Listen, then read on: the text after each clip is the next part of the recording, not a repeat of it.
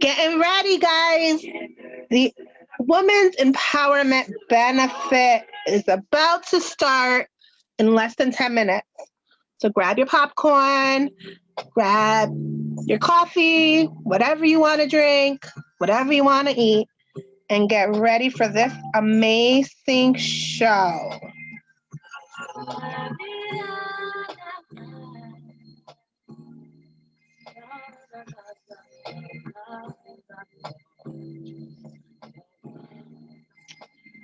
Just going to be sharing to a few pages so we are all set to begin this epic weekend event.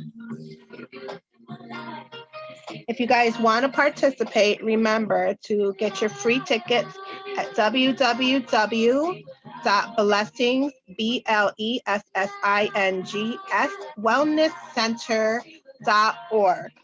so that way you can participate and interact with the guest speakers and performers.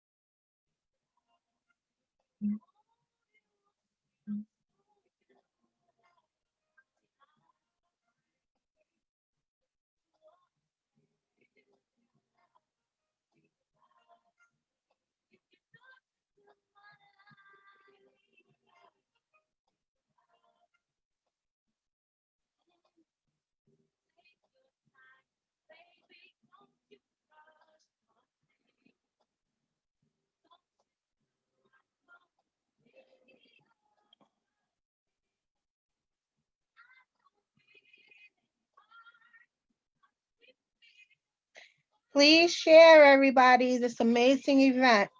It's going to be powerful, uplifting, inspiring, and empowering. So please, please, please share. And just remember, if you want to interact with all the performers and presenters, just grab your free tickets at the link above, okay?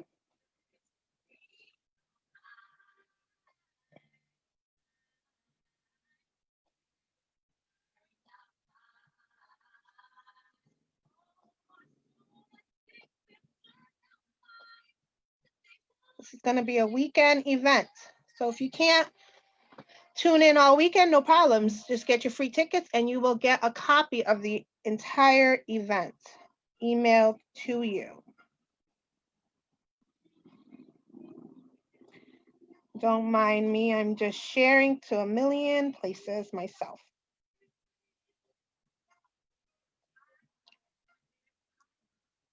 T-minus 5 minutes and we will begin.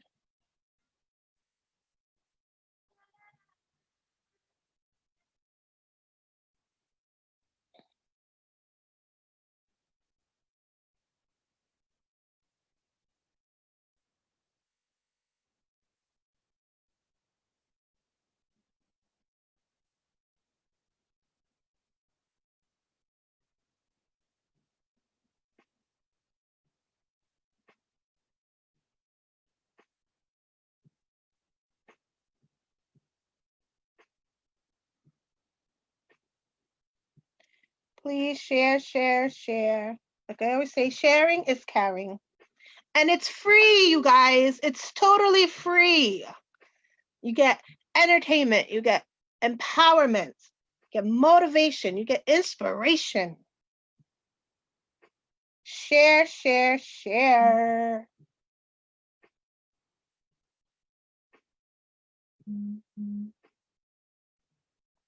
Thank you. Please and thank you.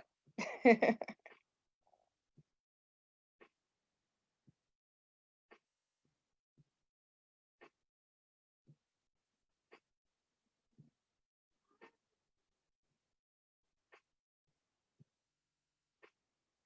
think I'm going to share it to like a couple more places before they block me, God forbid. Don't want any problems. Just trying to spread some love and light as much as possible.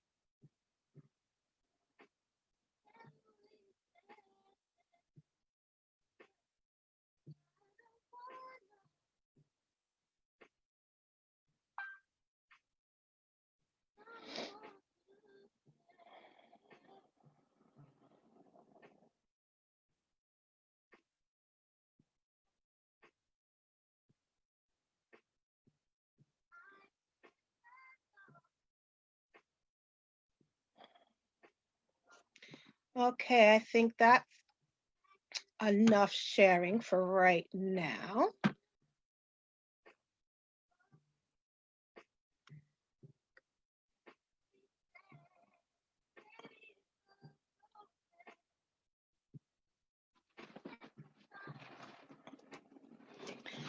Be right back in 2 seconds, guys. Keep sharing.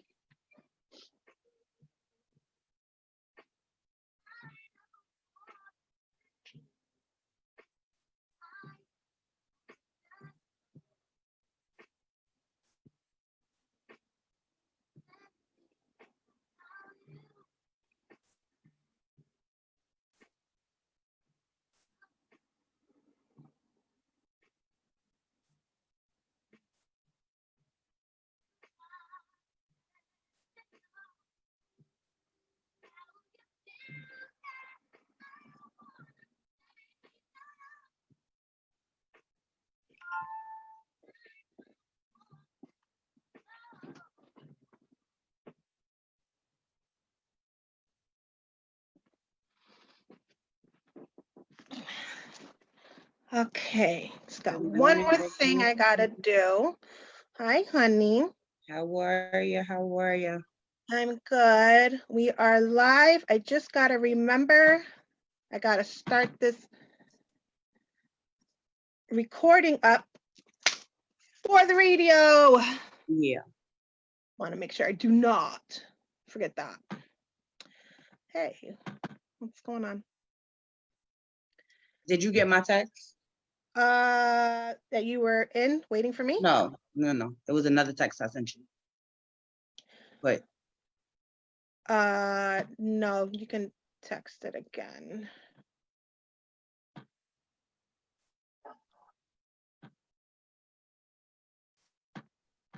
Okay, come on. We're about to start, guys. Just bear with me. Okay, here we go. Sorry. Come on.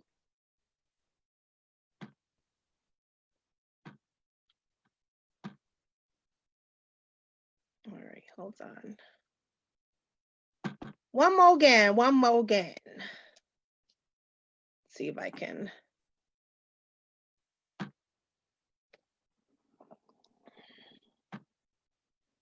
get this together. So how you been, babe? You ready for this epic event? listen, always. Yes. I am so excited. I'm like, oh my gosh, this is happening, you guys. Yeah, because we've been planning it for how long now? So Forever. Yeah. We were supposed to do it. When was it? I think it was in October. We were supposed to do it in October. October. And yeah, but then, oh yeah, because between my wedding and everything, it was just insane. So it all worked out. It really did. Okay. And then I'm gonna go, come on, let's work it out.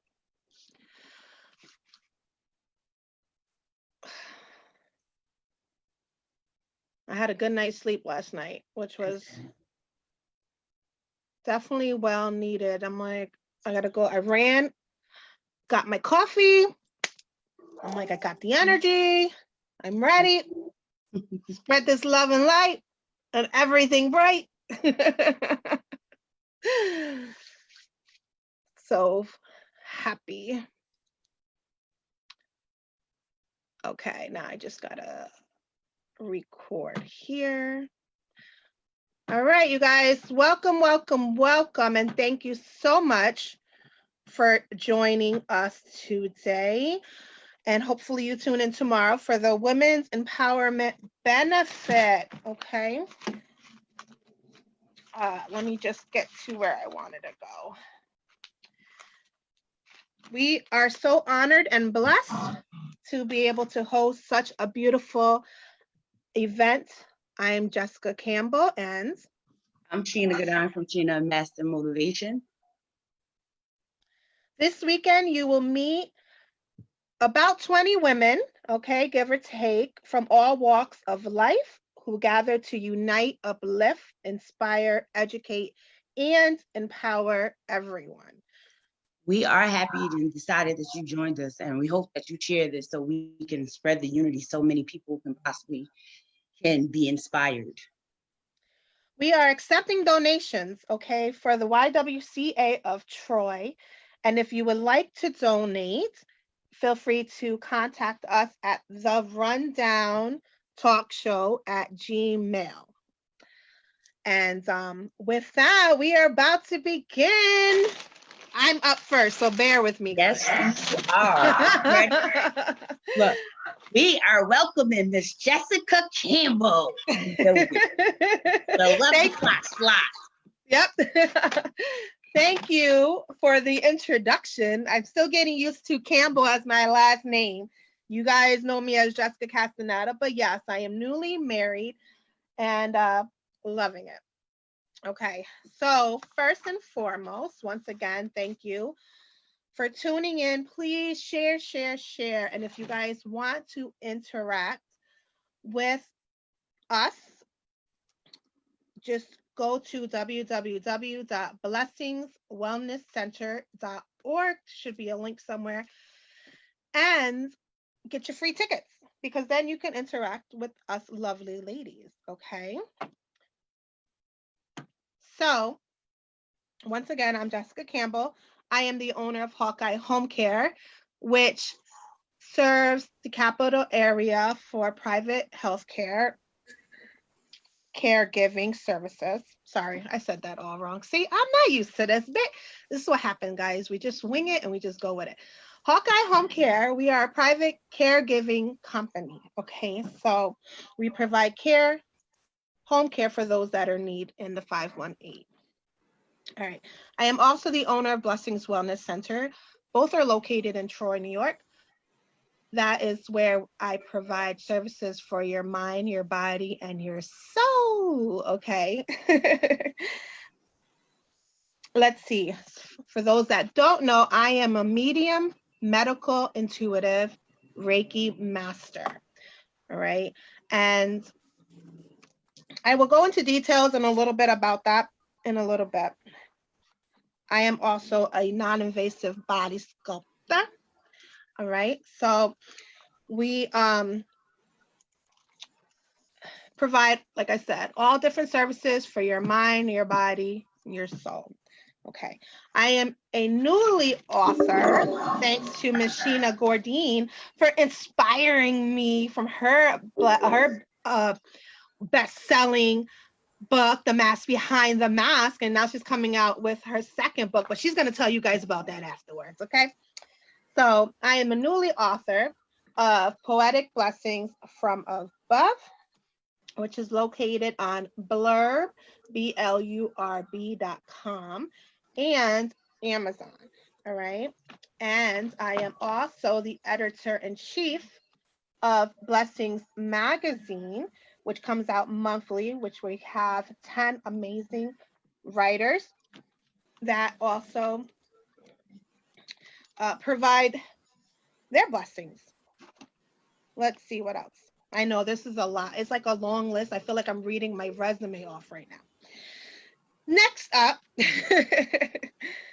I am the host of Blessings Radio Station, which is on 107.3 FM.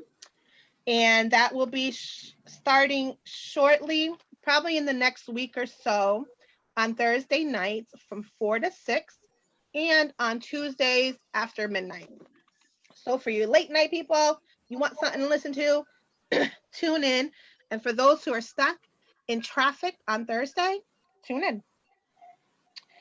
And I am also honored to be a co-host of The Rundown talk show, which we do every Friday or so, live on Facebook. We also have our YouTube channel where you can check out all of our shows, where we provide a platform for artists, for entrepreneurs and activists. We just love to share the blessings with others and give them opportunity to speak on what they do, provide the products they have and the services, and their talents, and also their causes that they strongly have a passion for. All right. So a little bit about myself. My motto is this: as a child of God, my purpose in this lifetime is to spread as much love, light, healing, and blessings, okay, to as many people as I possibly can. I am blessed to be able to play my tiny part, because that's all it is my tiny part in this universe, as a vessel for love, light, healing, and blessings to flow through, okay? That's my goal, is to have a positive impact to help as many people, because Lord knows we need it, especially now in this time and days. All right. So with that being said, talking about blessings, I would like to read from my book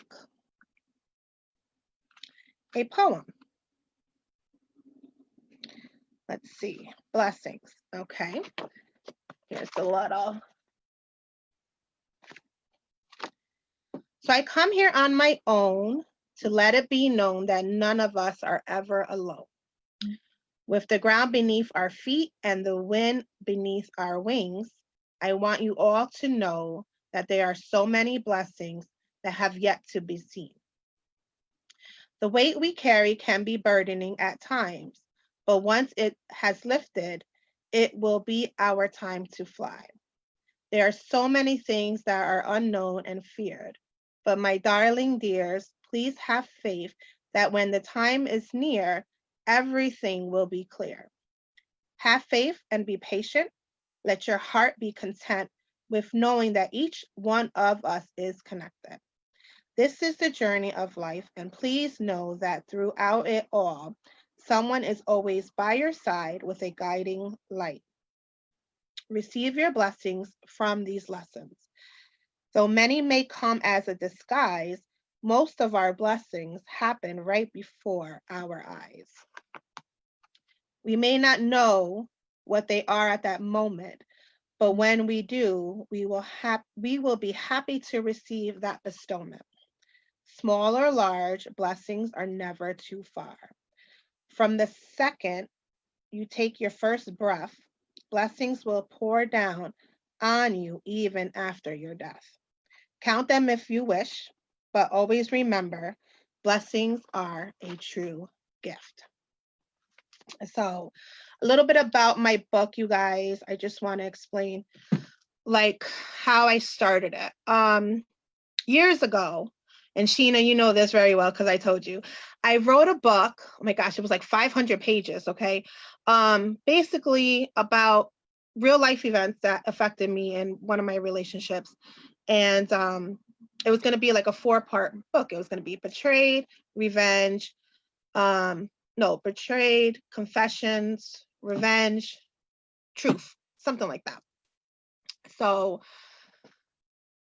after writing it and rehashing everything that transpired, I realized that I also played a major part in it, and how 2 wrongs don't make a right. Okay. And I had to readjust the way I was thinking about that relationship and realize that, I was wrong in many ways. So that was a healing book for me to write. And I decided not to publish it because I didn't want others to have to relive those details from that time, especially in the public's eye, because I was able to heal from it just from writing it and rereading it and reliving it. But if I was to have put that book out, so many people would have been affected in a negative way where they had to relive all that traumatic events. And I decided it was best not to. So fast forward to how long it's been, Miss Sheena, that I've met you. 2 years already? 1 year, 2 years? Think about 1 or 2 years. So I can't hear you.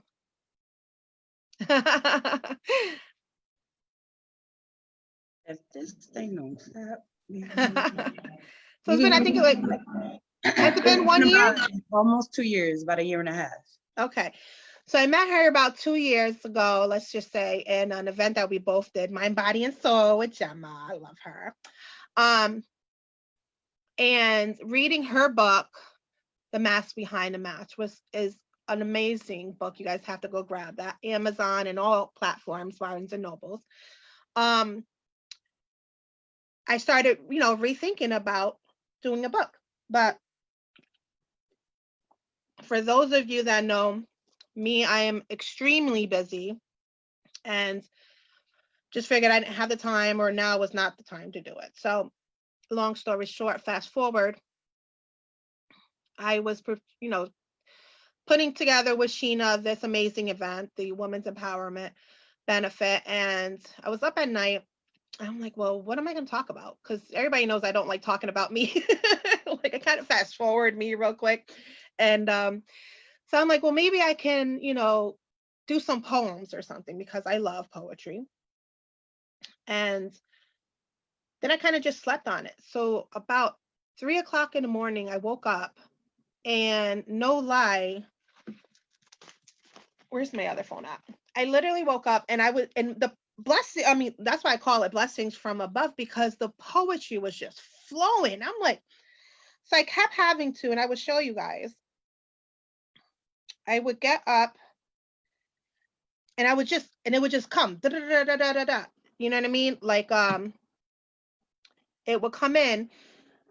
And I'm like, all right, you guys are sending me these poetries. Thank you very much. So I started writing them down. I want to show you guys. So I literally couldn't find my notebook because I'm technically a notebook kind of person, right? But I couldn't find it. It was 3:00 in the morning. I didn't want to make all that noise. So I grabbed my book. I mean my phone. And as you guys can see, I started writing all these poems, you know what I mean? And then it just literally came in, boom, boom, boom, boom, boom. And there's actually more in here that I didn't put in the book, but I guess that'll be for the next book. And it was within probably a few days, it had all these poems, and I'm like, wow, that is so cool. And I'm like, so, all right. I'm like, you gave me all these poems. They're amazing. They're beautiful. And like, put it in a book. Why not? So I'm like, okay. So I asked Miss Sheena, for some guidance as always. And so thankful that she pointed me in the right direction. And ta-da! That's how this book, Poetic Blessings from Above, came to play. Okay. And then with Blessings Magazine, fast forward to, gosh, it was around earlier this year. Well, it was definitely during COVID. I forgot, it was maybe August or something. Sheena, of course, my love, introduced me to Veronica Gonzalez. Now, she had came up because them two, connected, and they came up to produce an amazing docufilm, which you guys can check out on YouTube. It's called Through Their Eyes, The Mask Behind Their Mask, and asked me if I, wanted to participate and tell my story. It's a domestic violence awareness film. And I was like, of course I wanted to, you know what I mean? So when meeting Veronica and learning what she's going to be here today to you guys, all the amazing things that she has done and continue to do. One of them is publishing a monthly magazine, which she had me in hers. And I was so excited. I'm like, oh my gosh, I'm going to be in a magazine. I can't believe this is crazy, blah, blah, blah, blah, blah. And she has such a beautiful soul. Like her true purpose is to help empower people, just like Sheena and everybody else that is participating in this women's empowerment benefit. So I was like, wow, and it's crazy because years ago, I totally forgot that I wanted to do a magazine. I think I was initially inspired. I don't know if you guys remember Living Single, where Queen Latifah had her own little magazine. I forgot what it was called, but Flavor, there you go. And when we was younger, we used to watch that. But anyway, I'm like, that would be cool to have like a nice magazine. So anyway, fast forward probably like 20 years. Veronica, inspired me again. And so, of course, I reached out to her with help. And that's how Blessings. This is November's issue. I have October's issue. I'll show you guys later. But this is also available on Amazon.com and on Blurb. Okay, so I'm going to write in the chat so you guys can check them out there. Okay, so Blurb and Amazon. And then I wanted to show you guys a few excerpts, if I'm saying that right. I'll be chopping up the English language. Believe it or not, English is my first language and only one, because Lord knows I can't speak anything else. Let me just get this in the chat. So if you guys want to check it out, grab your copy. Blessings Magazine. And then, there we go. You can see for yourself. So I'll be working on finishing up December's, okay? So, of course, I have Miss Sheena here, okay? She's and the first page with ingredients for your soul. All right. And then she has a beautiful poetry and just words of wisdom for everybody. And then we have Miss Heidi and John. They know I always mess up their last name. Love them. They have their ripple effect page, okay, which last month they talked about grounding and connecting. Make sure you connect in this madness that's going on. And this month they're talking about getting your breath back on track because breathing is very important. That's how we connect. If anybody that follows me knows that when I do, the tarot cards, I always say take a deep breath and then who saw it out. And then I always say, whatever's the first number that comes to you, bing, you know what I mean? Get it, choose it and then pick your card. So breath is very important. Okay, and then we also have Amber Broderick. Hold on. I don't know what happened there. We have Amber Broderick that does mind, body, and health, total fitness, gives you nice tips and suggestions for that. Then we have Elise from the Healing Circle. Okay, she does beautiful sound baths, which are so amazing, and she does soul path readings. And then every month I like to showcase or spotlight a few people. So in November's, we have H. Bosch Jr., who is an amazing person. My gosh, he talk about empowering and motivating. Like everything that he's been through and does and continue to do is so beautiful. Okay, so you guys can check him out. And then I also showcased Corona, who laid out my hair for my wedding. Okay, and then I actually asked him if he would like to be in the magazine with his own page, and he gladly accepted. So here's some shots of his hair transformations. I mean, like seriously, you guys, let me see if I can zoom into mine because mine was a hot mess. There it is. You see that? I went from Mufasa to Cinderella. All right, let's see what else we have here. And then in this one, I added some pictures of my wedding. All right, and I did a little thing on it. In the midst of chaos, a wedding happened because it was a beautiful chaos. That's just the best way to do it.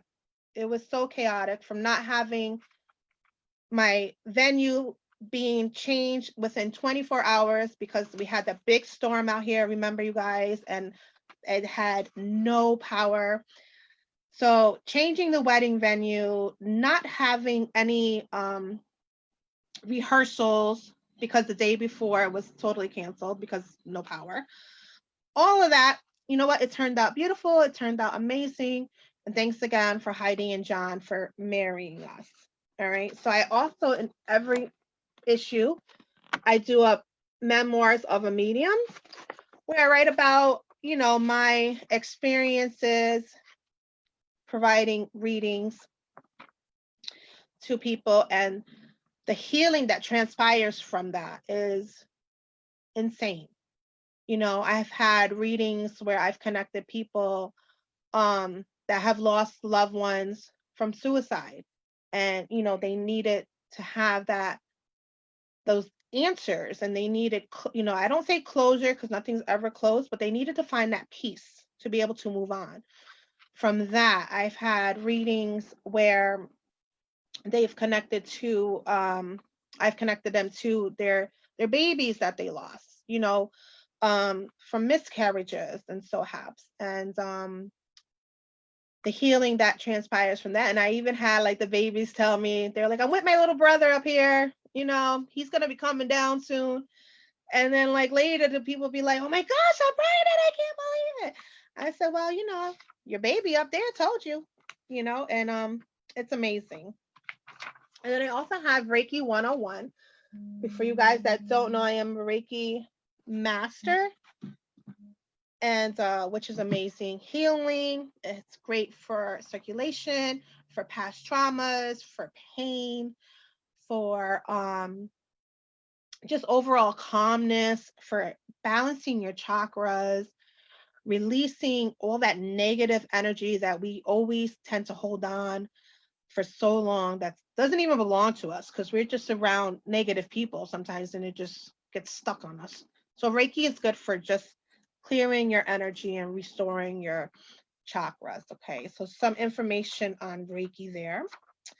And then we have Caleb. How cute is he, you guys? Okay, Caleb is adorable. I love him.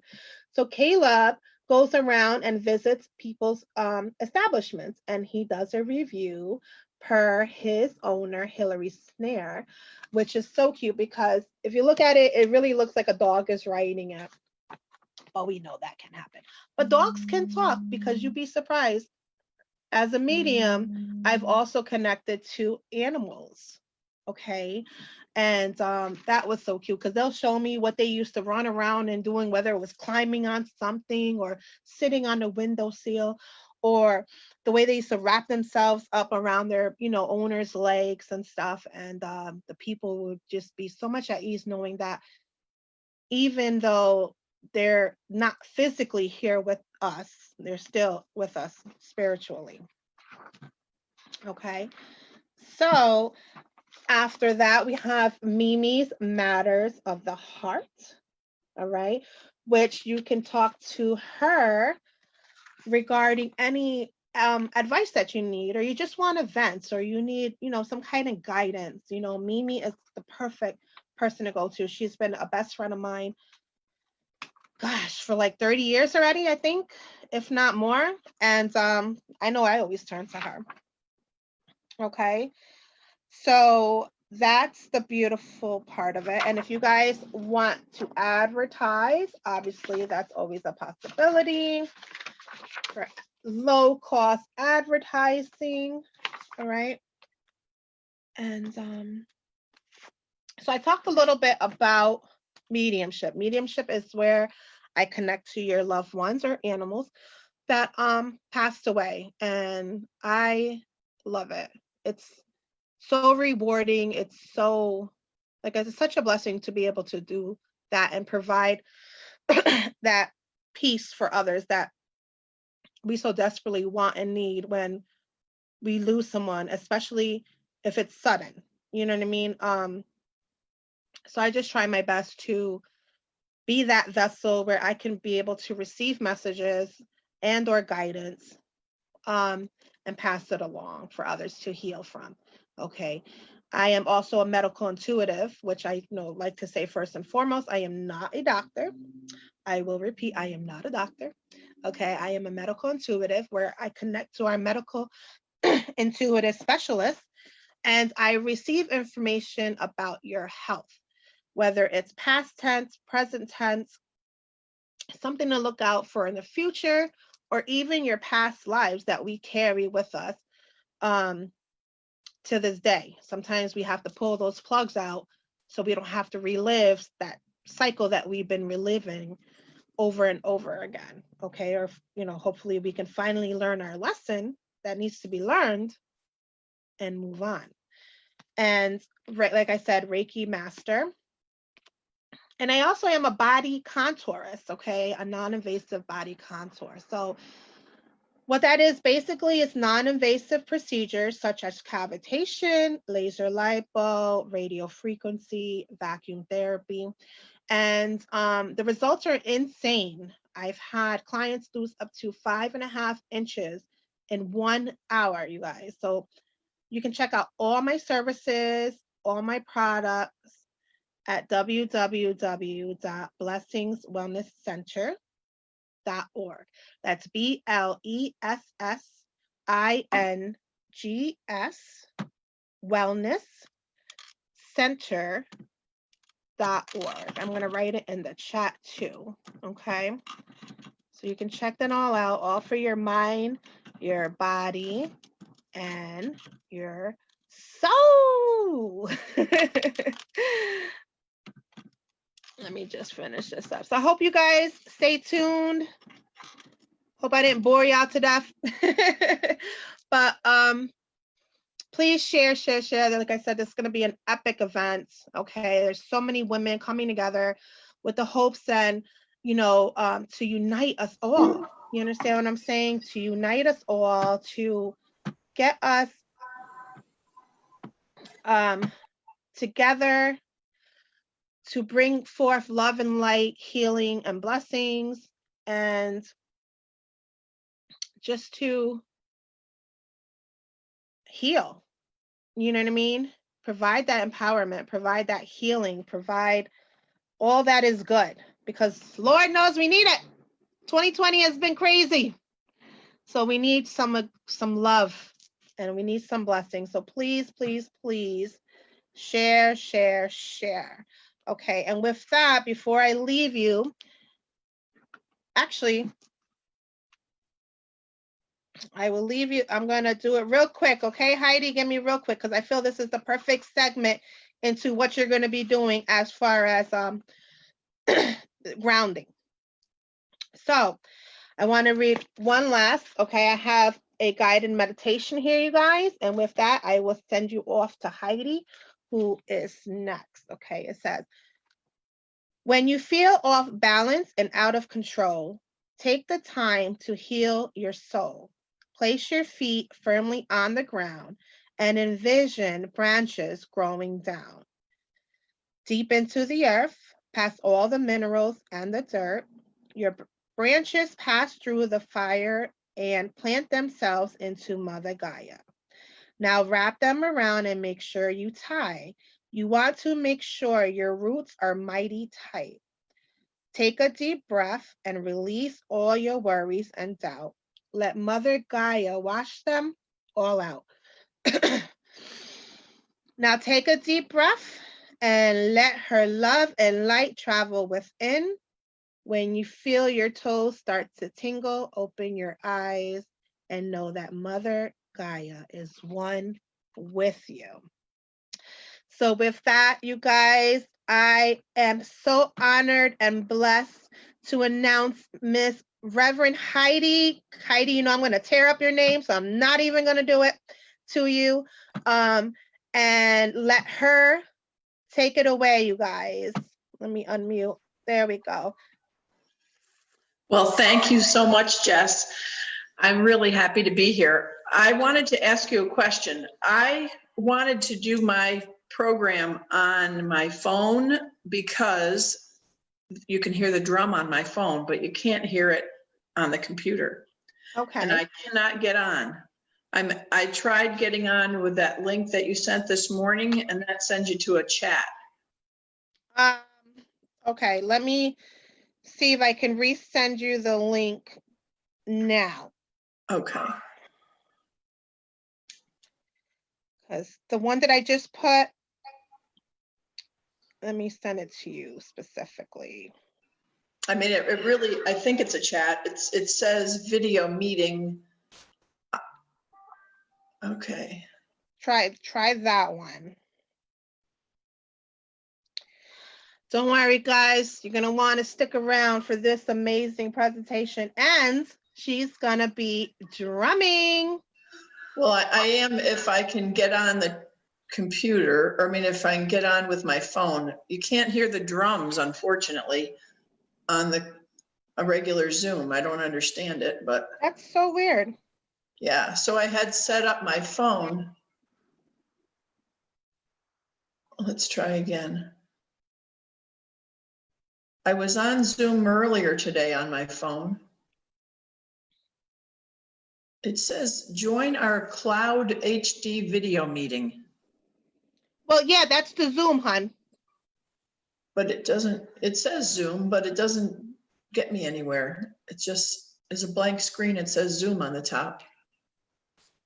I just sent you another one. Check that one out. I sent it directly from Zoom this time. Okay. See if that one works.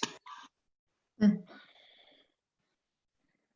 Be patient with us, loves. I'm so sorry. No, you're fine, honey. You're fine.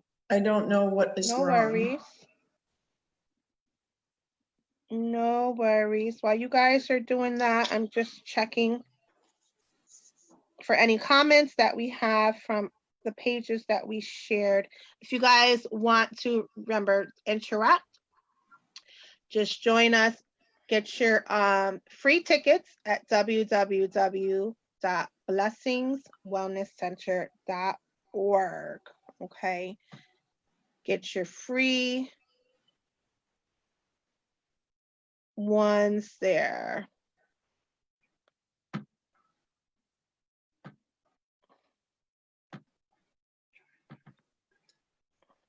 Okay, let's see. Oh, okay. I think I'm getting on. You have to let me in on the Yep. other. I did. Okay, so now why don't you mute me Okay, I'm gonna mute you here. on the computer? Yeah, in fact. There we go. So, like I said, to get your free tickets, just go to the website so you can interact with us, okay? There we go. We're back on deck, you guys. Whoop, whoop. Oh dear, that's not good. I have to, what do I have to do to stop that? Maybe I'll get off on my computer. Yeah, because it's definitely like some kind of, there we go. Okay, are we good now? No. Nope, There, how's that? that sounds good. Okay. I'm gonna let you take the show. All And I'm right. gonna mute myself and stop my video. But tune in, you guys, and comment.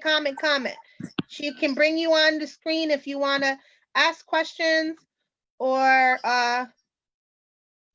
talk about whatever. All right. Thank you, Heidi. All right. Sorry for that little glitch, but that's what happens with new technology for me. All right, everyone. Good morning. I'm so happy to be here, and thank you to Jess and to Shayna for putting this Women's Empowerment Weekend together, and blessings to all of you women who are joining us for this event. Each year, I lead a retreat for women called the Women's Grounding Retreat. And Jess talked a little bit about grounding earlier today, and I'm going to expand on what she said. And we're all on the same page about that. I believe that something really special happens when women get together and connect with each other. It's just so important for women to be together. When women connect with other women, we relax, we feel a part of something, and we feel connected to each other, and then start to get reconnected to our true selves, which is really a wonderful thing. Women have gotten together in groups for centuries. They share their lives and work out their problems together. If you remember reading in the Bible about the red tent, women got together there to share their lives and their worries and their problems. Back in the Victorian times with tea parties, and in the 1950s with coffee klatches, women like to get together, women need to get together. But it seems like in these busy times, there just doesn't seem to be time for women to take care of themselves. You know, we're always busy taking care of everyone else, working, taking care of the kids, our homes, our busy, chaotic lives. And that is why I'm so happy to be part of this event, and that brings women together to share and learn and connect. So thanks again to Jess and to Shayna for your insight about how important this kind of thing is. So my program today will be a little peek at what it means to be grounded and what it means to walk in beauty. And we'll practice some of those techniques that you can take and use at home to help yourself in your everyday life to feel more grounded. Grounding is used to mean connecting with the present, being in the now, physically, emotionally, spiritually, energetically, and as Jess said, rooted in the ground. And she mentioned thinking of a tree. So let's talk about that tree. Its roots grow deep into the ground, into the earth, completely connected to the water supply and the nutrients that it needs to grow and be healthy. And the tree, it sways in the wind. It sways and it moves and it flows with the breeze. It reaches towards the light and it changes with the seasons. But clearly, you don't have, grounding doesn't mean that you have to be rigid. What it means is that we need to be flexible and adapt to change in a calm and easy way.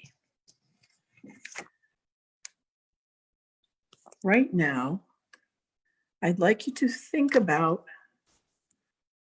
what it means to be grounded. Maybe there's some words that you could think of when you feel grounded. And on this platform, I can't see who else is here, but if there's anybody else here that can unmute and maybe say a word or two that resonates with you when you think of being grounded, let me know.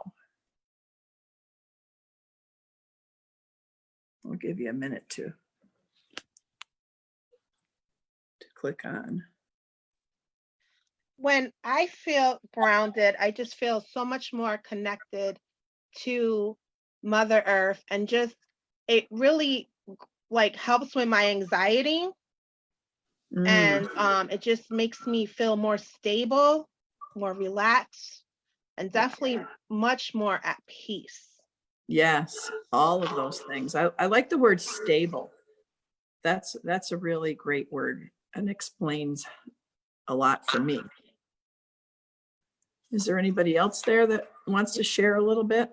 Here, when I'm grounded, I feel like more relaxed and just how could I say more connected to my self-love, my self-worth, just kind of getting myself back into a better mental space. Absolutely. Absolutely. Thank you. Yeah. I think of feeling centered is when I'm stressed out and I'm not grounded. I feel scattered, a little bit of me is here and there and everywhere. So centered is something that I also think of. And maybe I feel like I'm the calm in the storm. There might be a storm going all around me, but I can be the calm in the storm. And yeah, Shana, that you mentioned connected. That's really important, to feel connected with yourself, your true self.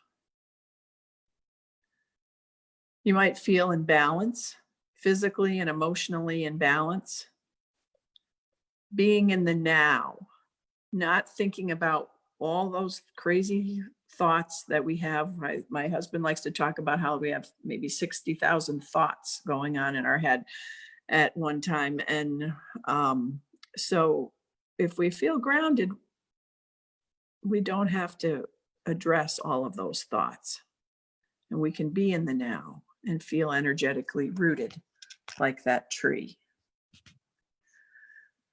So the next thing I wanted to talk about is the breath. And Jess mentioned that I wrote about it John and I wrote about it in her magazine.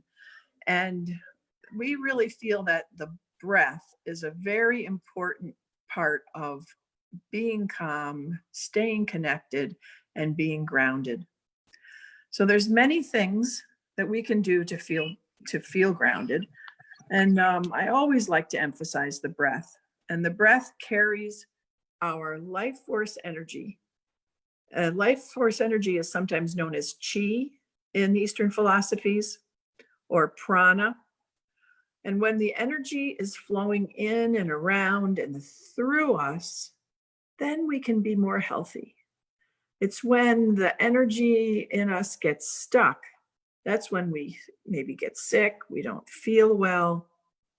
And we want to make sure that we can do whatever we can to keep the energy flowing.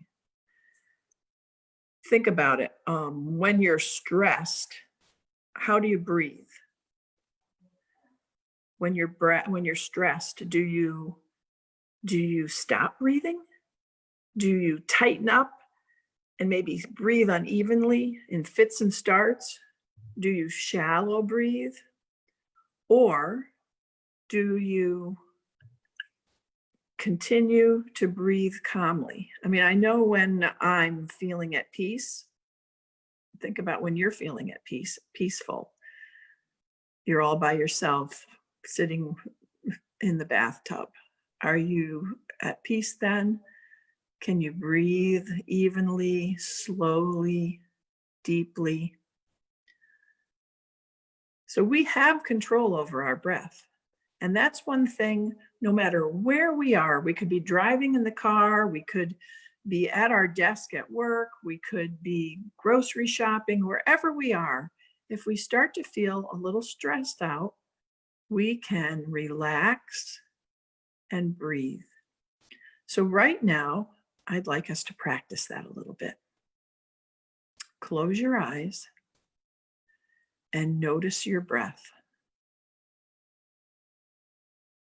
You don't need to change anything. Just notice how you are breathing as you breathe in and breathe out.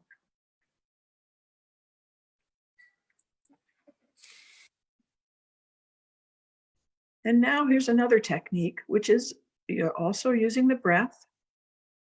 So close your eyes and now follow your breath in and out from your feet to your head as you breathe in. Feel that breath, watch the breath. And then as you breathe out, see your breath go from head to toe. So toes to head as you breathe in, head to toe as you breathe out. And as you're breathing, notice if you feel a little more energized as you breathe in and a little more relaxed when you breathe out.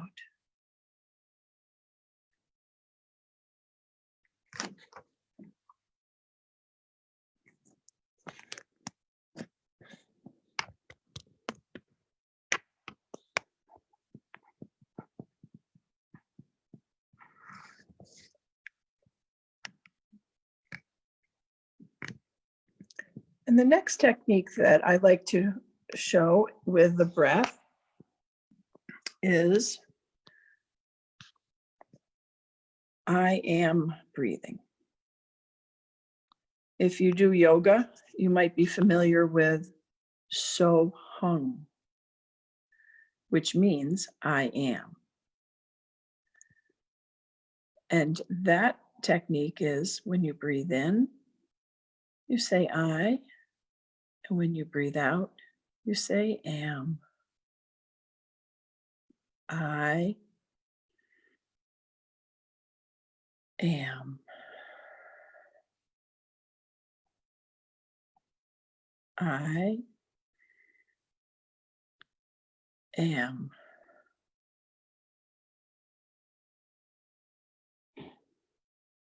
And continue that for a minute.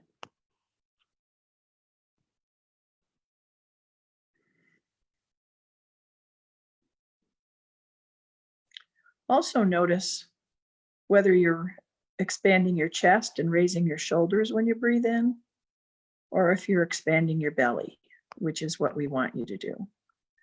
It's a more effective breath when you expand your belly when you breathe in, and contract it when you breathe out.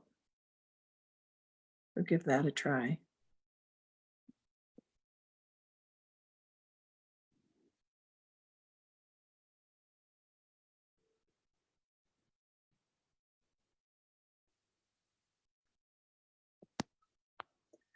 Okay, come on back, open your eyes. Do you feel more relaxed already? I know I do.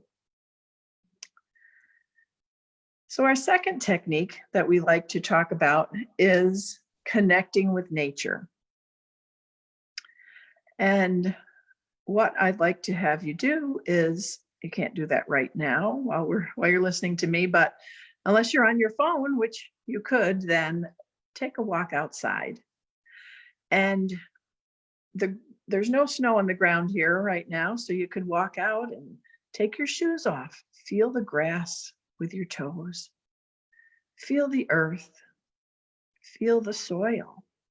Do you live in a place where there's sandy soil? Or do you live in a place where there's rocky, stony soil? Or rich, brown earth that under your feet?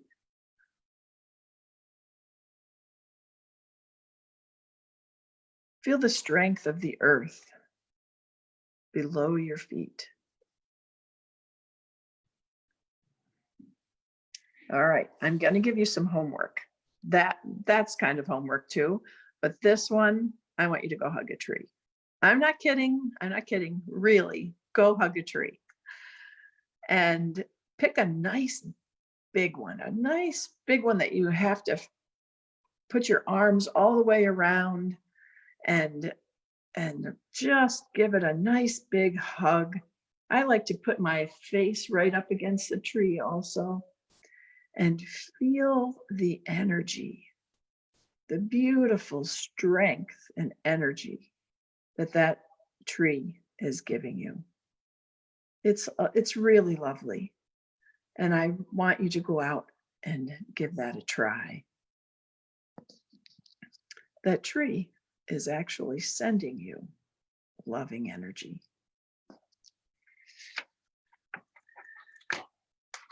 The other thing you can do is sit outside on a bench or just take a walk, sit on some rocks or a log. Wherever you are, there's some way that you can go out and sit outside and enjoy being outside, feeling the sun on your face, feeling the breeze blow your hair. See the vibrant or the muted colors depending on the time of year. Listen for the sounds. What do you hear? You hear birds chirping? Do you hear squirrels chattering? Do you hear traffic flowing? Children laughing? Horns beeping? What do you hear outside? And any of that time that you're spending noticing those things is helping you to be in the moment and feel more grounded. Sometimes, even in the midst of chaos, if you remember to notice and be present, it will help you to feel more grounded.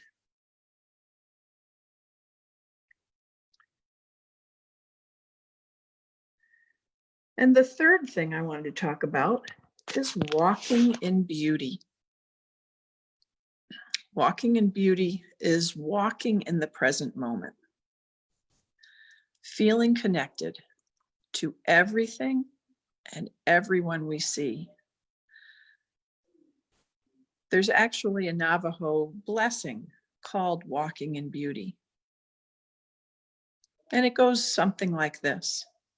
In beauty I walk. In beauty I stand. In beauty I sit. And it's a long poem, but basically it's telling us that in everything we do, we can walk in beauty. and experience our world and be balanced. Beauty is God in life. Beauty illustrates that all we experience in life starts from within. Only we as individuals can choose to love ourselves and see the beauty within.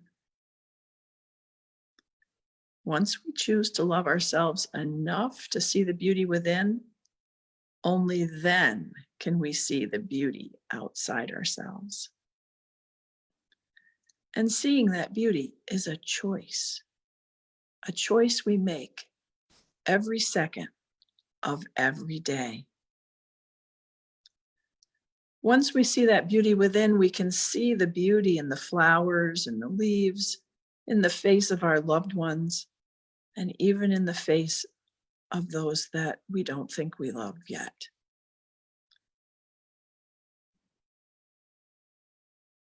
To see the beauty in all things is the meaning of life itself.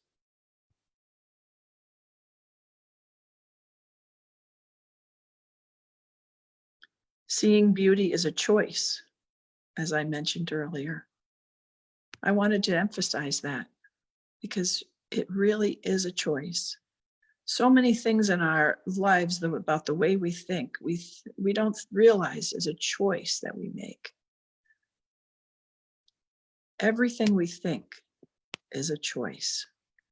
And we need to think about whether it's a choice that's healthy for us or not healthy. Is it loving or not loving?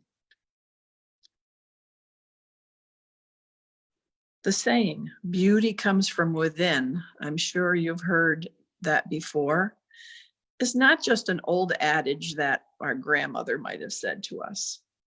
It really does come from within.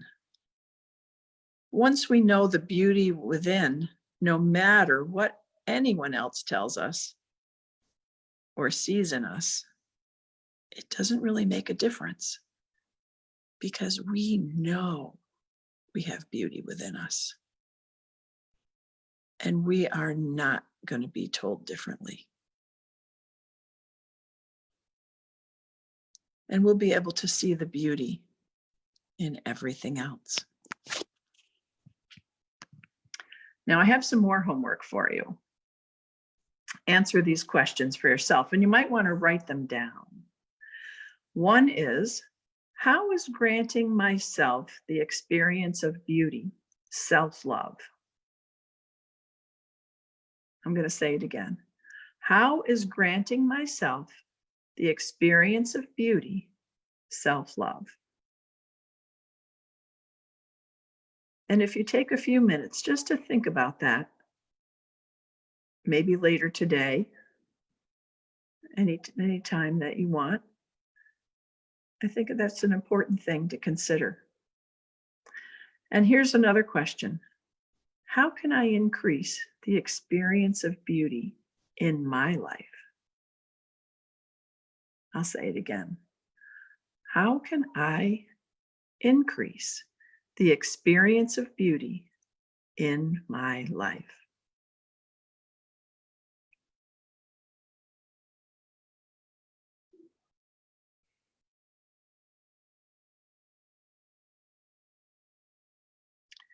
That Navajo prayer I talked about expresses the wonderment of walking in beauty, in balance with everything, our mind, body, our spirit.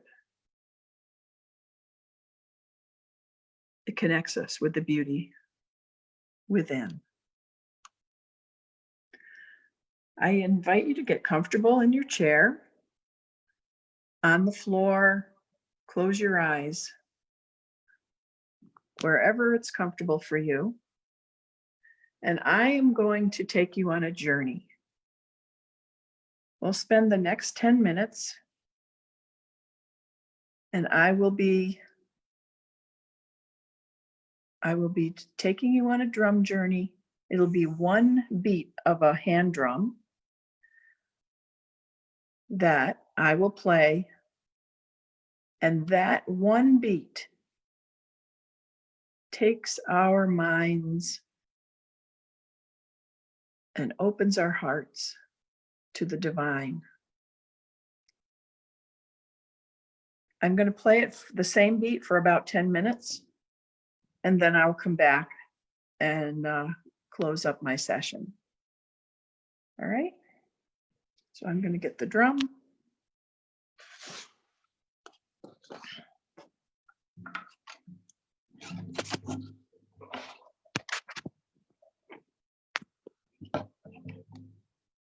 This is my hand drum,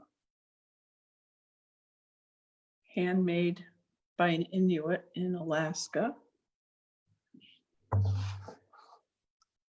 So as I said, I'd invite you to relax, either in your chair or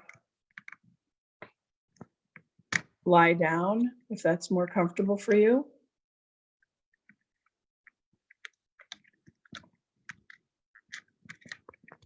Maybe close your eyes.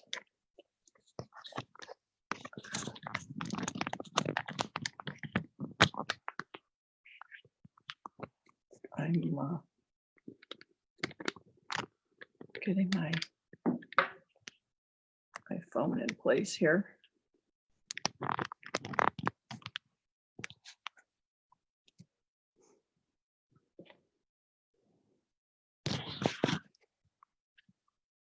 Okay. All right, everyone. I'm going to start playing. Let's take a deep breath together in through our nose and exhale with a sigh.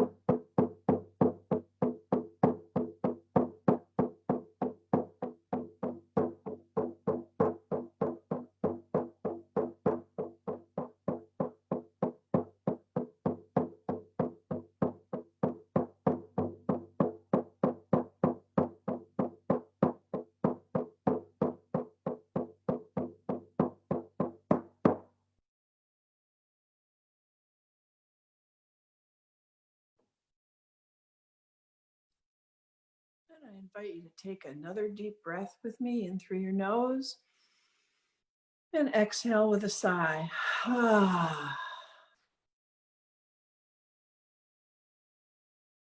And to help us come back from wherever we went on our journey, I invite you to wiggle your toes and your fingers.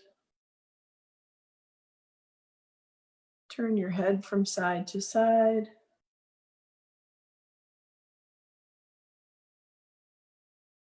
And raise your shoulders up and down. And turn your attention to your eyes and open them whenever you're ready. Welcome back, everyone. I hope you enjoyed that drum journey. Drumming the same beat for that length of time or longer helps to open up our minds, open up our hearts. It actually entrains our brain so that we can get into that waking dream state or theta state.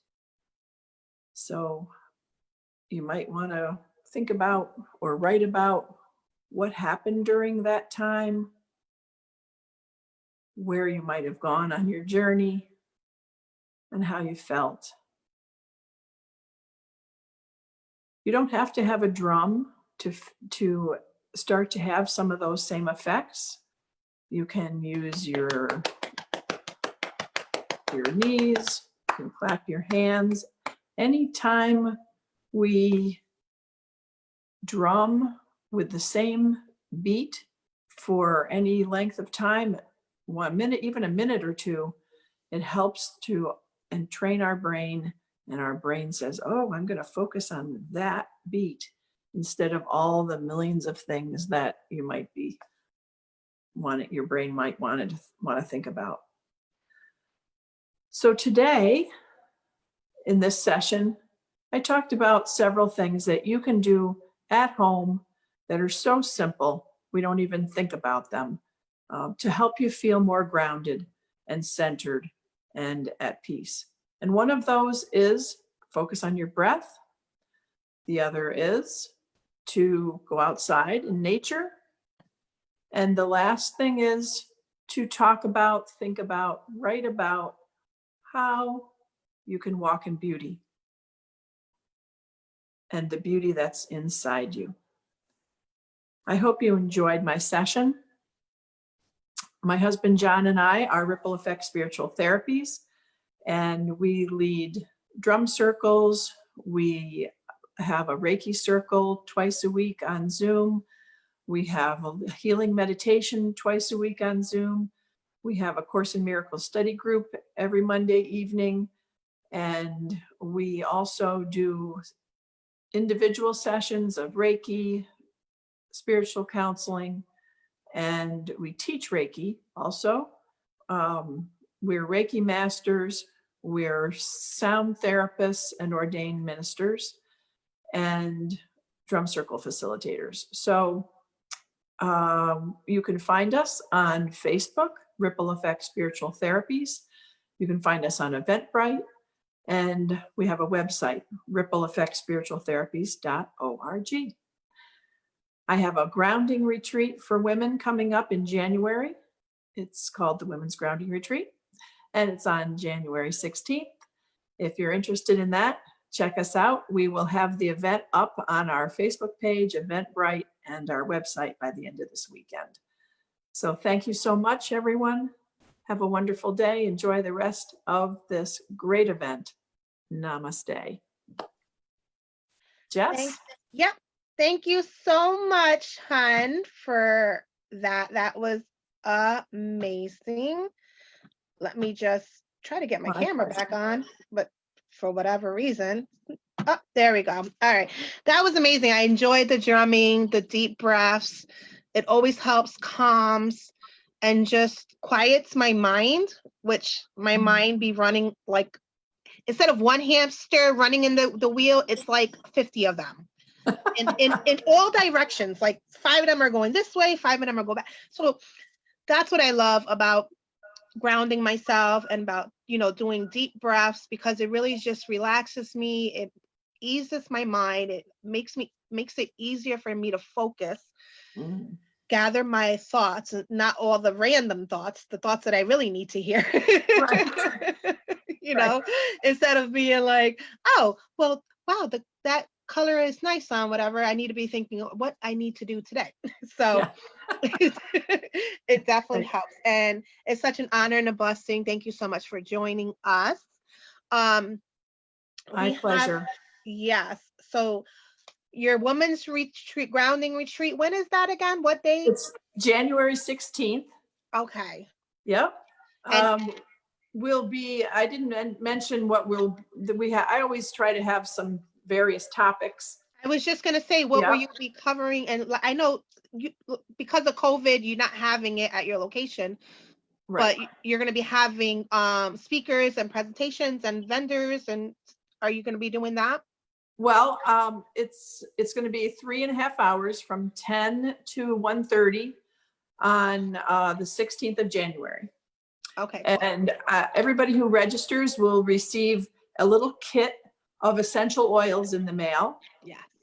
And I will be it'll be a hands-on workshop of how to balance your energy centers, your chakras, using essential oils.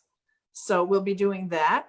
That's so cool. I need to learn that, Yeah, because I love yes, essential oils, but I never thought of combining it to do the chakras. yes, I know yes. crystals, but essential Mhm. oils? Yep, Wow, that's very so cool. powerful. So I we'll be need doing that.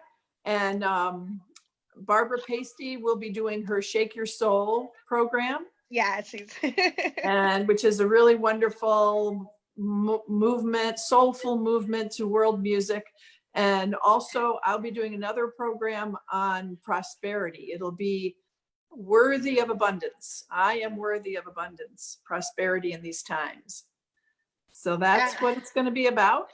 And as I said, we'll have it on, we'll have the event up on Facebook, Ripple Effect Spiritual Therapies, and on our website, rippleeffectspiritualtherapies.org, and on Eventbrite by the end of the weekend. Yay! So I definitely need to tune in to all of those, and especially the I am worthy of abundance, because I always feel guilty when abundance is coming my way. It's like, and I got to remind myself, like, no, you are worthy. Like, you are a child of God, and I am worthy of this. And that's I've been working my booty off, and I better get some abundance up in here. well, it really resonated with me because that was one of the things that I can remember the first time I actually said it to myself that, how do I deserve this? And I said, I am worthy. Yeah. We are all worthy. Yeah. And I struggle with that, because it's like, I know I'm worthy, like deep down in my brain, but I feel guilty because I know there's so many people out there struggling with not even half the stuff that I have. So it's like, when I get these blessings on top of blessings, I'm grateful, I am blessed to get it, but then I also feel like I need to give more of it away. You know what I mean? Because it's like, I know there's so many people out there struggling, whether it's, mentally, emotionally, physically, spiritually, financially, that they Mhm. can use these blessings. And, this woman's empowerment benefit is just one of the blessings that we are able to give, you know what I mean? And so It they is. can receive it, because I came up with the women's empowerment benefit name because once again, in a late night thinking, connecting, I was like, I really want to have like a gala. This is pre-COVID. So I was thinking like maybe having a nice gala, a ball, a dinner or something, where we can get people together and basically do what we're doing now, where um all for empowerment, uniting, all that good stuff, and then collecting donations like we did last year. You was with us for the Women's Empowerment Festival, and we took in donations for Unity House. So pre-COVID, I was like, oh, that would be amazing. So I'm like, well, what would we call it? And it was I was thinking That's why I came up with Women's Empowerment Benefit, because it's short, in short words, is web. So I was thinking what web we receive when we, how did it go? Now you get me. What web? Oh no. What web we weave when we give the ability to receive. And then that being said, like the powerful web of all of us coming together, and we're just spewing those webs anywhere. And we're giving the ability for other people to receive all of these blessings. You know what I mean? Yep. And that's kind of where I came up with the Women's Empowerment Benefit, because it's short for web. So are you asking for donations? Well, if people want to donate, we telling them to reach out to the Rundown Talk Show at Gmail. So we can, pick up their donations. They can mail it in, and, clothes, anything for, to help other women out there, whether it's, house stuff, kids stuff, you know what I mean? Anything, books, for knowledge, anything that they're willing to donate, they can always just email us, and then we'll figure it out whether a way to pick it up from them, or we can meet them, or, whatever. And then we can drop off all the donations for the YWCA of Troy. So that's Can we mail a check or send on PayPal or something to a donation for the you wives? can also mail a check, or you can use the same email, the rundown at actually I don't think we have that on PayPal yet. For if you want to do PayPal, it would be blessingswellnesscenter.org. Okay. No, at Gmail, sorry. Blessings Wellness Center at Gmail. If you want to send in a donation to that, just make sure that you put in donation for YWCA, okay, in your PayPal note. And then we will definitely gather them all up and then cut the check and bring in, like last year, I took the picture of the huge donations that we took, and we'll do that again this year so everybody can see that, their donations went to the YWCA and help spread more blessings. That's terrific. Thank you so much for doing this, Jess and Shana. So much. It's really an important event, and I'm so blessed to be part of it. Thanks. It's an honor to have you. So thank you so much. Mwah. You are amazing. Love you. And tell John hi. I thought he was gonna pop up with you. Well, we're ministers with the ADL, and their national conference is going on right now on Zoom. Oh. So we're running back and forth doing that. busy. Yeah. That's a beautiful blessing, though. All right. Well, you enjoy the rest of your day. Make sure you still tune in. And thank you. If anybody wants to reach out, they can always contact you on your Facebook page, your website, and shoot you a message and check out your services. Absolutely. And tune in for the Women's Grounding Retreat in January. Yes. Thanks. Thank you, Heidi. Have a nice day. Talk to you soon, babe. Okay. Bye-bye. Bye.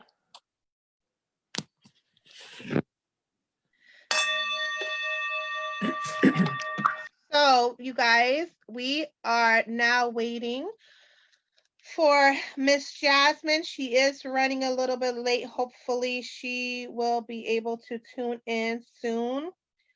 If not, we're going to wing it like we always wing it, right, Miss Sheena? You there, babe? Miss Sheena Gordine, my partner in crime for this woman's empowerment. She might have stepped away real quick. But let's see. I'm going to give you the rundown of who's next, okay? So hopefully Jasmine can tune in, but if she's not, she doesn't have time, maybe we can fit her in later. You all know how it can be. We get so busy and caught up with everything, and life just throws us, these curveballs. So we just gotta dodge and, miss those. But if not, Miss Diana will be joining us, Diana Collins. You guys saw her a few weeks ago on the Rundown Live talk show. Okay, so she will be joining us at 12:45. And then at 1:15, Sheena and I will be doing a reading. So if anybody's interested in a free reading while we are waiting, let's do that, okay? So if anybody wants a card pick, oh, Heidi wants a card pick. All right, I'm gonna unmute you, Heidi. Let's get you in here. So Heidi, do you want a card pick or do you? I don't know if we have time. We might have time for a medium. So it's up to you. What kind would you like, babe? What are my choices? A card or what? I can, do your cards, or we might have time if Jasmine doesn't join us to do a quick medium reading. I'll take it. You like a medium reading? Sure. Oh, all right. Well, let's see. So every time I start with my readings, I just say that I hope that you come in with an open mind and open heart. Try not to cross your hands or your feet because sometimes they do interrupt the connection. Okay, so being that we don't, well, we got somebody here already. I was gonna say, when there's a short time period, I always ask if there's somebody that you want me to directly connect you to, or you want to see who's here, just because we're running on a time limit. I would say just whoever popped up. Okay. to talk to me. All right. Well, we got a guy here. I feel like he's a father figure. Has your father passed? Yes. Okay.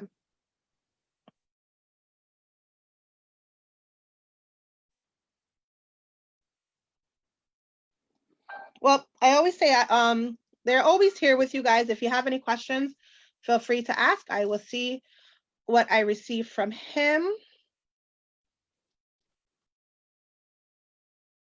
I feel like he's instantly saying that he's very proud of you and all that you have accomplished.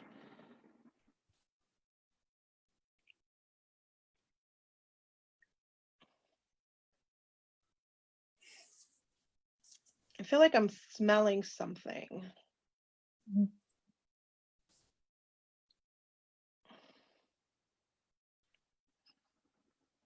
I don't know if it's like an oil or a gas. Could be my heater. But I gotta just acknowledge everything. Yeah, if you have any questions, babe, just ask them, and then let me see what else he wants to give me. What is his name? I like to acknowledge them by names. George. George. Come on. Yeah, ask him if he gives me signs that he's with me. Okay. What are the signs?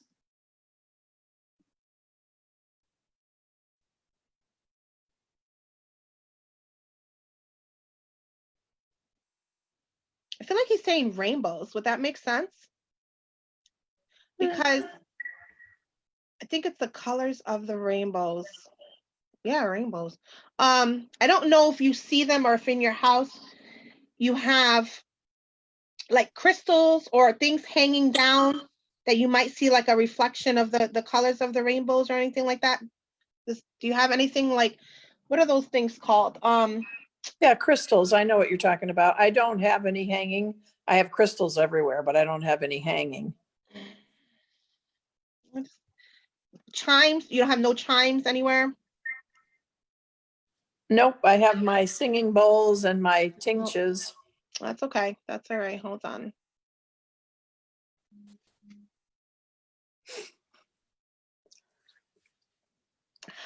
Let me see, George. What signs do you give her? I feel like he's saying he gives you signs all the time, so I don't.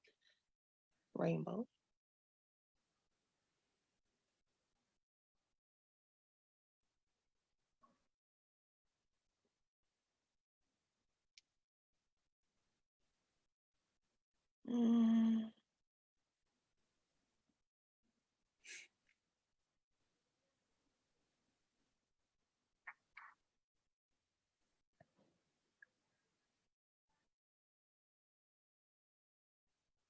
I don't know. Now I don't feel him as strong. Well, see, then it's crazy because I don't talk about them and they go, not as strong. But then the second I start saying that, they want to get stronger. Okay. They like it. It's like they like it when I talk out loud to them. It just raises the energy. Okay, so Mr. George, was that what smell was that? And he didn't work in like any kind of gas or oily kind of thing, did he? Well, he was a railroad engineer, so Okay, so that would yeah, be like some kind of oily or gas kind of smell, right? It's yeah, it yeah, smelled like, all right, because that's I feel like he said yes. So, and the only thing I could think of is like the fumes from like the back of yep, a car or something like that. Exhaust kind of, you know what I mean? yeah, yeah. His clothes kind of smelled like that Okay. when he Okay. was working. Because I was like, ooh, I was like, I've been sitting here for about a couple hours already, and I haven't smelled that smell before. So I don't think it's my heat. But then I asked him, I was like, was that smell you? He was like, yeah. And I'm like, okay. um, Well, maybe that's the sign. I can feel him, but I just wondered if there was yeah, any physical sign that he well, put out there for. yep, keep talking because the more you talking, the stronger his vibes are getting. Uh, well, I think about my parents even more now that we live up here closer to where they lived, Mm-hmm. and because there's so many visual cues around, like, oh, I can remember going here or there with them when I was a kid. And you don't have anything in your backyard that's hanging like on a tree or anything? No, what is it something Mm. maybe when you were young? I feel like he's showing me something like hanging. Maybe it was something when you guys were younger or something. Um, Hmm. don't worry about it. A lot of times things will come up and then people remember later, like, oh my gosh, now I know what you're talking about. You know what I mean? Yeah, So I'll have to think about it no more. big deal because I feel like it's something in a backyard. Like if I'm looking at a tree.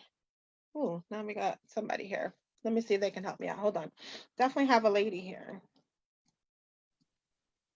Oh, now they're getting strong. Okay, hold on, guys. It's like they're tag teaming me now. I feel this is you said your mom passed, right? Yeah. Okay. Now I feel like they're tag teaming me now. It's like, okay, all right, one at a time.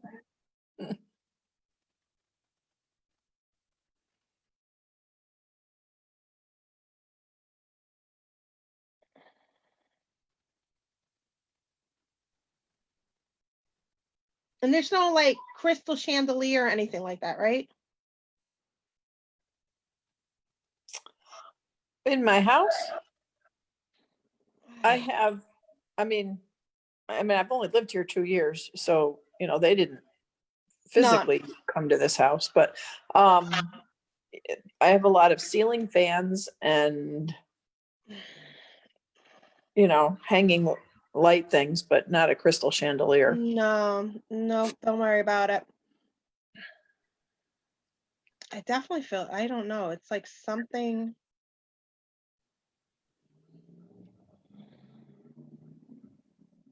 I had one of those wind chime things in my other house before we moved here. With those big tubes that hang, the pipes that hang, but Okay. I don't have it anymore. No, okay. Well, they could be talking about that because they was gone before you moved, correct? Right. Okay. I don't know. It's something with something hanging. Don't worry about it. We'll come back and visit it. But did any of them pass from like a stroke or something?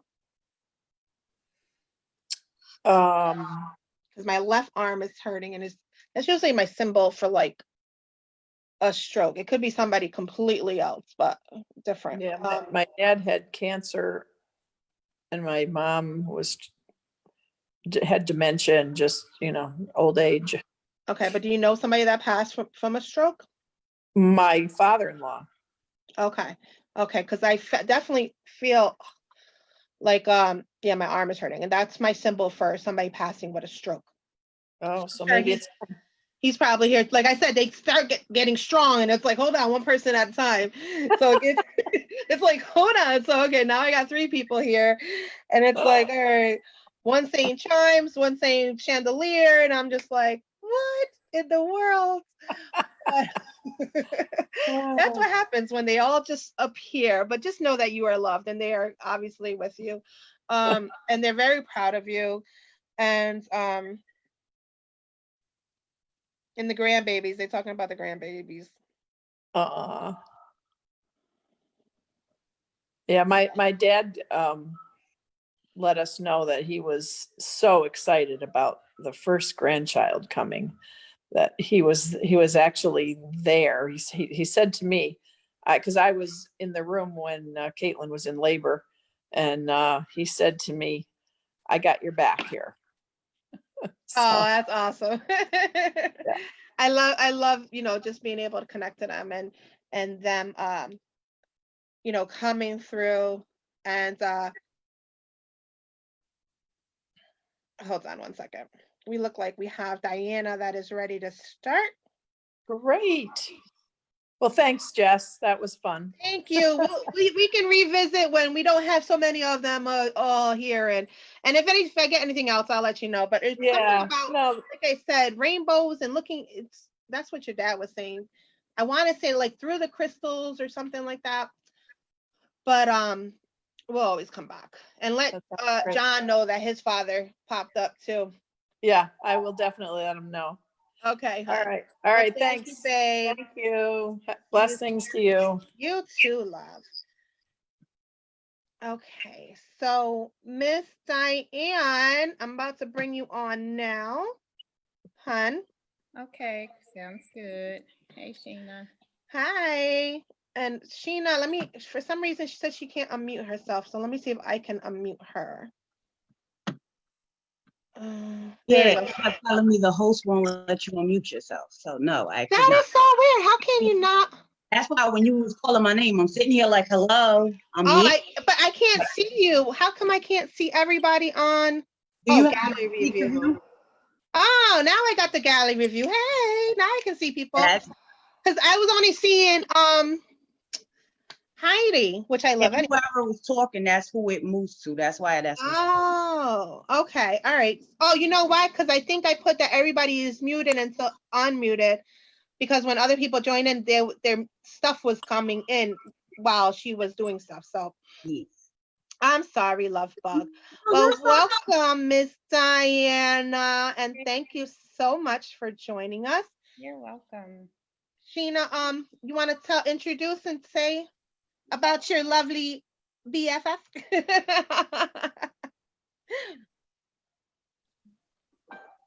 Why are you on mute again? What? All right, that's not clearly going to work. Let me change that. Let me see if I can change that. Go ahead. Welcome, welcome, welcome, everybody. This is Diane, the beauty of Soul Electric. Am I correct? The soulful. Soulful. Yep, I'm not gonna get it right. We're not even gonna try that. But she is a podcast host. She is a mother. She is a art. Look, she's about to be a whole doctor because she's about to be my doctor. And she's an amazing woman of many different hats. Thank you, Diane. Welcome, welcome, welcome. Well, thank you guys for having me. I thoroughly appreciate it. Yeah, it's a lot I can talk about, really, right? So I had like this whole presentation because, I'm a teacher and everything has to come with PowerPoints, bells and whistles and things like that. But, I said, let me just take it down a notch. This just not be so formal. So this is going to be just an informal engagement of conversation. And if you guys are asking questions, right? Or if questions pop up, because am I going to be able to see what? Nothing. I'm good. Oh, I mean, probably if any come on Facebook, we'll let you know. But other than that, I'm just gonna, and if anybody has, yep, and if anybody has questions, they can always just type in the group chat. All right, sounds good. I just want to know if I am going to see questions pop up and things like that.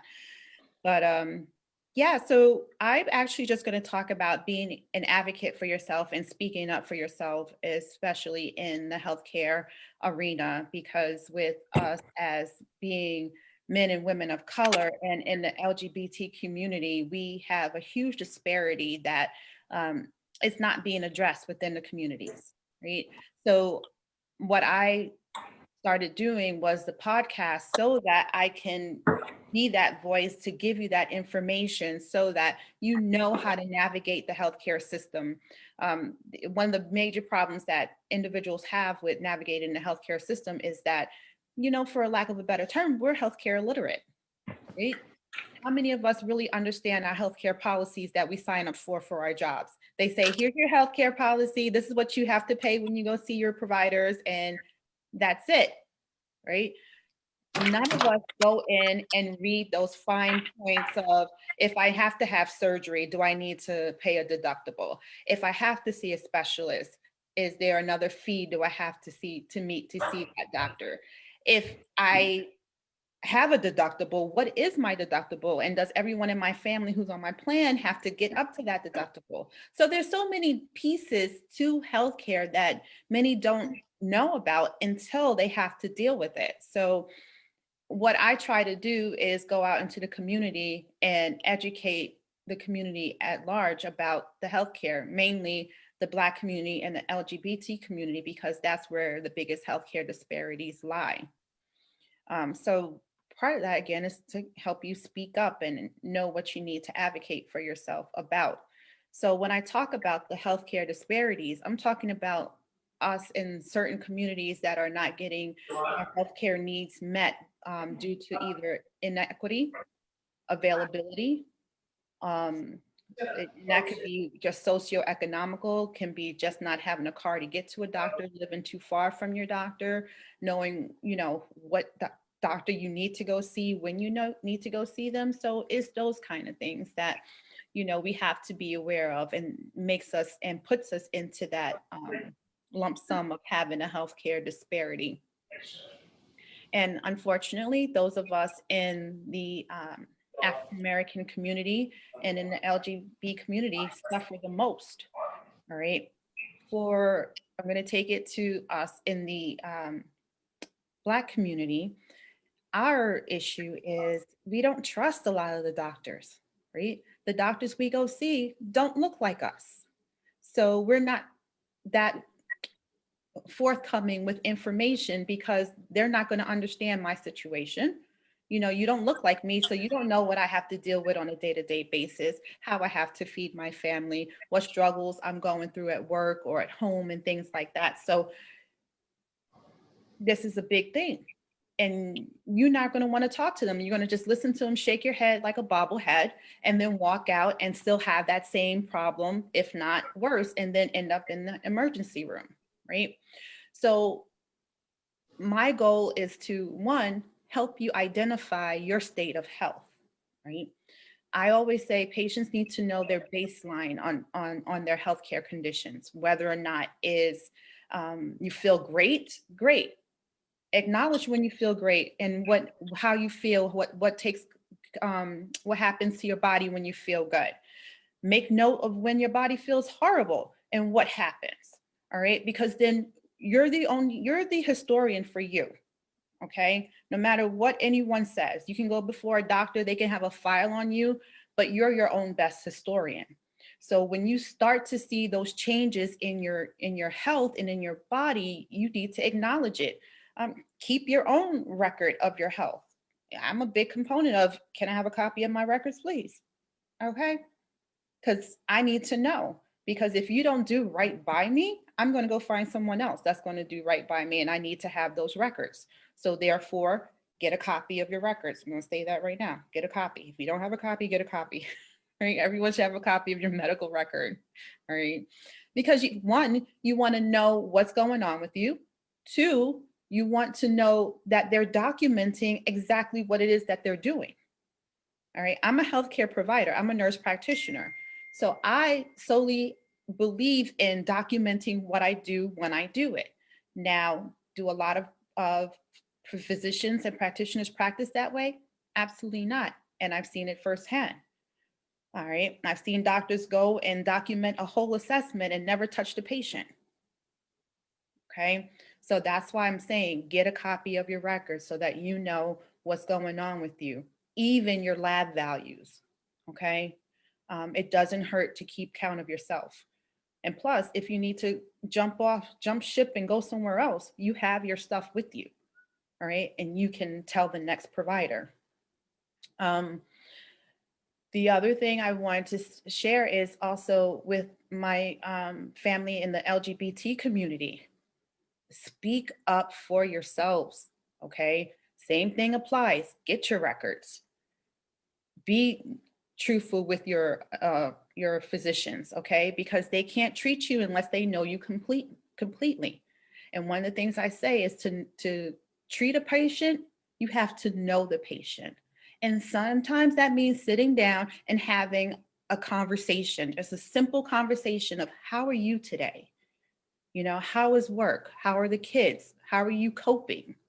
You know, those kinds of questions. And if your physician can't talk to you on that level, then you're not going to be that forthcoming with information and what's going on with you in your life. And you have to have that level of comfortability with your providers, all right? Because they have to know how to treat you and what they're treating. Now, I hold my LGBTQ community at heart because our transgender patients are suffering terribly. Right. First, it was just being in the LGBT community and, you know, being shunned and judged when you walked into the doctor's office because, you know, you're coming in with your partner and your partner looks a little more masculine and they're being seen and they're addressing you because, you know, that can't be a female. Yeah, the hell it can. And that's very rude. Okay. In our transgender patients, it's even worse because when they're in the middle of that transition, you know, your records aren't going to catch up as quickly as the courts do when you've changed your name and changed your sex and things like that. So when you go to your doctor's offices and you have a line on those paperwork and you have a place in your chart that says patient prefers this name, patient prefers to be called by this. Okay. And that doesn't mean that the street name Snooky or anything like that. It means your other name, right? So if you were once Christina, right? And now you're going by Christopher, but your insurance hasn't caught up, but your chart can still say patient prefers to be called Christopher.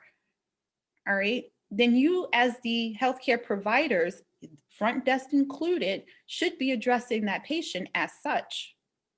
Okay. And that's not happening. All right. And that's because that lovely healthcare bill that we had on the Supreme Court has made it okay for if it doesn't go with your religion and things like that, you have a right to refuse care to people. And people have gone above and beyond that and not just refused care, but just been downright nasty to people. And that's not how we do healthcare. All right. When you sign up to be a healthcare practitioner on any level, you sign up to take care of that patient no matter what. All right. You leave your biases and your judgment at the door. It has no place in healthcare on any level. All right. And at first, you do no harm. That's the first thing we say, right? In our bioethics and our laws. When we sign up to take that oath, we're not doing harm. So that goes for not only physical, but also mental. All right. Because by you not addressing and treating that patient with the full respect that they deserve as a human being, what do you think that's doing to their mental state? All right. We already have a high rate of our youth committing suicide. That's just adding fuel to the fire. Our homeless youth. All right. We have to have some safe space, and our doctor's offices really should be a safe space. Right. But with our transgender patient, it's not only with the name that runs true, but also the care and the conversations that you have with prevention. When we teach the community about healthcare prevention and healthcare maintenance, it's not different healthcare. It's the same healthcare. We're just tailoring, the information to the audience that it needs to be spoken to, right?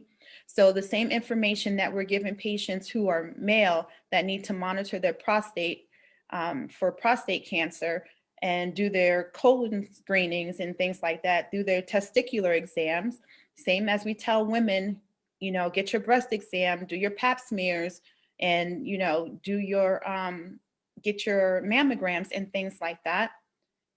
It's not different for the LGBT community. They still need the same information. And if they are transgender, they surely still need that information. So if you have a transgendered female, so that person was male and transitioned into a female from a male, then you're going to have that conversation on treating their prostate because they still have a prostate. Regardless of the hormones, regardless of the surgeries that they've had, they still have to have that prostate conversation. All right. And vice versa for men, women transitioning into men. You have to have that conversation because they still may have their ovaries, they still may have their uterus, right? They may not have, they still, just because their breast tissue is gone, they still can develop breast cancer and still should do breast exams. Okay. And there's those conversations that are being missed because people are not comfortable with their practitioners. Right. And then with us in the Black community, either straight or gay, it doesn't matter because being Black, that's a whole different set of concern. All right. So now we want our physicians to look like us, number one. We want our physicians to understand and listen to us. Right? We don't trust our physicians fully. All right. So we're not going to tell them everything. So how do you develop that conversation with your patients? Whether your physician is white or Black, you still have that apprehension because they are seen as a higher level of learning and understanding. So some people, especially of the older generation, feel like, okay, my doctor told me to do this, so I'm going to do this, right? And it's like, no, you need to question it. Is it right for you, right? Is it right for your condition? Is it right for you at this moment in time? And you need to ask those questions. But with our older population, they just take it and say, well, my doctor told me to do it. He went to school all of the years, so he should know. Your doctor's human, okay? He is human. And it doesn't matter what color they are, they're human. You have to have some level of accountability in your health. And that's what we try to teach the community. Be accountable for you, all right? Know your baseline, know when you get sick, know when you feel well. You know, teach your doctor about your cultural norms that works for you and doesn't work for you, your religious practices, all right? Because that also plays a part in your health as well. Mind, body, and soul all go together, all right? So if you don't know how to take care of my mental, how am I going to trust you to take care of me physically? All right? Because they go together. And that's one thing that our community is missing, right? Our male Black men are developing colon cancer and prostate cancer at high rates because they don't want to go in and get that digital rectal exam, right? Who wants to bend over for the white doctor to get their digital rectal exam? Nobody does, okay? No, right? I understand that, but you have to. If you want to maintain your health and your mental and physical state and be present for your family, you have to do that. And you have to be comfortable with the person you're doing it. If you're not, you have the right to change your doctor as many times as you so please. All right. You're not married to that person. All right. Just as quickly as you can divorce somebody, you can divorce your doctor. And that's what we need to understand. And yes, our doctors talk all this medical jargon and, you know, terminology and all these things. And if you don't understand what your doctor is saying, just stop them and say, okay, can you say that in a different way and tell me what that means? right? Because it's your time, you're with them. So they need to dedicate that and answer those questions for you. One of the things I like to share with patients, when you go to your doctors, right, bring all your medications with you. Right?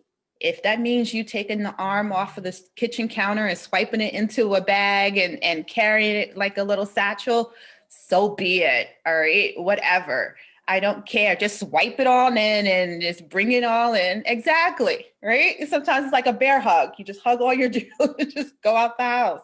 Right. Whatever you need to do, but you need to bring all your meds with you, even the over-the-counter vitamins and things that you take, so that when you have that conversation, your practitioner has a full picture of what's going on in your medical life. All right. Don't write it down, because honestly, like I said, I'm human. If I forget to write something down, or it's out of my head and it's gone. All right. So I really don't count on patients upkeeping those little cards very well that you get. So I just get into the habit of telling you, when you come see me, just bring all your drugs with you. Just empty out the cabinet and just bring it all. Okay. Old, new, everything. Just bring it all with you when you come see me. All right. Because patients are still taking meds that are old, and you don't even realize that, they're still taking lisinopril that you changed. And it's like, no, you're supposed to be on Zocor. What's going on here? So you have to. And plus, people are seeing more and more physicians. Okay. They have so many comorbidities. And when I say comorbidities, I mean you have more than one health condition that you are dealing with. Right.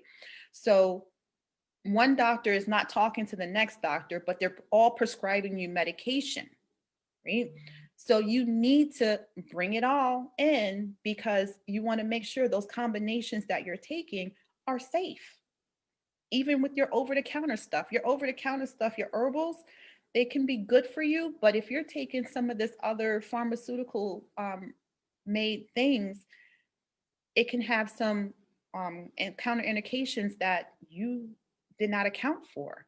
So when you bring them all in, that's how we know what's going on, and we can paint a bigger picture and probably get you off of some of that stuff. It's like, all right, take this. This is doing the same thing this one is doing, so don't take this. And so you might go home with a lighter bag. You never know, right? Right? But you got to swipe it all in there first beforehand, so we know. The other problem that we find is that there's not effective communication between you and your physician. All right, you in the office. I tell you, you're married to not just your doctor, but your whole office. So if I have a problem with my front desk, it doesn't matter what that back desk is going to tell me, because your front desk just ruined the morning for me. All right. So that's another thing. Even though you may love your doctor, you still have to get there to that love. And sometimes that barrier is there. So what I would suggest is that if you love your doctor, but their staff is awful to you, then you have that conversation with your doctor to let him or her know what their staff is doing, because they may not know. And if they do know and they condone it, then you need to change providers, because then if he's tolerating that bad behavior, what else is he doing, he or she doing, that is not right by you. All right. So words and lip service is great, but I want to see action. Let me see what you're going to do to fix the problem. And sometimes it's just as simple as educating your staff, especially when it comes to LGBTQ community. Now there's so many patients, offices, and individuals who are showing their true colors now, right? On some levels, that once Sally used to be nice to you in the office, and now Sally's giving you the side eye. All right. Because now Sally feels comfortable to say, okay, I don't need to treat you. I don't need to be nice to you. All right. And we are seeing a lot more of that, which is another deterrent for a lot of our patients from coming into physicians' offices as well. But it starts with you having that conversation.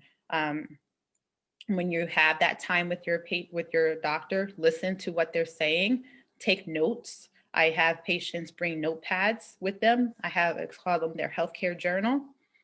Bring a little book that's dedicated to you, your visits to your different doctors, document your information, your conversation when you're home and you have those burning questions. If you don't have like that patient portal to send an email, you can write it down in a journal and then have it ready so that when you go back, you don't have to try to recall, man, I had this question I wanted to ask you last time, but I don't remember. But if you have that healthcare journal and keep it with your meds, right? You can just bring it all with you and you have all those questions. So you don't have to try to remember what it is that you wanted to ask that doctor. All right. When you're having those conversations, pay attention to those nonverbal cues that your doctor's giving you, right? Facial expressions, folding, rolling the eyes, all those things. All right. Because that speaks volumes over what they say out of their mouth. Okay. And be clear about what it is that you're asking for. If you don't understand what your doctor is saying to you, ask them to repeat it to you. A lot of our doctors are from foreign countries, so sometimes accents can play a part in it. So they're used to it. Just ask them, I'm sorry, can you just repeat what it is that you were saying? Because I didn't get that. Don't just walk out there and try to figure it out. Ask the question, okay? That's your time. And it's very short, so you want to take every minute and get what you need. So if you prepare beforehand, then you're more than ready to go. And then after your visit, before you leave the office, just clarify all the information that you receive. Now, what you told me to do was do this, this, this. You're giving me a new pill for this, this, this, right? So that's the other reason why I say when you go to the doctor's office, bring a notebook with you so you can write it down.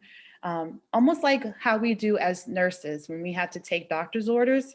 You write the order down, you read it back to make sure you got what you're supposed to get, right? Before you hang up that phone with the doctor. Same thing. Before you leave out that office, you make sure. Now, you say you were going to give me a prescription for Prilosec for that acid reflux. You say you're going to give me change my blood pressure pill to this.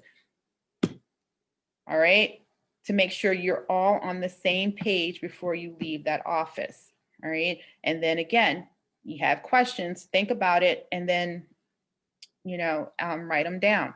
But I just really want everyone to know what it is that's going on with them. I can't stress it enough, because if you don't know your health conditions, you're counting on someone else to know for you. It's a team. You're a team. You're part of the healthcare team. You're the major part.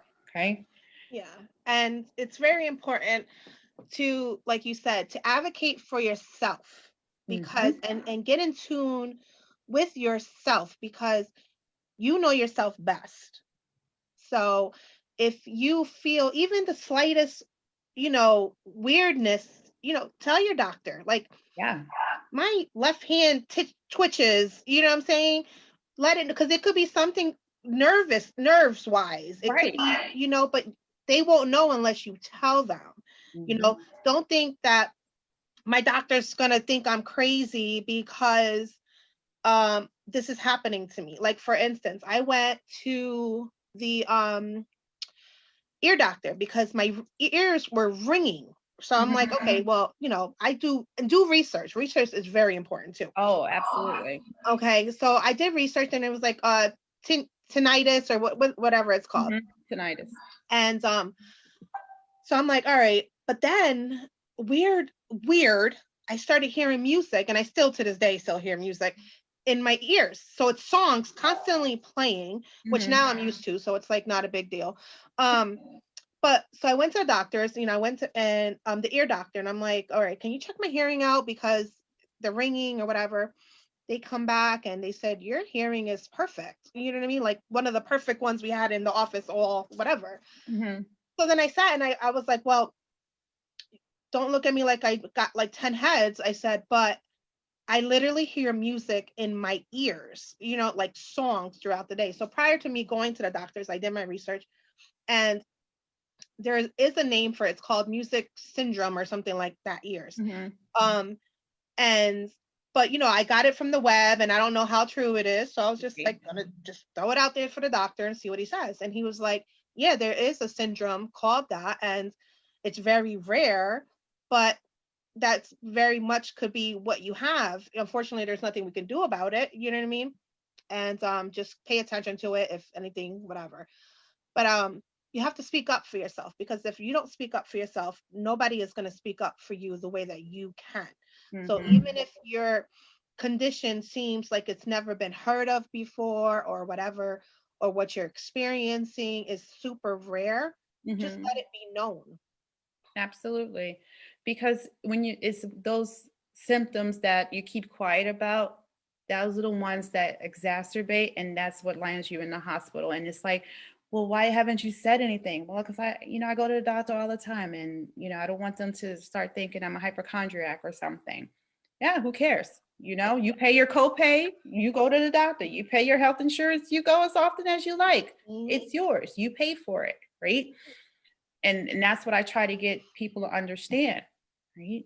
You know you, and you can only be accountable for you, right? That other person is a partner in your healthcare. You're the lead. If you don't like what that partner is saying, you can go find someone else, right? But you have to know what you're talking about. So that's why, doing your research is important. And that's one the other thing I was going to say is, like, there's so many reputable websites out there that you can get information, right? National Institute of Health, NIH, WebMD is actually good too, right? Those are the two main ones that I love. And it's evidence-based research that is relevant to today's health issues that patients are suffering from. And you can do that all on your own, and then come in with your questions. Okay, I've had this symptom, and it says if I have this symptom, this is what's going on. All right. So you may have to monitor it depending on know your insurance too, right? Know what your insurance will and will not cover. It's key. So you may have to wait out the symptomology a little bit before they start to do really any extensive testing. But again, be your own historian. Write it down what day you experienced it, what made it better, what made it worse, how long did it last, right? And then next symptom happens, it may be a month or two. It happened again. This is what I was doing, and this is what happened. This is what made it better. This is what made it worse. That kind of thing. You need those kinds of logs, and that's what I want to teach the community to do. Be accountable for you.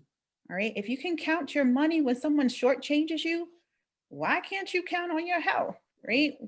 Know when that limb hurts, and what were you doing when that limb started hurting? That pinched nerve, right? That is so true, because talking about doing your research and all that, when I gave birth to my son, I literally diagnosed myself, because afterwards I was so tired. I my hair was falling out. I was getting forgetfulness. And I kept telling my doctor, because you got to go in for your checkups, and even with the baby checkups, and I'm explaining all my symptoms to her, sweet doctor and everything. And she's like, oh, you're probably just tired, or maybe I was depressed. So I was thinking I was like postpartum depression or something like that. But I didn't feel it in my soul that I had that. You know what I'm saying? Because I always wanted my baby with me, and I always, was still that. So a few months later down the line, thank God, my girlfriend was like, Jess, why don't you check your thyroids? You know what I mean? So, and she was like, because some of the symptoms sounds like thyroid. And I'm like, okay. So I literally went to WebMD and pulled up all the symptoms, and I had every single symptom of hypothyroidism. Very common after pregnancy. I printed that out. I went to the doctors. I gave it to her. I said, I think I have this. And she was like, okay. So she draw my tests, came back. And then the next visit, she was like, I never had a patient diagnose themselves, but you do. And she said, your levels are so low. Like if they would have got any lower, I could have been in a coma, because that's how low it was. So thank God, I waited, but I didn't wait that long for it to be that extreme. You know what I'm saying? Right. And I followed my intuition, I followed my gut, and I advocated for myself because, luckily she wasn't those doctors that unfortunately, like you said, can be very dismissive. Mm-hmm.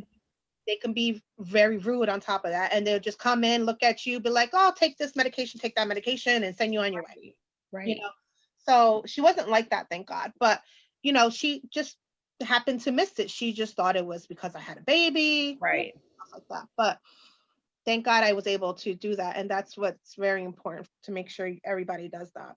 Absolutely. Absolutely. And not everyone does that.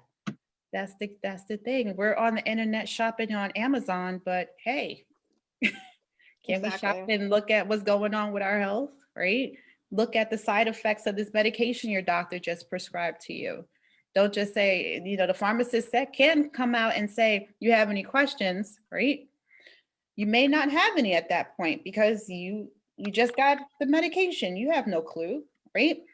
So go home, read the information, and know the side effects that you may be presented at some point if you continue to take the medication. You have to do your level of homework.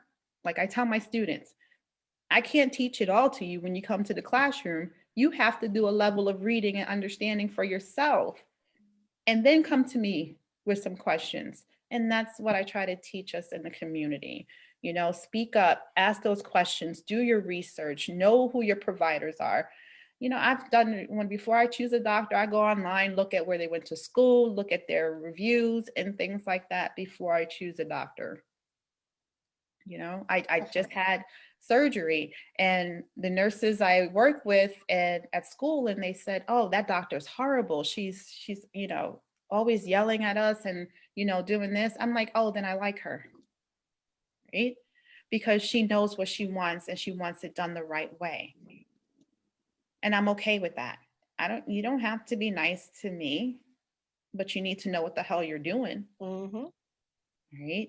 And she was lovely, right? But you speak to the nurses that work with her in the OR, they say she's a raging one. Mm-hmm. But I see why, right? So perception is important, right? Because that person's perception is that she's an awful doctor, but that patient's perception is she's amazing. She took amazing care of me. I didn't have a post-op infection. I had less post-op pain, right? Because she listened. So do your homework.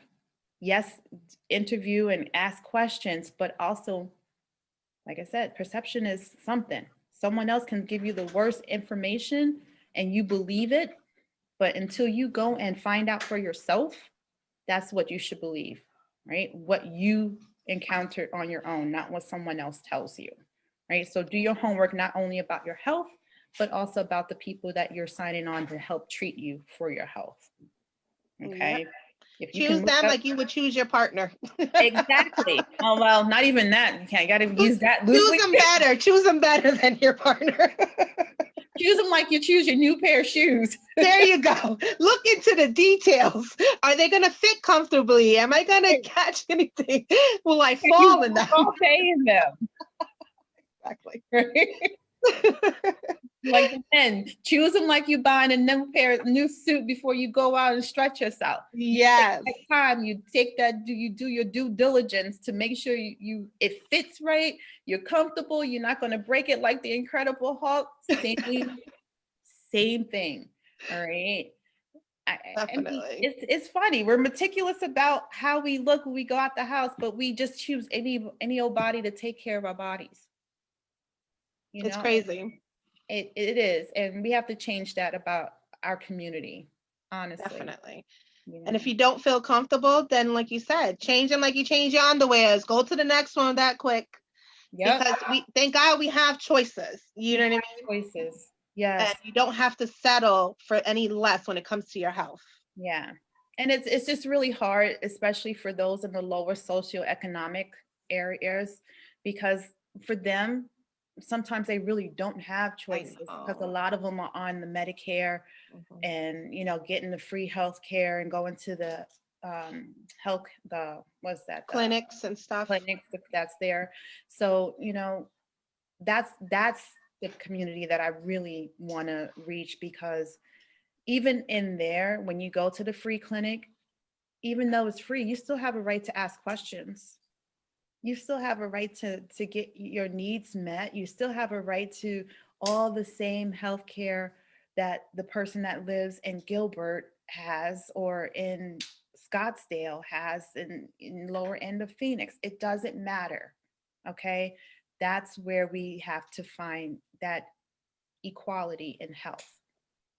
Definitely. And God love us all. Hopefully we'll get there, and they stop changing all these healthcare policies, and we can get back to human, being human. Mm-hmm. Human And taking care of humans. humans taking care of humans, and with genuine kindness. Yes, and compassion. Because like you, I'm also in the healthcare field. I've been in it for 20 years. And I notice a lot that a lot of people in the healthcare field do not belong in the healthcare field. They completely lost their compassion. Mm-hmm. They completely disregard one for the other. And it's like, what are you doing? Mm-hmm. Why are you here if you don't care about the people you're taking care of? No. And I'm like, you should switch your positions and switch it quickly before you hurt somebody. Yeah. Or before you get hurt, because you done hurt somebody and then here comes their family members after you. Right. You know what I mean? For your negligence, Exactly. And it's just so sad. So Sheena, you have a lot of issues that you write about and you talk about, babe. What's your experience with, speaking up for yourself? Have you had any experience like I did? I had a whole lot of experience. Like, actually, it was crazy when I first was trying to get diagnosed. It was to the point to where they was just telling me it's just muscle issues, and it's just a skeletal thing. And one doctor told me I need to go see a psychiatrist because the pain is not there. So I had to then decide to go to another doctor because I know I was painful for a reason. Mm-hmm. And it was just like a whole big circle because they couldn't find the answer, so they would shift me to another doctor. And I'm just like, no, that's not going to work for me. So I had to stand up for myself. I had to fight, because with the conditions I had, I probably would still be running around here trying to figure out what's going on. Exactly. And nobody with no answers, because I didn't fight for my advocacy for myself. So yes, you definitely have to be a big advocate for yourself, because they will tell you. Because at first they was pumping me with just ibuprofen. Come to find out, I had a whole kidney disease and I wasn't supposed to even be taking all that ibuprofen.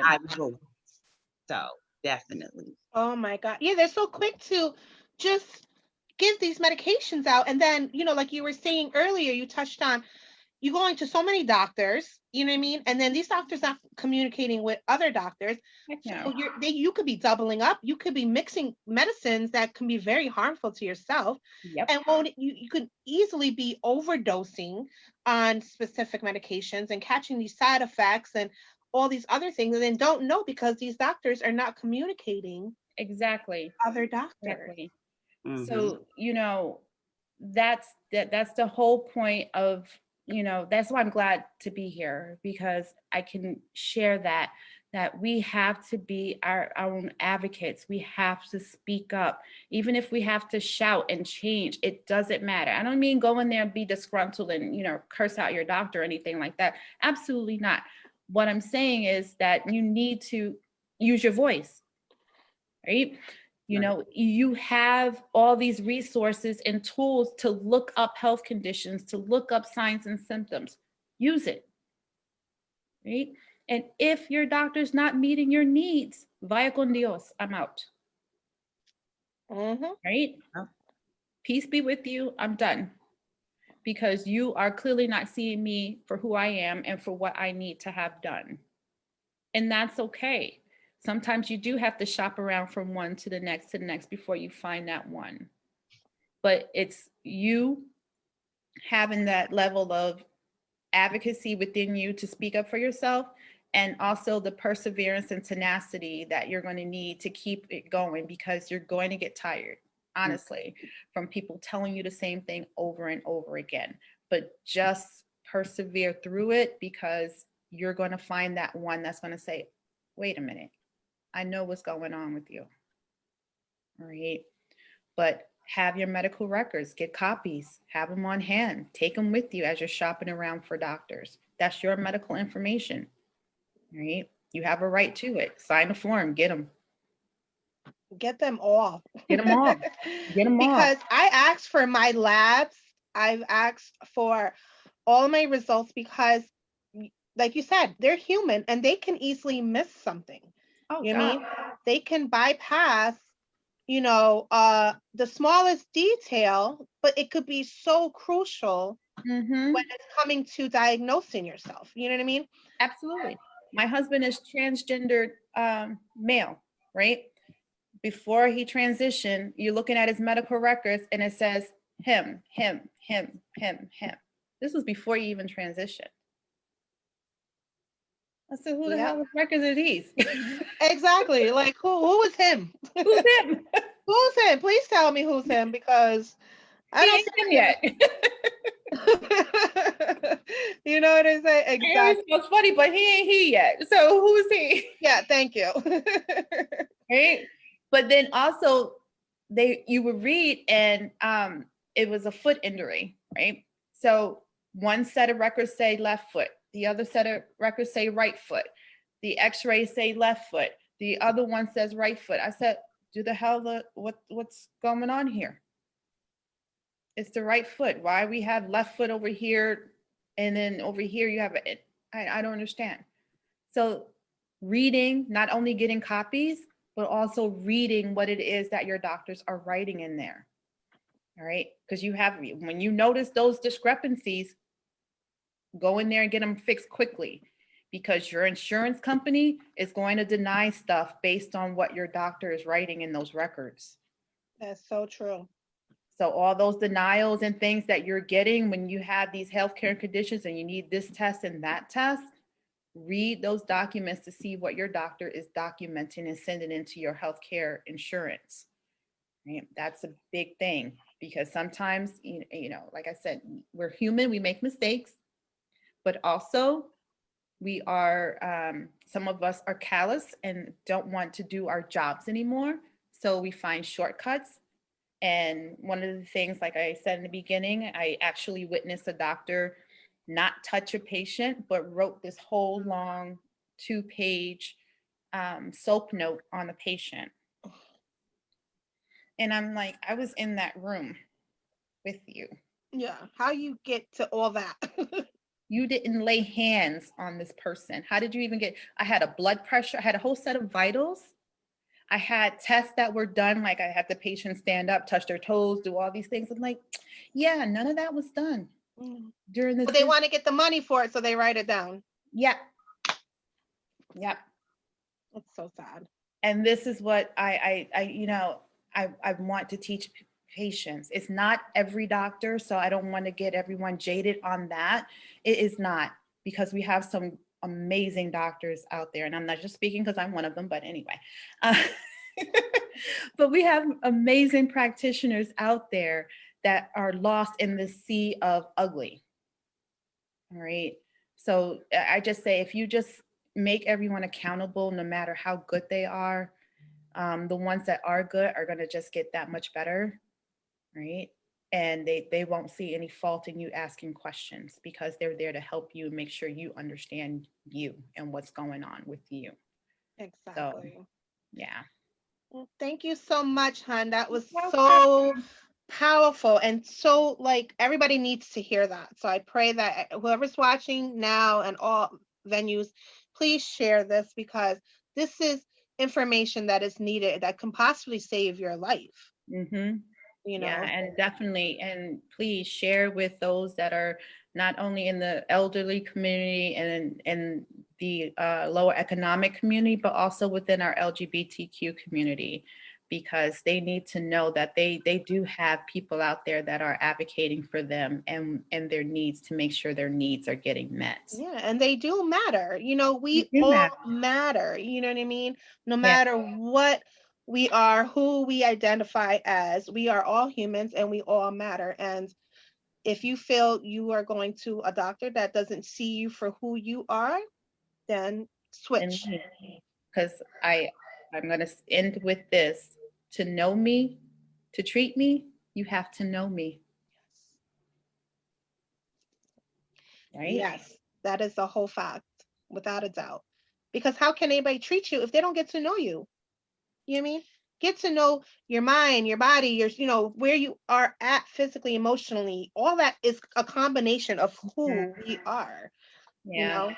That's Take why I like nurse practitioners. We're holistic practitioners. We take care of the mind, body, and soul. We're not just there to just take care of that one illness. It's all everything that makes you you. It's a whole package. It's The a whole package package. deal. It It really really is. is. So it's an honor for you to join us. Thank you so much, Miss Yeah. Diana. Thank you. That was Love beautiful. guys. You are We the appreciate best, you. love. Thanks. Have a great day, hon. You guys. Thank you. Okay, so Miss Sheena, Yeah. babe, how Hi. you doing, love bug? I'm good. How are you? We're holding on. We're almost there. We're almost there. We getting it. We getting it. Next up is Miss Christina. So Miss Christina is unfortunately couldn't join us live, but she did do a video that she wants to share with everybody. Okay. And I see that's the problem. Did you guys hear that? I heard it. This is where I swear I live in the middle of a war zone. And every time I hear something like that, it's like I want to duck. It's like, because you don't know if it's, shots Yeah. fired. And it's like, oh, real quick, you guys, please put down the guns. Okay, please. But yeah, thank God that was only a car, backfiring. But okay, so Miss Christina, I'm going to be sharing her video right now. And I want to make sure I'm doing this correctly. So bear with me, you guys. I want to make sure I'm sharing her correct video. Let me just take a look at it. Okay, she has that one on. Let's go back over here. Share. Yep. All right. So stay tuned. And here is Miss Christina Roberts.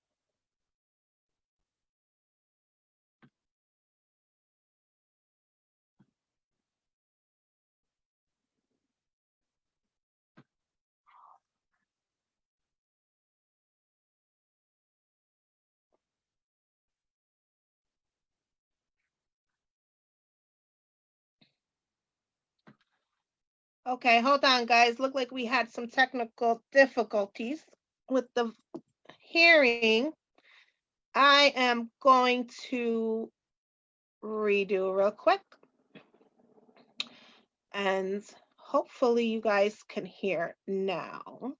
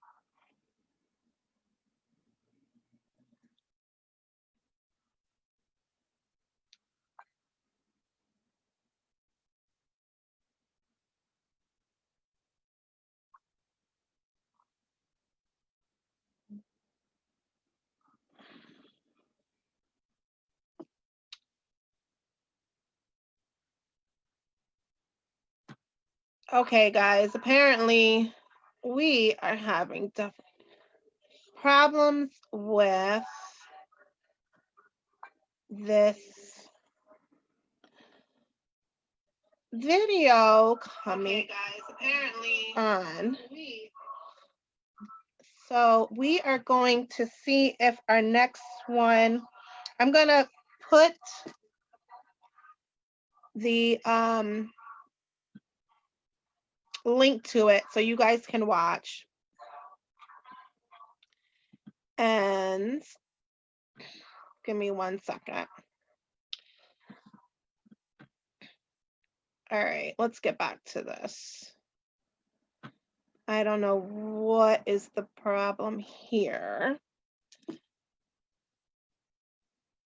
All right. Sheena, you there, babe? You can hear me, love? I hear you loud and clear.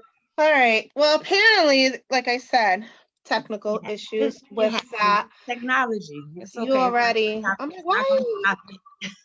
You know, and I was all up in the video because I was listening to it. I'm like, ooh, that sounds good. Ooh, that sounds good. But, you know, the struggle is real. So I'm going to type in the URL for the video. You guys can definitely check it out there.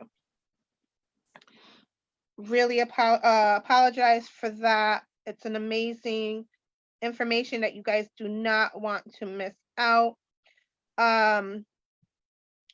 So with that being said, did you say Shavina can go on now, or She can if she's ready. okay, Shavina, let's see if she's able. are you ready to go now, sis? I can definitely go now. Can y'all see me? Because I'm like I see you. multitasking. I see you looking all fabulous. I know. And red lips. I said, look at my sister. I appreciate Okay, y'all. mommy. Listen, Okay. I'm in Brooklyn. Okay, my sister. Okay. Yeah, my Brooklyn, stay in Brooklyn. yes. My sister's baby shower is today. Okay, And absolutely. of course, you know, she limited on what she can do because they shut everything down here. So it's like 10 people can be invited. And I'm like, that's just our family. Yeah, basically. For the most part, okay? Yeah. So it may be some type of shadow or overshadow, I don't even know, but it doesn't matter about that. It just matters about the content and what I'm going to deliver, okay? So Yeah. So Thank you so ready. much for joining. I'm going to mute myself so you don't hear my loud mouth. And I'm sure I just need y'all to know where I'm at in Brooklyn is by a train, by the J train. Okay. So shout out to everybody in East New York, Brooklyn, okay? Yay. Yeah. So is it y'all ready or how we doing it? Ready. Okay. Everybody, this is Miss Shavina Richardson, a beautiful woman of many hats. She's a poet. She's a singer. She's a mother. She's a social worker. She's the advisor at HCM. She's my fabulous sister. And she's just a whole lot of light and love. And I look up to her. This woman is just amazing. And here we are, Miss Shavina. All right. Thank you so much, my loves. Okay.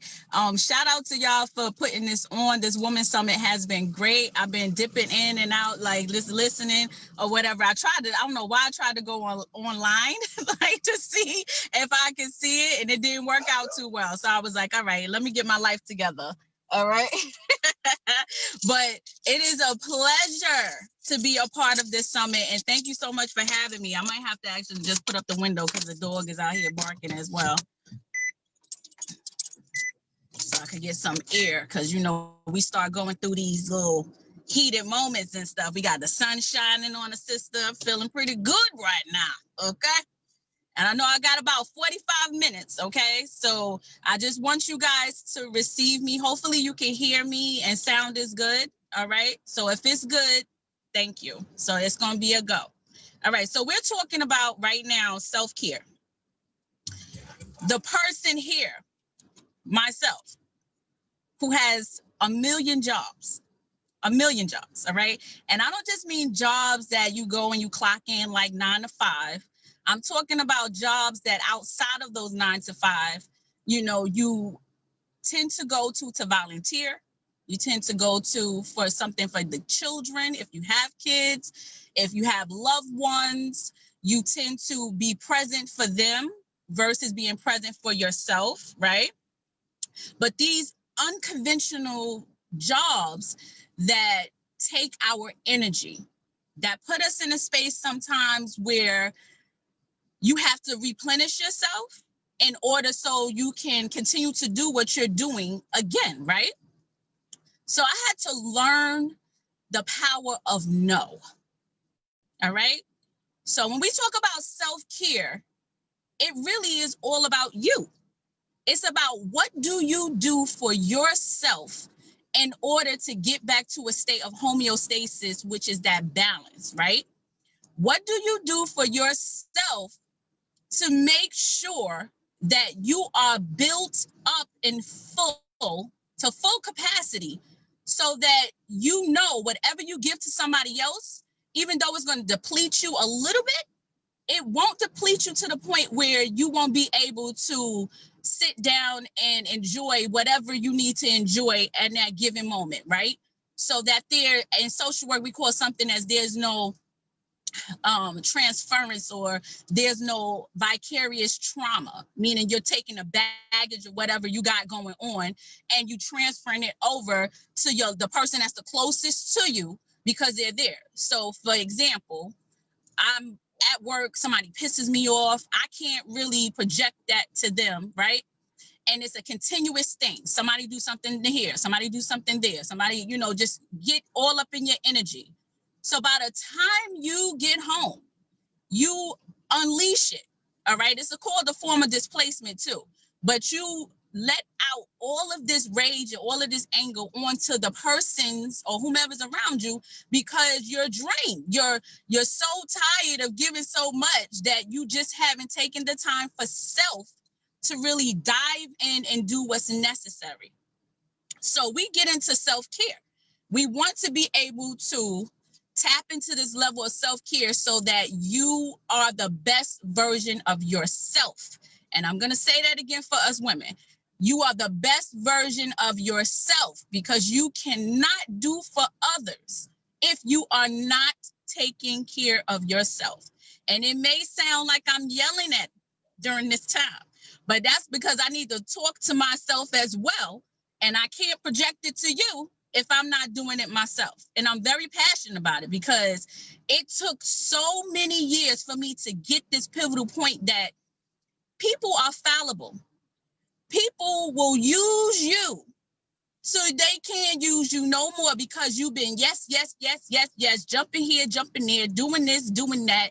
And that self-care piece has left out the window because you are so busy taking care of everybody else. But we're going to learn some steps today to really counteract that, okay? So if you don't have a pen and pencil, if you have a pad, I need you to go get that. And I need you to jot these things down because they're a little unconventional to somewhat, but not really, because you're really going to understand how important it is when you make this list and you start checking it off from this day forward, okay? Because us women and men too, but this is a women's summit, so we're going to focus on our sisters, okay? And just the whole thing that has to do with womanhood, right? You are going to hopefully, if you don't complete all 12 of them, you're going to at least start one of them. And that first thing that I had to do, these are pointers that I did. Now, it may not work for you, but I'm a share, and I'm going deep, and I'm being very transparent right now. So I had to, for my 12 steps to self-care, all right? There's a period right here where you're just going to jot down what you should do, right? Because you have to acknowledge something before you get into the 12, okay? So I had to acknowledge that I deserve to come first. I had to acknowledge that I deserve to come first because we get so caught up, for those that's spiritual or religious and believing that God comes first. Yes, God comes first, but if God is love and God comes first, then you should love yourself and you should take care of yourself. Okay, so I had to acknowledge that. With acknowledging it, then it had to come to the fact of me understanding that I mattered more than others. And when I say that, it sounds very selfish, but it's the most selfless thing that you could say to yourself, that you matter more than someone else. Because if I want to give to you, I have to know that I matter. Because what I'm depleting and what I'm giving to you means something to me, because you must be important that I'm giving of myself and my time that I probably don't have, but I'm giving it to you.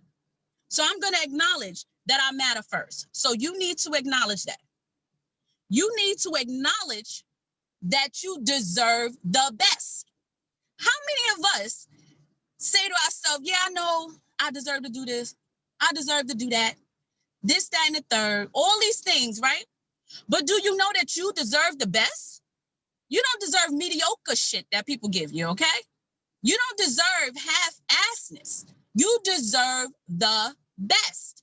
So if you know that you want to acknowledge that you deserve the best, then you are going to put your best foot forward always. And people, when they come into your energy and in your space, they're going to acknowledge they can't come to you half-assed, period. Okay? Now, you have to acknowledge all the way around.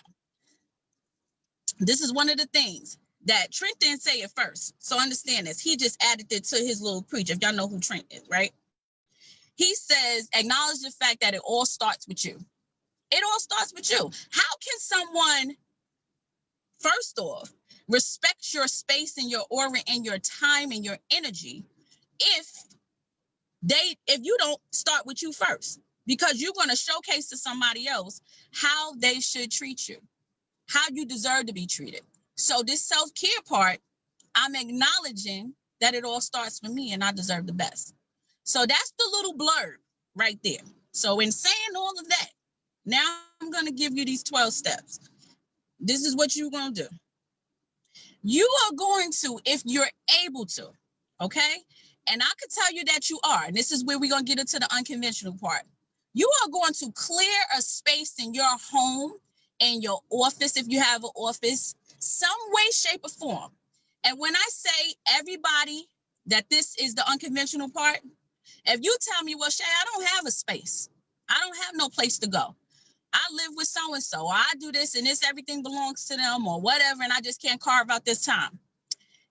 There is some point, pivotal point in your day where you go to the bathroom.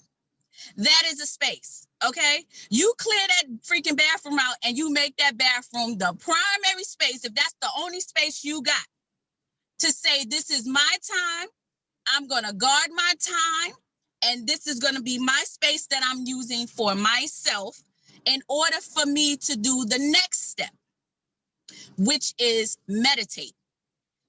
People get, real iffy when you say meditate. What does she mean when she talking about meditate? I can't silence my brain. I can't focus on anything but with all this clatter, clatter, clatter. You have to learn how to do it. And YouTube has been my friend. We're learning how to click on that link and just typing in the YouTube or on your phone some meditation music to bring your vibration up. You could do high vibration. You could do a meditation for abundance, meditation to silence the voices, all this other type of stuff. The meditation piece comes with aromatherapy. Put in that space, whatever space you're clearing up for yourself for this self-care, put some scents, because that has everything to do with taking you to another space. If you are okay and you don't have allergies and you could find some holistic stuff that work for you, lemongrass is good for that. Take the time to meditate with scents, meditate with sound, all your senses, so that in that moment, you are just taking, it could be 1 to 2 minutes, checking in with yourself. You are checking in with yourself so that you can be the best version of yourself for other people. People say, Shay, how are you able to do this? You able to do that? Meditation. To put in my mind that I matter first, that I am the best. I have to be the best version of myself whenever I'm trying to show up for people, because to whom much is given, much is expected. So in order for you to be great and for you to continue to do your works or whatever your purpose is here in life, no matter what, it all starts with you to give to other people. So you're going to clear out a space and you're going to go into that bathroom if that happens to be the space that you need to go into. And you are going to make that a space that nobody else can penetrate, okay? Because it's all starting with you in that moment, right? Now, the other thing that I do inside those spaces, outside of use the bathroom, okay? Because you want to clear out those toxins. So drinking water. How important is water? It is the life force of us all. Do you understand? So you can have your little downtime when you have your wine and you have whatever thing you need to do if you're a drinker on that level. But water is life. Having water replenishes your body, your cells, helps your joints as we get older. Water is everything. And then you're using that water, right? And some form of detoxing, people detox and they drink green teas and they drink all this stuff. High quality. So let me share with you. So this water right here, can you see that? Try to get this one, okay? This one right here is everything. You don't just drink the regular water. You want to drink this one right here, all right? And they need to definitely give me some form of endorsement because I drink this water all the time. Amazon allows you to have a subscription. So I go and I order it through Amazon, so I always have it on deck. If you're able to. If you're not able to afford that, maybe go and get one or maybe go get two. But I don't like to buy into the fact that people tell me that they can't afford certain things, because the things that you can get. So if you need that lace front, if you need that extra push-up bra, or you need something to get cute for whomever you're trying to get cute for, you know how to spend that money then. So when it comes to self-care, you're talking about yourself, go get that $5.99 water. I'm joking. It's cheaper than that inside Walmart. But you better go get it, okay? Understand, it absolutely will help you out, okay? Now, you can't see all of me, but I'm a thick sister. And when I was going through my second master's, I put on 60 good old pounds. You hear me? 60. Because I was not eating right. I wasn't taking care of myself. I was focused on school. And this is the transparent part, okay? Because I was so caught up into, oh my God, I gotta work this full-time job, go to this overnight, do this with the kids, do this with everybody. And I'm in this job. I'm at the shelter like, woo, I gotta, focus on this stuff. So I wasn't eating. And if you know one thing about health and wellness, right? Your body goes into starvation mode when you don't eat. So when you eat something, it's storing the fat, right? So and if you didn't know, now you know what, Jewel, okay? So I started getting these little almonds and snack bars and all this type of stuff after the fact because I didn't know no better. I was like, I'm good. I can eat later and I'm going to be fine. So, and then I wasn't exercising, and we know during COVID, it's so important that we exercise. So the next step is exercise, okay? So we got to clear the space. We got to meditate. We got to drink water. And we on exercise, okay? Because I was not doing that.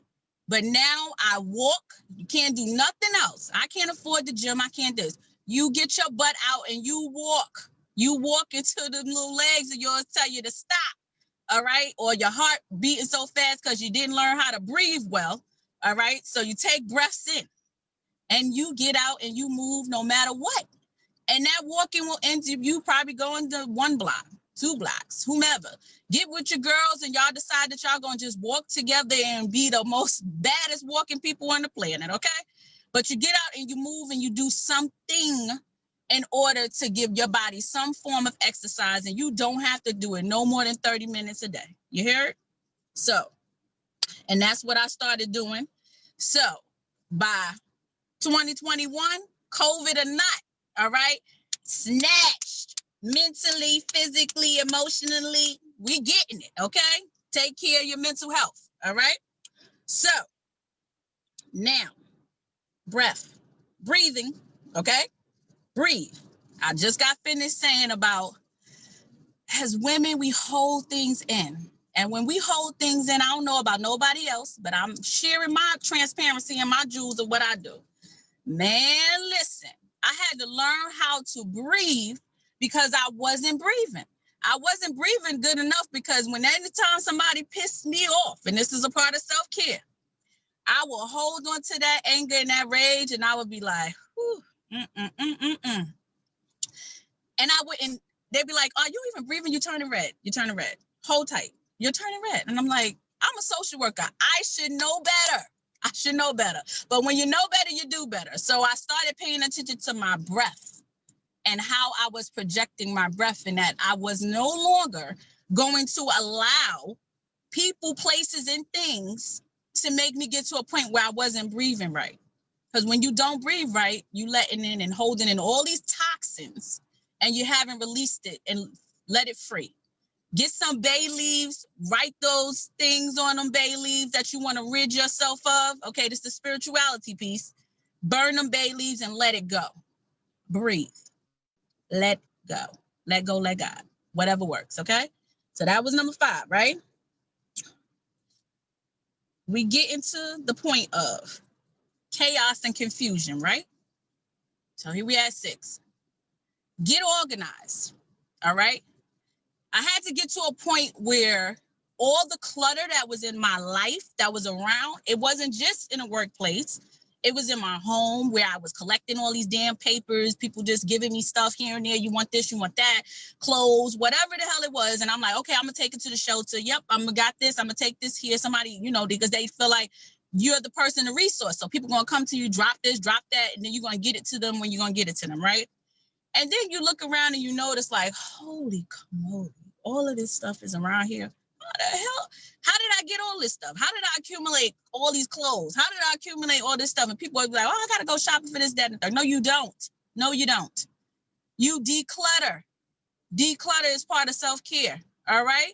Clear out the space and get organized. When you get organized and what they consider that whole, feng shui, that ambiance and all this other type of stuff, all of that matters because you're able to have, number 1, that space, that peace of mind to say I'm organized and I have this, that, and the third all around me that's together. And now I could, woosah, I could breathe a little.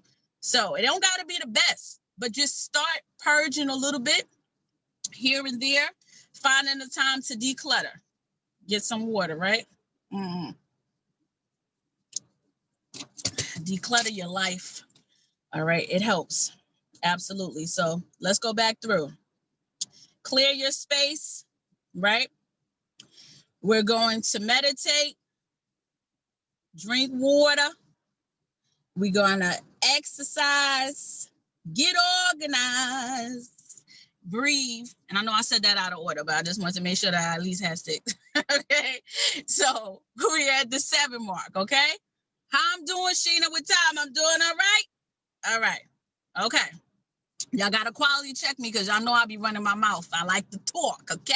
So I'm a talker. All right. So we getting over here. Now, I started out when I said what I said. How many of us know how to say no? That's part of self-care. Feel me? I don't need to stay on that one too long, but you need to know how to say no. And it starts feeling so good. All right. Just like with your kids, they ask for something. We good with that to tell kids no, right? Be like, no, no, no, right? We can do that. But when it comes to a man, your partner, your this, your that, your friends, your girlfriends that love to lean on you when they just going through some ish, and you like in the middle of something, but you pick up the phone anyway, and you're like, just let them vent.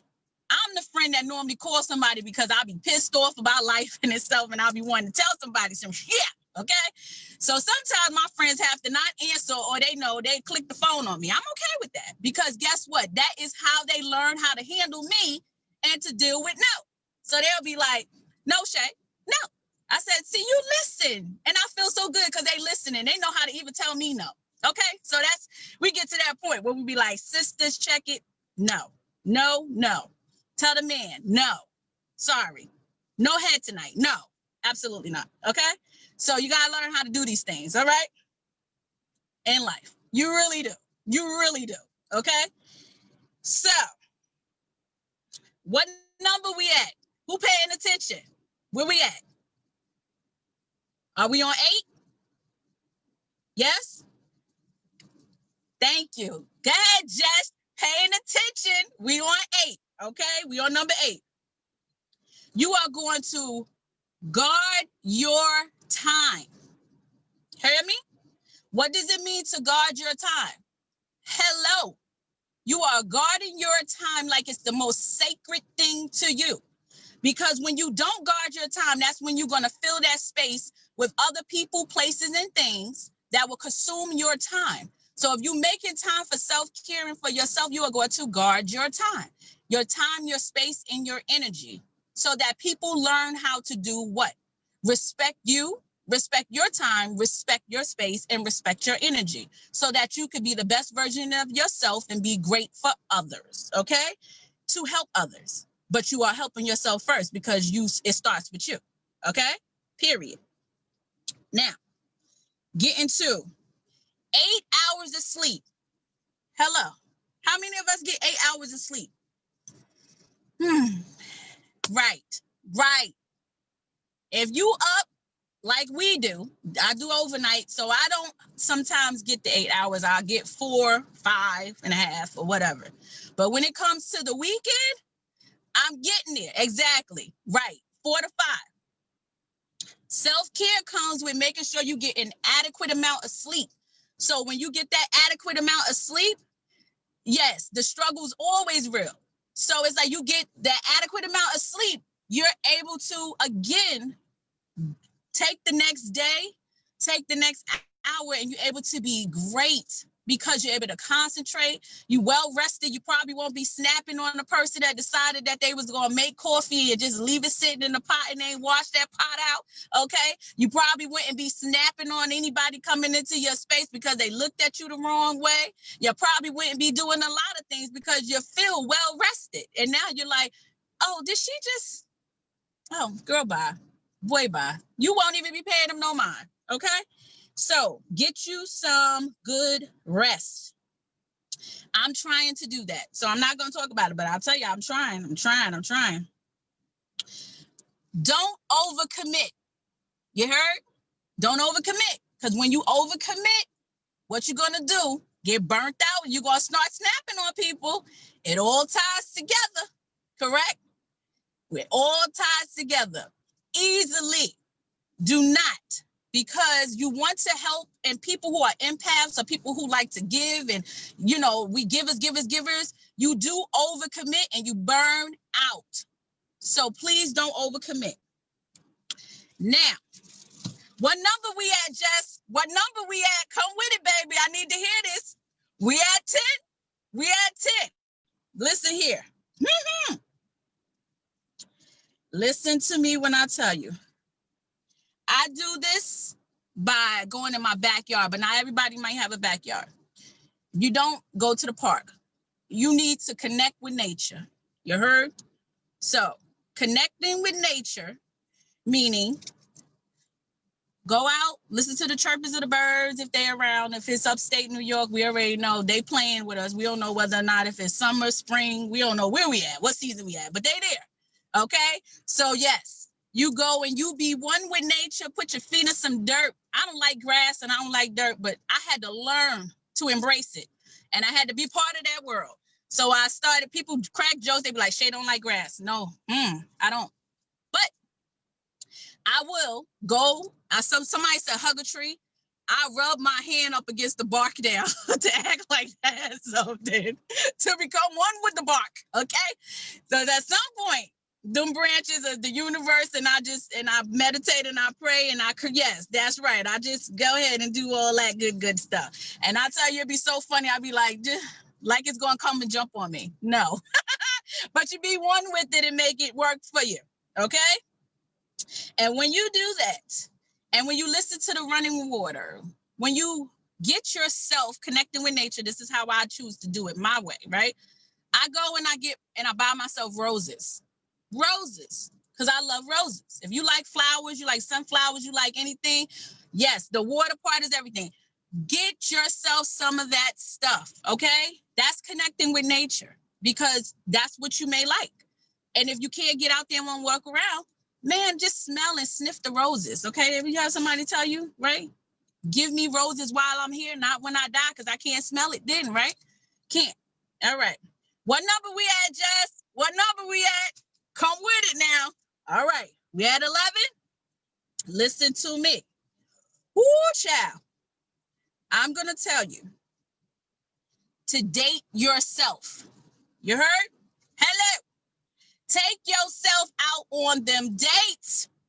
And don't worry about whether or not you got company, this one, that, and the third.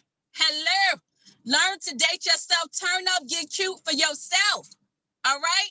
Getting cute for yourself ties into number 12. We at 12, ladies and gentlemen. 12.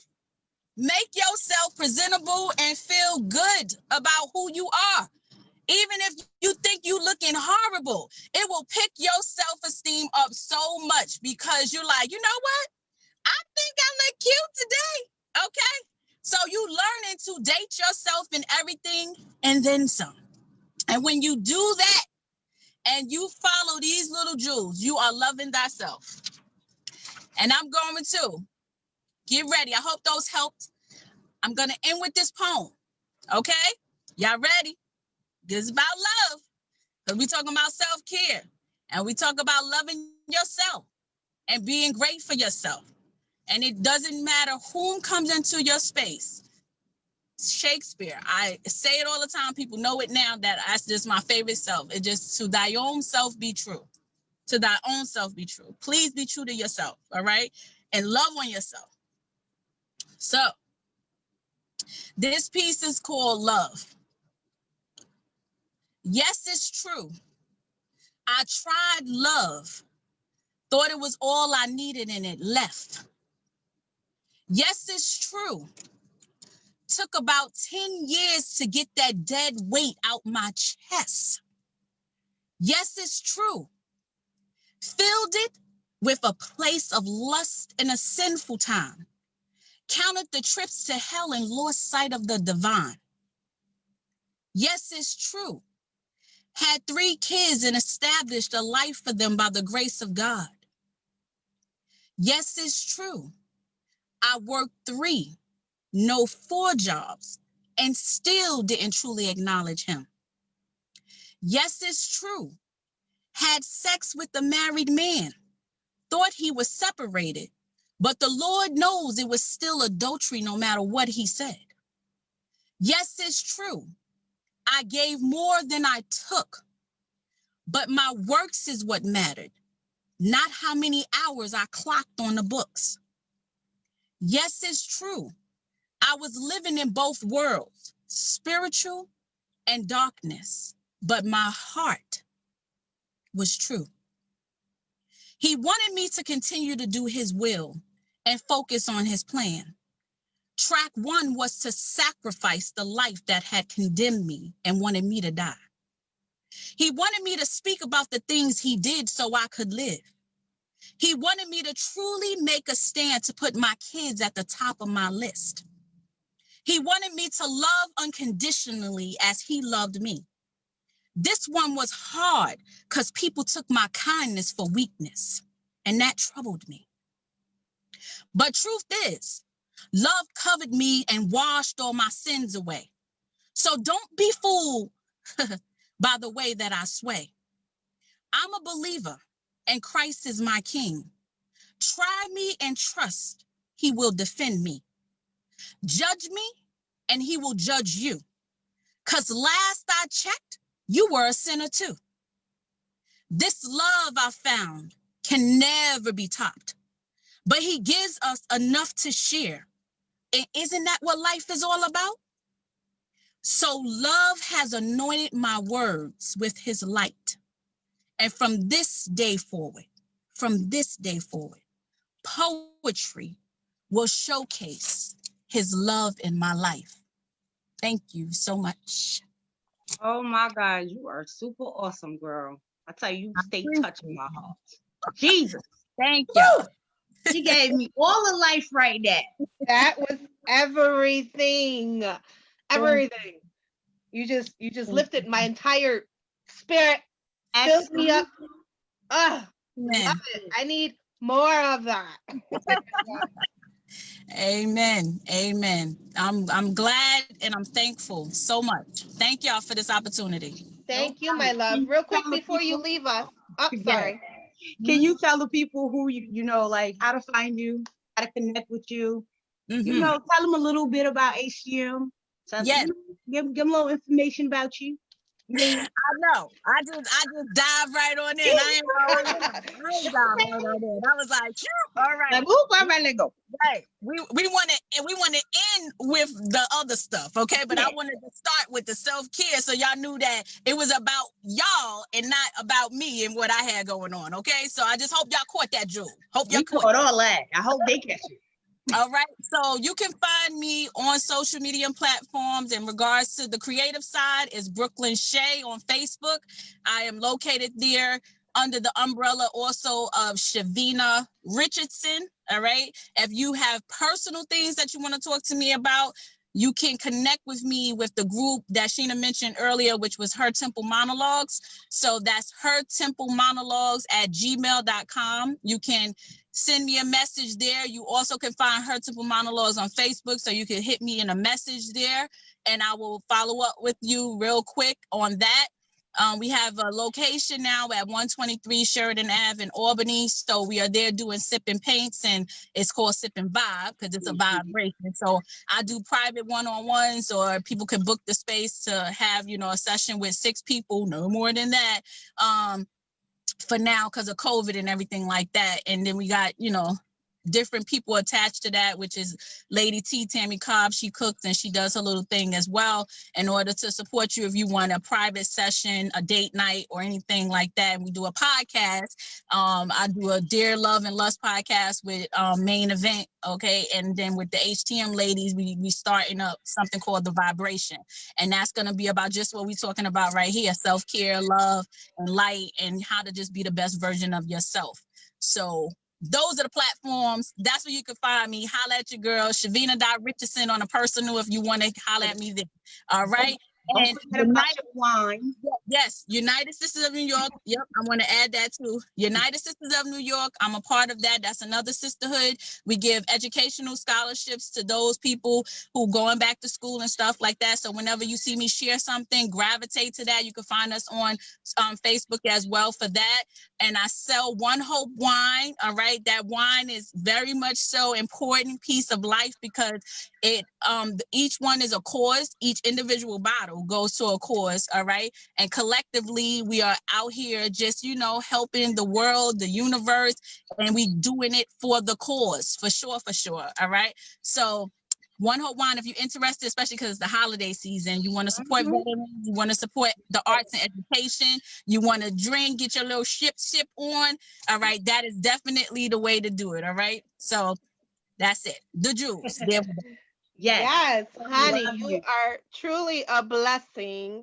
Thank And you. thank Likewise. you so much for joining us. It was an honor to have you, and continue spreading all your love and light and blessings to everyone. You are affecting so many and you're touching so many lives. It's Thank you. beautiful.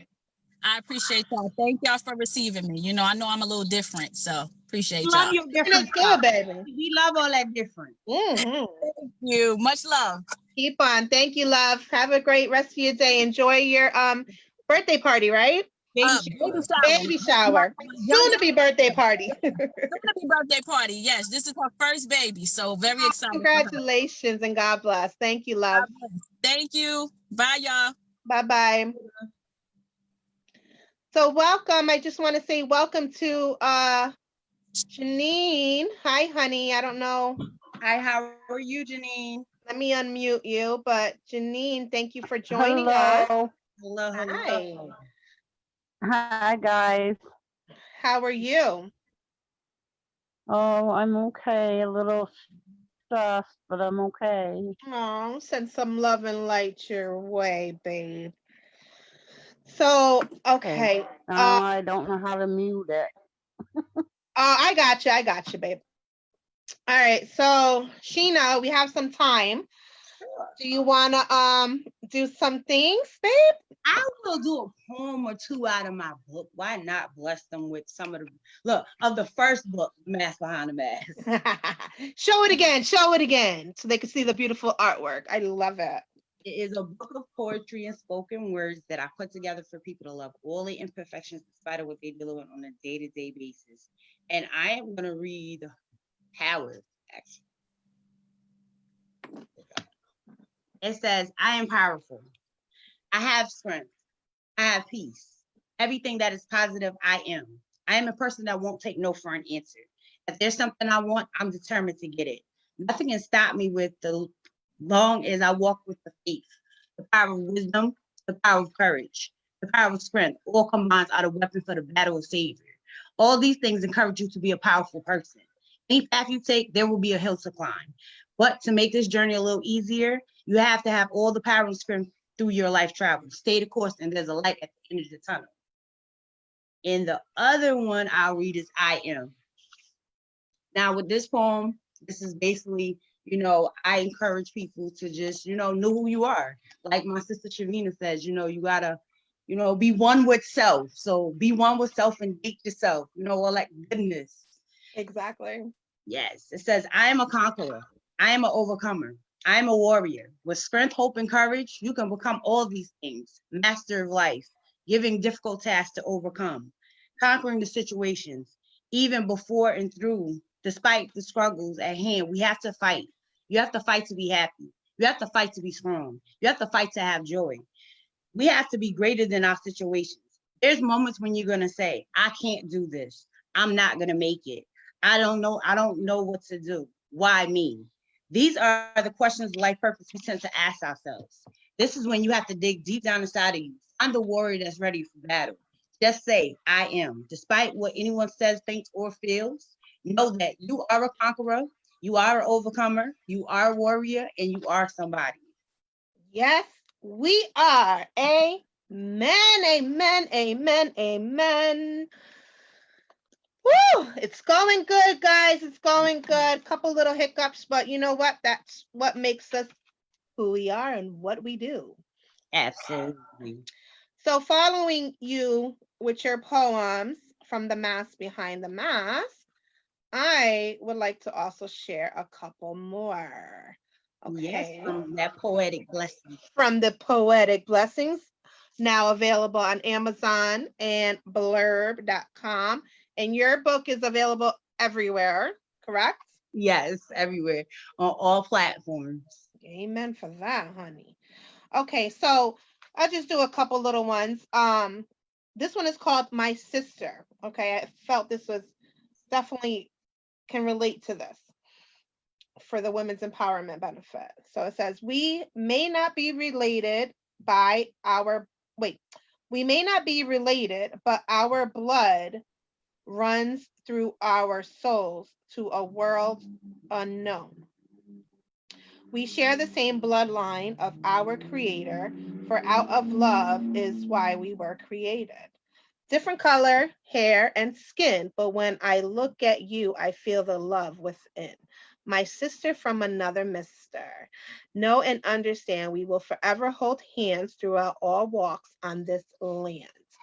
Because at the end of the day, we all are related. We are all brothers and sisters, and we are all God's children. Okay. Let's see. What's another one I like? I like them all, so it's always hard to pick.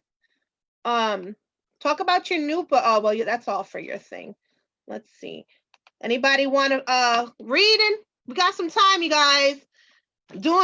Let's do some readings. I can't hear you.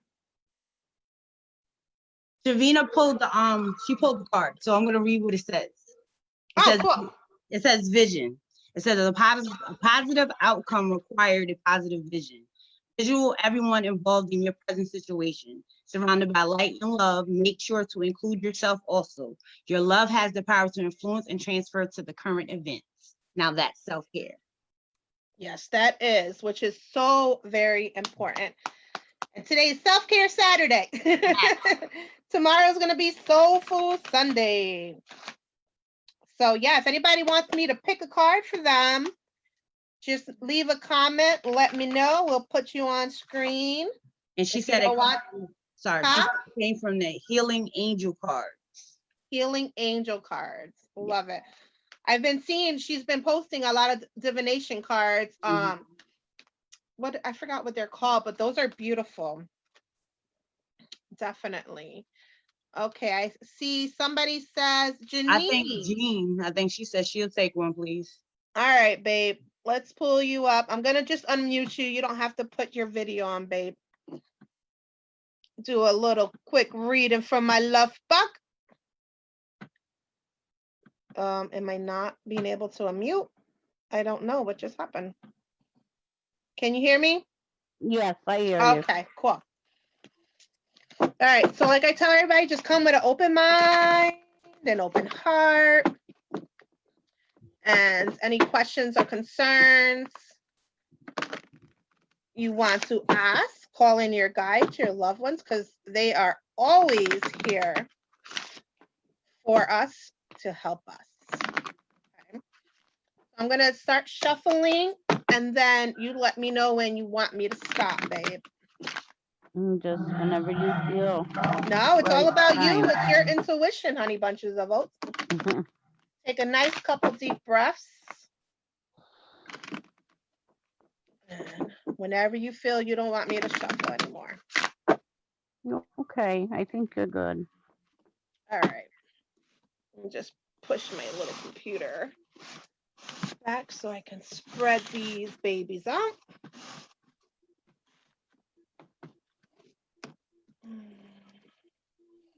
All right, so same thing. Take a nice deep breath. I'm going to lead it with you, because what I like to do is I like to help people connect to their intuition. So Right. take a nice couple deep breaths and think of a number, and the first one that pops. How many cards you want to pick? I picked 8, but you don't have to do that many. Well, take a nice couple deep breaths. Just try to relax and ground yourself. And the first one that comes to your mind. Would do 4. Okay.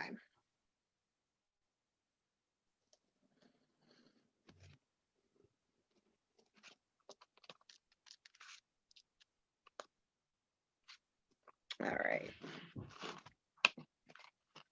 Let's see what we got here, honey.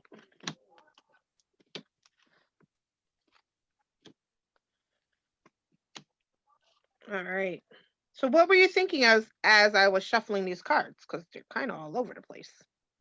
My mother. Okay. Well, that didn't come into here. I'm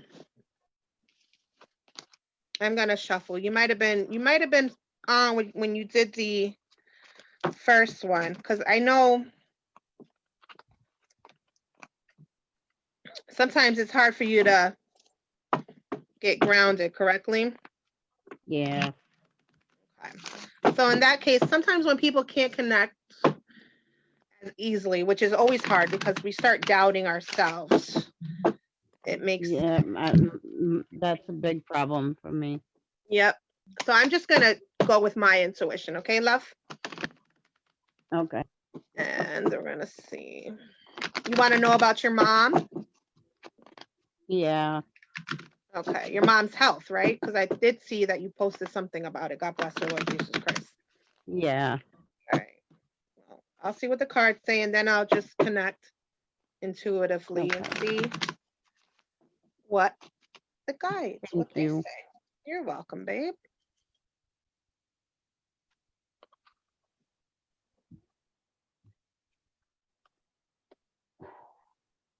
Wish I had headphones. My phone don't turn up very loud, and No, it's okay. We can hear you fine. Oh, can you hear us okay? yeah, I have to just put it close to my ear. My son has music playing, and can you hear that? No. Okay. All right. Hmm. Well, sometimes we can ask the questions and they're going to give us what we need to hear regardless. Okay. Exactly. So they're like, oh, we're not going to talk about your mom right now. I'm still going to ask once I'm done with these though. Okay. All right. So first, because this is the second time this card popped up, it did pop up the first time. Okay. They want Okay. you to remember to trust, trust your intuition. Okay. Okay. Trust your intuition. All right. And listen to Mhm. it. All right. So you got to learn to get better with that. Yeah. There is a decision that needs to be made. Does that make sense? Yep. Okay. And there is a new addition. So with the new A new addition, what? a new Oh. addition, Okay. with the new addition, it could be easily, a baby, someone, could be pregnant. It could be a new job. It could be a new home. It could be a new venture. I'm going to go in and ask more, but there's definitely a transformation that's going to be happening with Okay. this new addition. Okay. And I feel like it's related to this decision that needs to be made. Does that make sense? Yeah, that does make sense. Okay. All right. And then you got the past life card. Okay. So there could be issues. What I feel with that is that with you, you have issues from your past life that you seem to have brought forward into this life. Okay. That you need to disconnect because I feel like it's hindering you. And I put it with your wisdom, your inner wisdom. I feel like it's stopping you from connecting the way that you need to, with, and especially with the doubt that you have with them. Okay. Right. Let's see. I'm gonna ask.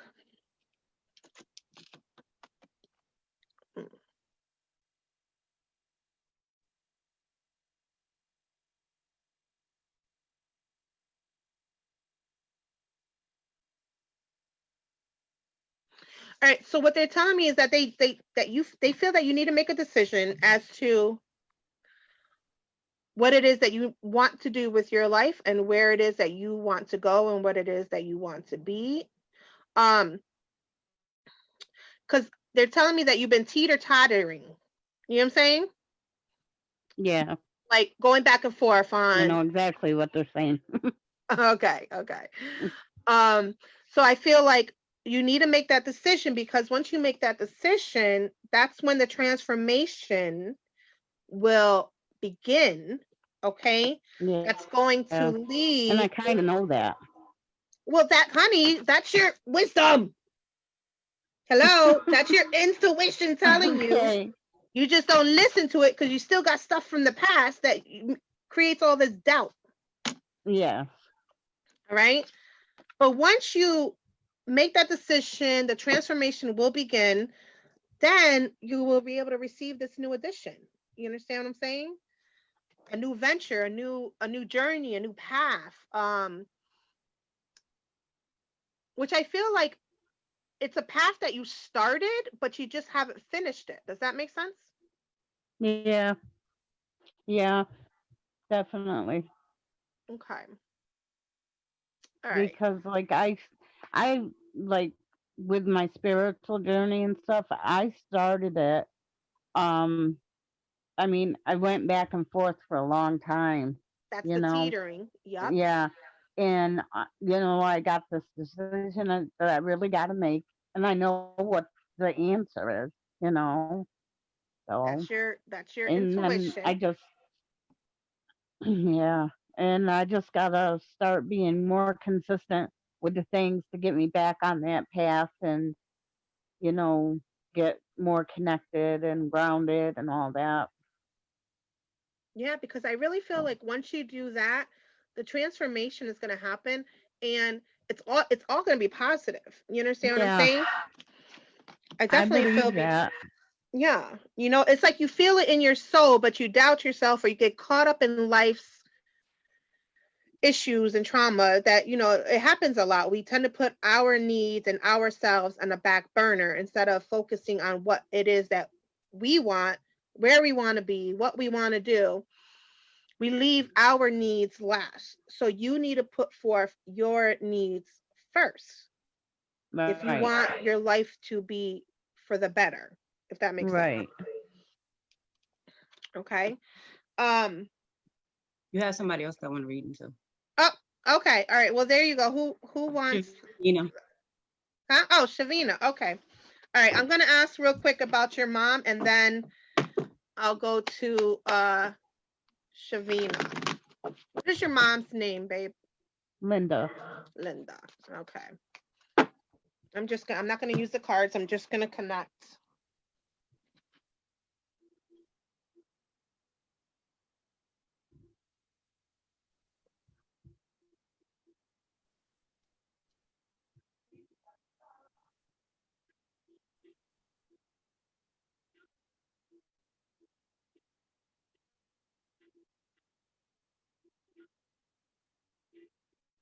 Okay. Now, who's the diabetic?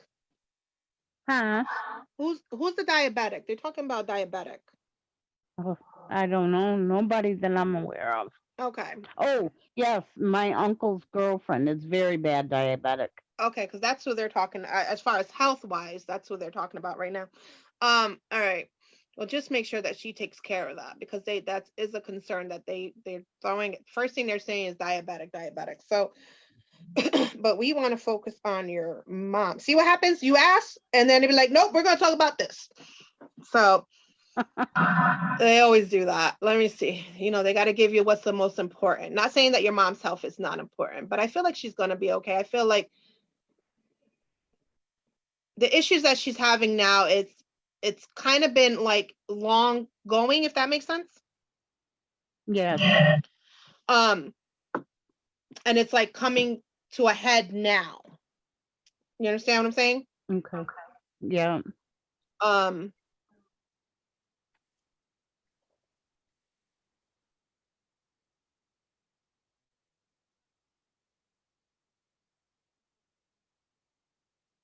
and you sure your mom's not diabetic as well? Well, they've been running all kinds of tests, and the doctors won't be back till Monday to, to Okay. check in on her. So I don't know. They may find out that she is. Okay, because you can always be high or you can be low. You can have low blood sugar. You know what I'm saying? Um,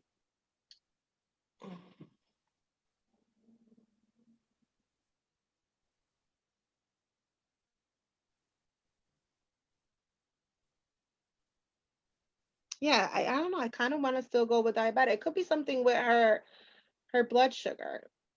Well, I asked them about that. Um, yeah, she's not. She's not. She can't communicate with us, so Okay.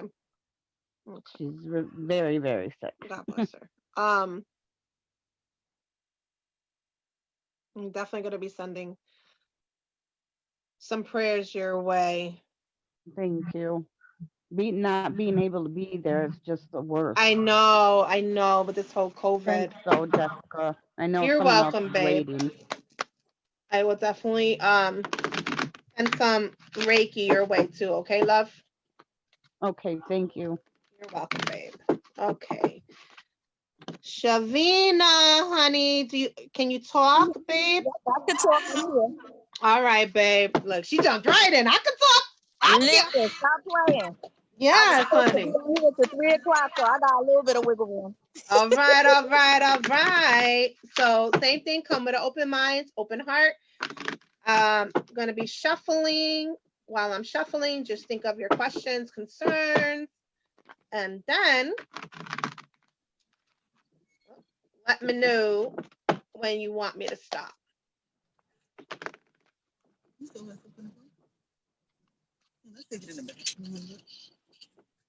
I'm good. You can stop. Okay. Now, same thing with you, just because I like to help people connect and use their intuition, which I feel like you are very good at that. Take a couple deep breaths and let me know what number comes to you as far as how many cards to pull.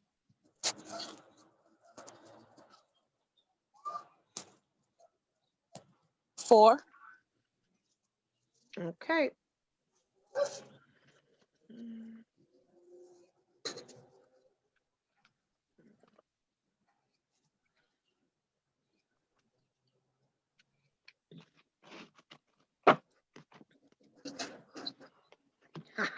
There's your celebration. Boom, baby shower in the building. Okay.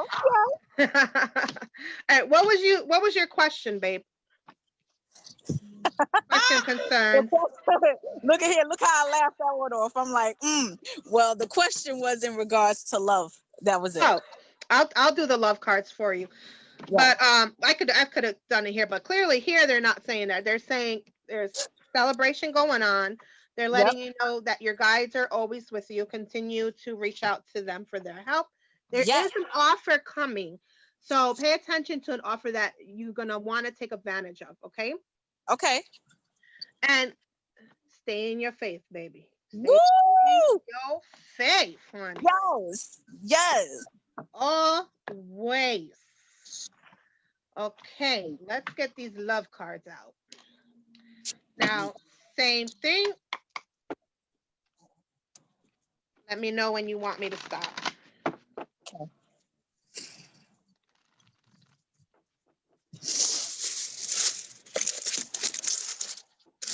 You can stop.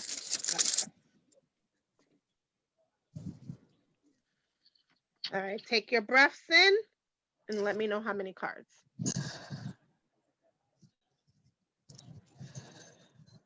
Two.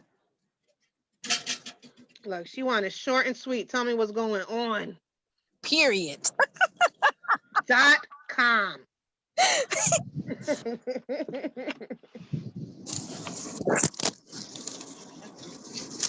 Okay. So right here you got untouchable. Okay. And you got dreams come true. Oh, shit. Okay. So with that, I feel that either what's going on here is that either someone feels that you're untouchable, as far as like you may be too good for them, that they don't think they would have a chance with you. You understand what I'm saying? Like you intimidate them. So yeah. So just keep an eye out for that person that is in the background admiring you from a distance, but shy to approach you. Wow. Okay. Okay. So keep an eye out for somebody like that, because that may be the person to make all your dreams come true. Wow. Okay.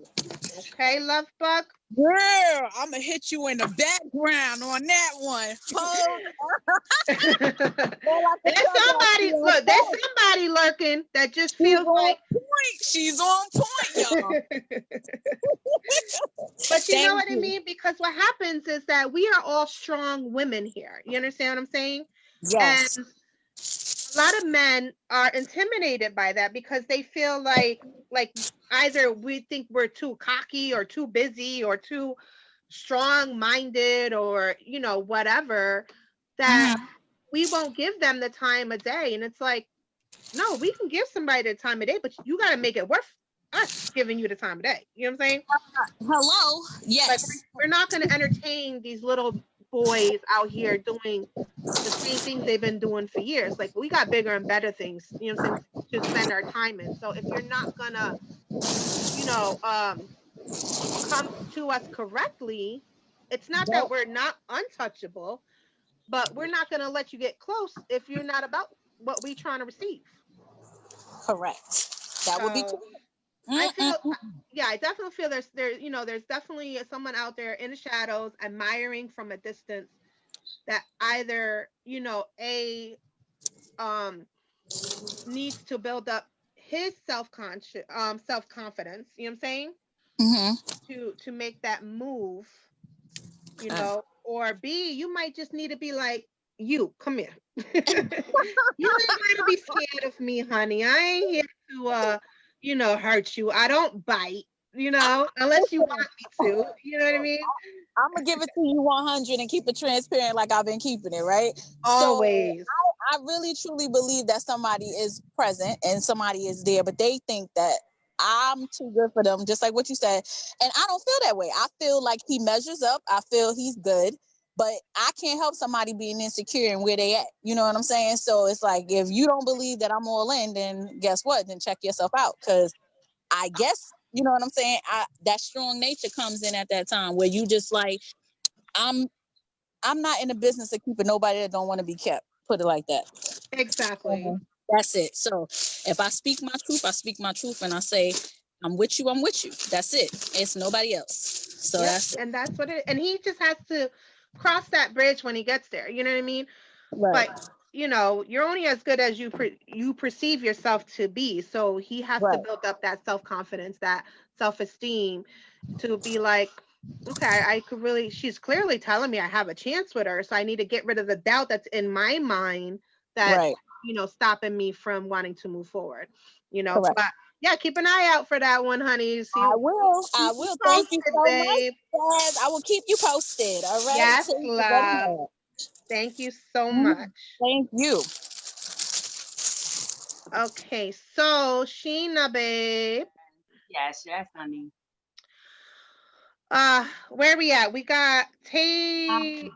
So yeah, she comes on at 2:45. She's not in here yet though. Okay. Let me see. I know she said because she's where's she at again? She is it Ohio? That's what it is. Yep. So she's like what, an hour behind us or something like that? I'm not sure. I get confused with these whole I'm not sure because when it's coming from because just like with Arizona, I think Arizona's 3 hours before us. Diane's from Arizona, so it just, I think is Ohio? I don't know, maybe not. I don't know. I'm not too good with these geographics. So until I know, because I was just texting her, so she should be ready soon. What else we got going on? Let's see what's after her. After that is Fatima. Okay, we got Fatima after her. And then we got Miss Leslie. Go ahead. Leslie. And then we have Sheena G. Yep. Gibson. Look, Sheena number 2. Then it's voila, the beautiful me after that. And then it's ending for today and hoping for more excitement tomorrow. Yes, honey. Yes, yes, yes. As always, we are honored that y'all are here and blessed that y'all are here, watching, tuning in now, later, recording, whichever, all the above. Sharing, because that's important. And don't Absolutely. forget, everybody that has registered will receive a copy of the entire event. For And you that's guys. exciting. You get to I said that's exciting because you get to watch it whenever you want to. Like you can go back and go watch it months later if you need it. Yep. And you can share it with your family and friends because like all these ladies that are coming together, they have powerful statements and presentations and performances that need to be seen and heard. Absolutely. That's why we put it together so they can see all this good empowerment and all this love and light. Like Yes, it's honey. necessary. Because all this going on, you need a lot of love and light right now. Oh, I'm telling you, I'm feeling so good between Heidi's, here she is, The Heidi's drums, grounding and drumming, and Shavina and listen, Diana's that was a whole information. everything right there. It's like I'm feeling power. I'm ready to take on the world. Hi. Let me get her. Hi. Let me unmute her. Hi, honey. Welcome, welcome. What's up? Welcome, beautiful. How are you today? It's a party. Listen, today has been great. Yes. Are you ready? I am ready. Well, kind of. Because this Kind of. Listen, we're going to take the kind of, the ready, the all the above. I only say kind of because this is streaming on Facebook, right? It is, baby. All right. So, Live. where do I go? Because I want to make sure that I share this. Rundown page. Yep. Or you can go to one of our pages and share it. But it's on the page and it'll come up and you can just share it right from there. Live talk show. Let's get it. That's beautiful. Let's do it. How are you ladies today? How's everything been going? Awesome. We taking all this inspiration in. Yes, it's been amazing so far. And I'm just so happy that you are able to join us along with the other ladies to bask in these blessings that you guys are providing for all of us. Absolutely. Look, thank you for involving me. I'll personally thank both of y'all because I wouldn't be here without Sheena, and clearly wouldn't be here if you didn't have what you have going on. So thank you both. It's the unity. We unite. That's the whole purpose of this, is to bring Absolutely. everyone together from all walks of life. Like I met Sheena, she's introduced me to so many people, thank God. You know what I mean? She's my plug, y'all. She's my plug. Stop it. I need a whole 10 outlet for her so I can plug in all everywhere. Mm-hmm.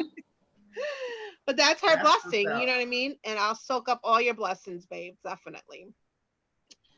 Awesome. So we're going to leave it for you, my love. We're going to introduce yourself, tell everybody what you do and what you're going to be speaking on. And hold on, because I got Janine's, her camera's on for some reason. I don't know why. She probably don't know, but we're going to just,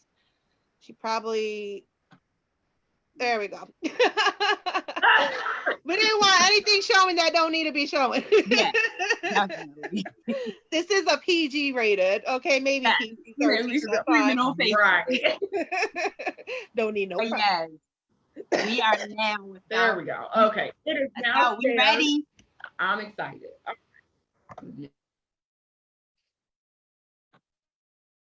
Sometimes these computers and whatnot. All right. So, hello everybody. Look, it's been a pretty interesting day. We'll put it that way. But clearly I have a smile on my face. I am so ready for this. I've been waiting for this since we actually put this up So I'm super excited. Once again, thank you, Sheena. Thank you, Jessica, for allowing me to come here and share, what I do and, basically all of that. So I'm excited. So my name is Tay.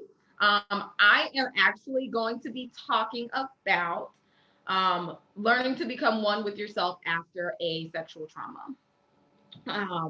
And let's talk a little bit about my background first, so that you're not looking at me like, how are you even able to talk about this? How are you even able to help people, with something like this? So, when I was 5, I was molested, and it really did change my life. Like, it changed all of the things that you could even think of. So I have 3 younger sisters. I wanted to make sure that they were safe and that this same thing wasn't happening to them. I wanted to make sure that I was healing, even though, it really was just a personal thing. And I also wanted to make sure that, um, as I was getting older, that I didn't continue to have, the the hardship of being a victim. All right. Um, and in all honesty, that took a little bit. Like, this happened for me, and for some people, it happens differently for everybody. So for me, it went on for 2 years. It wasn't 2 years consistently, but it was 2 years where this thing was happening to me. And eventually, I did tell someone. There's always a point in which somebody says, okay, this is enough. I have to tell somebody. And for me, it was my younger sister. So I'm the oldest of 4. And I told my sister underneath me. When I told her, I said, hey, don't tell mom. Don't tell anybody. She's like, okay. And then she went and told my mom. But we were young. I mean, I was like 7 or 8. She was like 6 or 7. And it was one of those times, it was a really difficult time. Like, having to go through the situation all over again with my mom, letting her know what happened, so that she understood like what was going on and where I was coming from. So it was a very interesting time. And just like most people afterwards, they go to counseling. There may be an investigation, something of that nature. In my situation, I did go to counseling. And for many years after the counseling, I realized that it really didn't do anything for me. Like, I was still having the same mindset, the same symptoms as a victim would have. So one particular time, I remember being in a classroom full of men. And it was actually just all the guys that I had been going to school with and my male teacher. And they closed the door, and I was the only chick in there, and I freaked out. And I was like 14 at the time, and realized at that point that I was not over this. Like, this clearly was not something that I was over. So after that, I realized, hey, I want to actually help people who've been through my situation, because let's face it, we've gone through counseling, we've talked to therapists, we've done all these things for our mental health. And at the end of the day, what did that solve? Like, for me, it solved nothing. All right. At least that's where my brain was. It didn't solve anything. I'm still having these issues. I'm still having these symptoms. I shouldn't still be afraid. And that's where I was. So when I was in high school, I was like, well, I really want to write a book about my experience. And of course, that never happened. Now we fast forward, because now I'm 34. I have been living with this all of my life. And within the past 5 years, has it been 5 years? Yeah, in the past 5 years, I've been able to help my clients with their trauma, basically becoming one with themselves. And understanding that their trauma does not have to define them, that they don't have to stay a victim any longer. And that was really big for me because as I went to college, you know, as you become an adult, like things in your life start to change. You start meeting new people, you start getting into relationships. And people don't realize how much that can truly affect the relationship that you're in, that it can affect the people around you. Like people they just never see that. They don't understand how it affects their kids. They don't understand how it affects their families. So one of the things that I had decided to do, I was like, you know, I really do want to go balls to the walls with this. Like I really want to help people who have been through trauma, whether it be physical, emotional, mental, sexual, and be able to help them say, hey, this happened to me. Now, how can I move forward? And that was really hard for me to kind of like get a grasp on because it was like, okay, where are you at in your healing journey, right? Bless you, Kitty. Look, I don't know if you guys can hear that. My cat over here sneezing. Probably all the pepper in the air. So I wanted to really like help people at that level. I wanted people to, she is legit like having a time over there. Are you okay? Okay. So I really wanted to figure out a place where I could help people. And I started doing all of these different things for myself. So I've gone through chakra healing. I've done it myself. I've had tune-ups as well from Reiki masters who have been able to really just understand like where my blocks really are. And for me, one of the things that I realized is that the one chakra that was completely like kind of just like, yeah, no, blocked, we have things to do, we have work that needs to be done, was my sacral chakra. Your sacral chakra is the second chakra up. So you have the tailbone, then you have right below your belly button, which is the sacral chakra.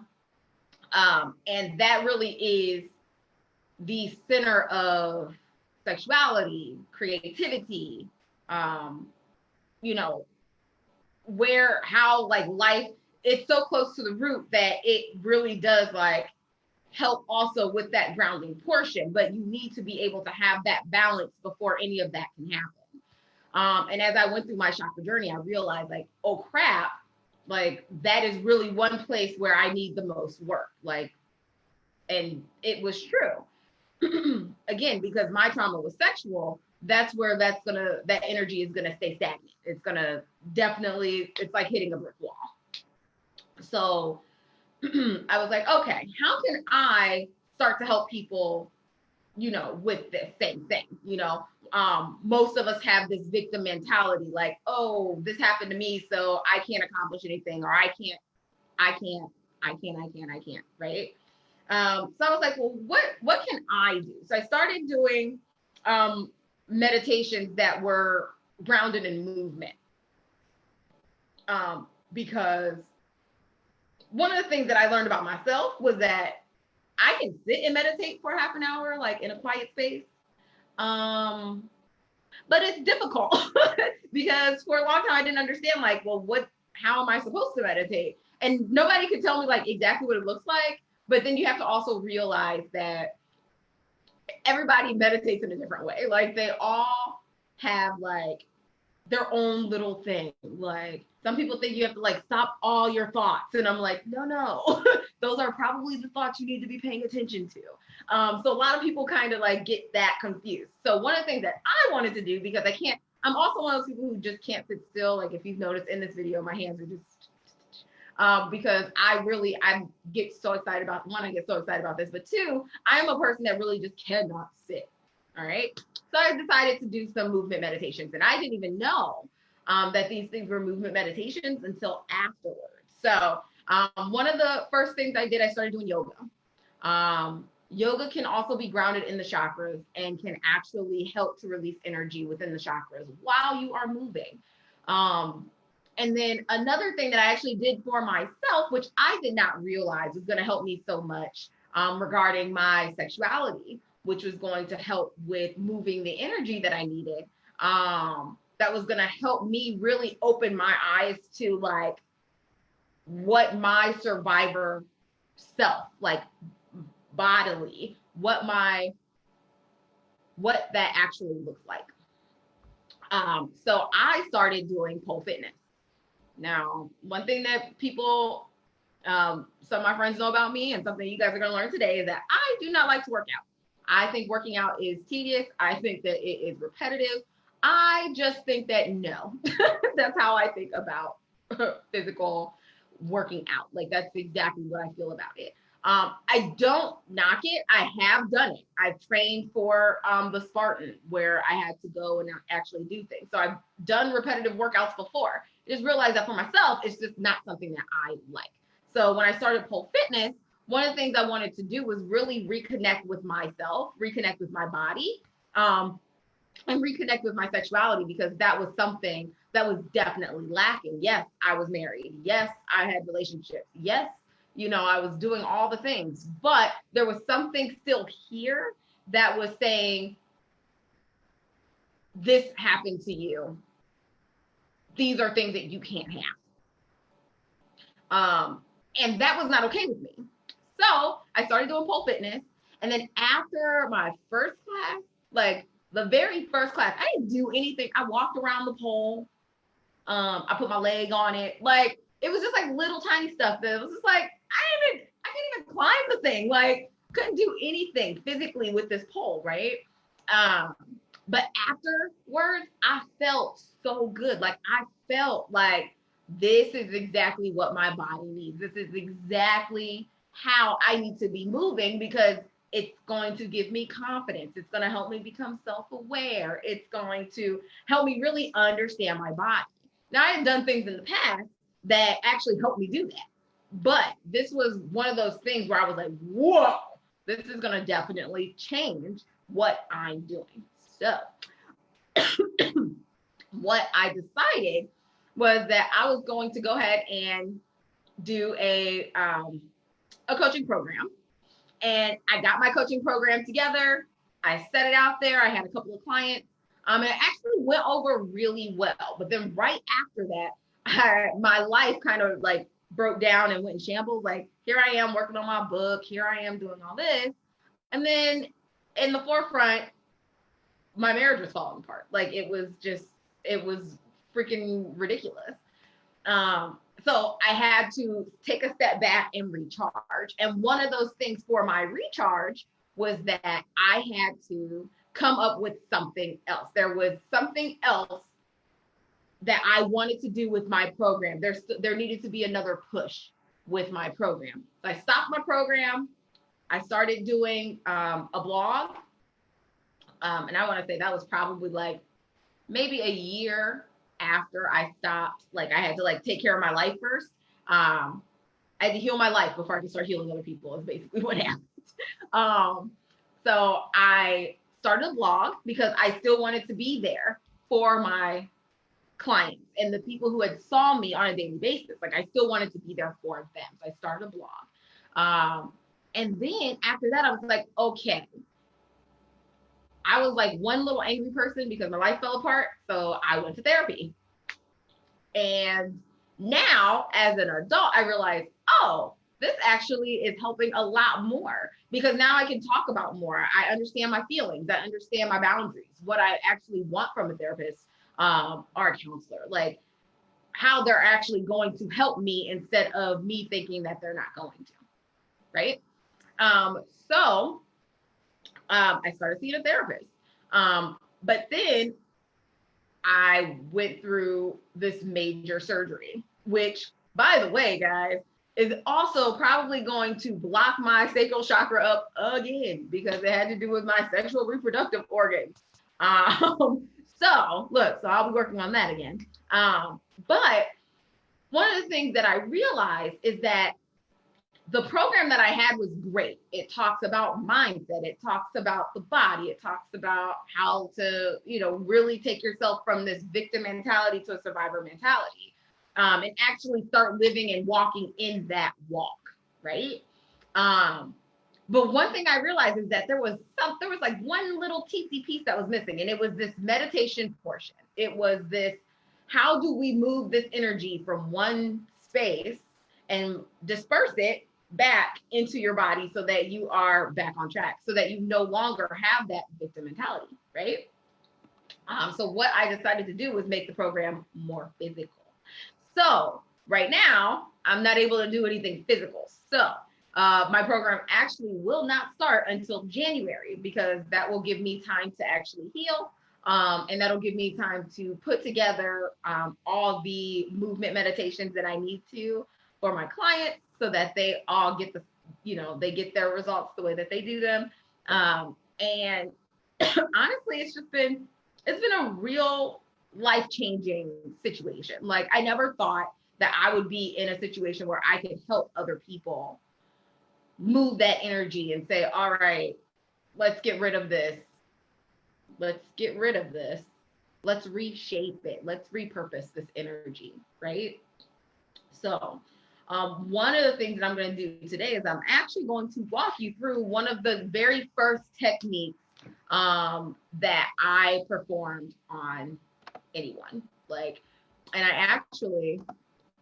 I'm looking on my computer right now, because I actually just came across one of the testimonials that I had from one of my clients.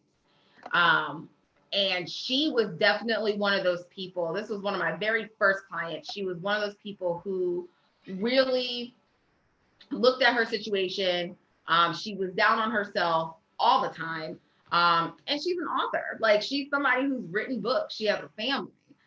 Things weren't going great in her life either, but she definitely knew that she needed the help, that she needed what I was giving. And if this, look, as I'm talking, I'm like waiting for this to come up. If it doesn't come up right now, I'm sure it'll come up in a minute. And then what I'll do is I'll go ahead and read you the testimonial. But this was one of the first things that I had done with her. And I really thought that this was such a great thing like a great tool. And I'll give you a little bit of background about the tool that I'm going to share with you. So when me and my husband first started talking, like, we were together for a few years before we got married. And I want to say around year 2 or so, I had started having issues with like my mindset, like where I was, how I was supposed to show up, things like that. And one day my husband, I was at his house. I was at his mom's house with him, and we were upstairs, and he goes and he tells me to come here, because we're having a serious conversation. He's like, come here. I'm like, all right. And he's like, we're going to stand in front of this mirror. And he said, I want you to tell me 10 things that you love about yourself. And I was like, okay. And I was like, and of course now I'm asking questions, because if anybody knows me, I ask all the questions. So I'm like, is this physical? Is this mental? Like, what are these good things? Like, these nice things about myself? Like, what do they relate to? And he was like, anything. He said, you can, I did tell you that, never mind. Look, reading the comments at the same time while doing this, we can't do that. So he was like, look in the mirror and tell me 10 good things about yourself, like 10 things that you like about yourself. And I could only think of 3. I could think of 3 things that I loved about myself, that I legit loved about myself, right? And I think they were like definitely on like the par of like, they were surface level shit. Like, I like my personality. I liked my body, because I was like little, like I had a little frame, right? And then like there was some other random thing, like probably like I like my hair or something like that. Like it was real like superficial shit. And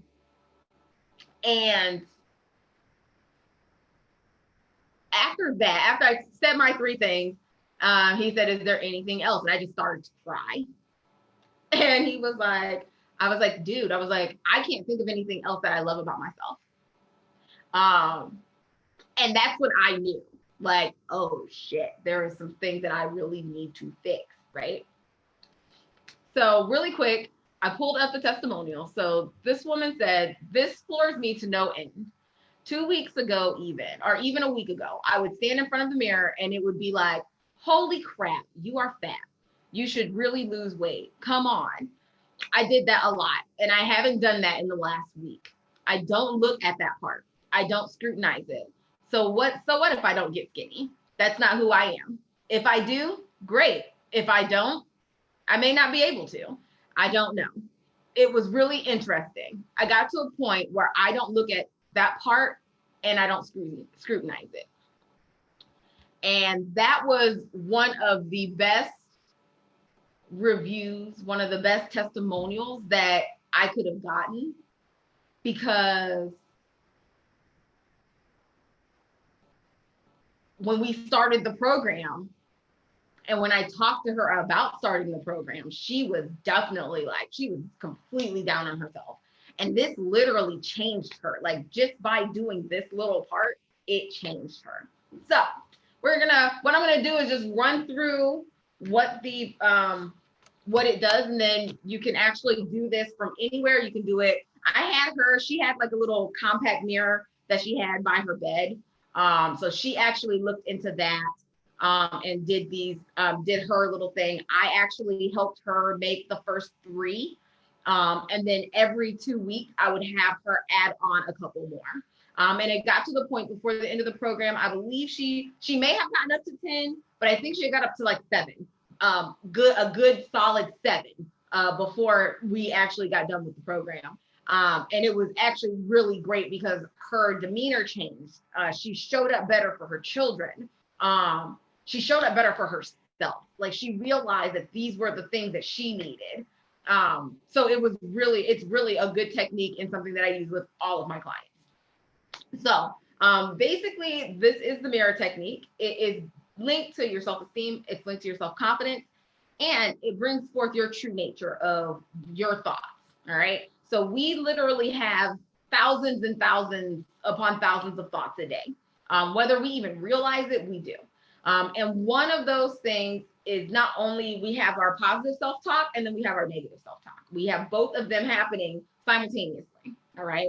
So for every, oh, I'm the greatest, there's always that one like, no, you're not. Right. So what the mirror technique actually does, it actually helps to kind of reveal where you are and bring about your self-awareness. And then what you do is you allow these new things, not new, we'll say new, these new things that you think about yourself, you actually allow them to be the forefront of that conversation, right? So what you're gonna do is you're gonna stand in the mirror and you're going to think of 3 things that you love about yourself, all right? And I'm gonna tell you, like, look, like my ex-husband told me, right? It doesn't matter what they are. You just need to know that you love yourself for this thing. All right. So for me, I'm gonna go ahead and do the technique now. So for my top 3 things, I would say that I love my personality, I love my outgoing spirit, and I love the people that I surround myself with. Now, these are just the 3 things, right? Just 3. Easy peasy. Now, if you can't make them up, like if you're like, I don't know 3 things I like about myself, holy crap, again, they can be superficial. Like, I like the way my glasses look on my face. I like the way I look in this sweater, right? And then what you're going to do is you're going to write these things down, and you can take them, put them on a Post-it note, or you can put it on like a little sticky or something like that and hang it up in your bathroom by your mirror. So every morning, what you're going to do is you're going to wake up, you're going to go brush your teeth, you're going to do all this stuff. And then you're going to look at this note and you're going to look yourself in the eye, because now you're talking to the most inner part of yourself. All right. You're going to look yourself in the eye and you're going to read these things that you love about yourself. I love my personality, right? And what you're going to do is you're actually going to repeat these things in the mirror 5 times, all 3 of them. You're going to repeat it to yourself 5 times.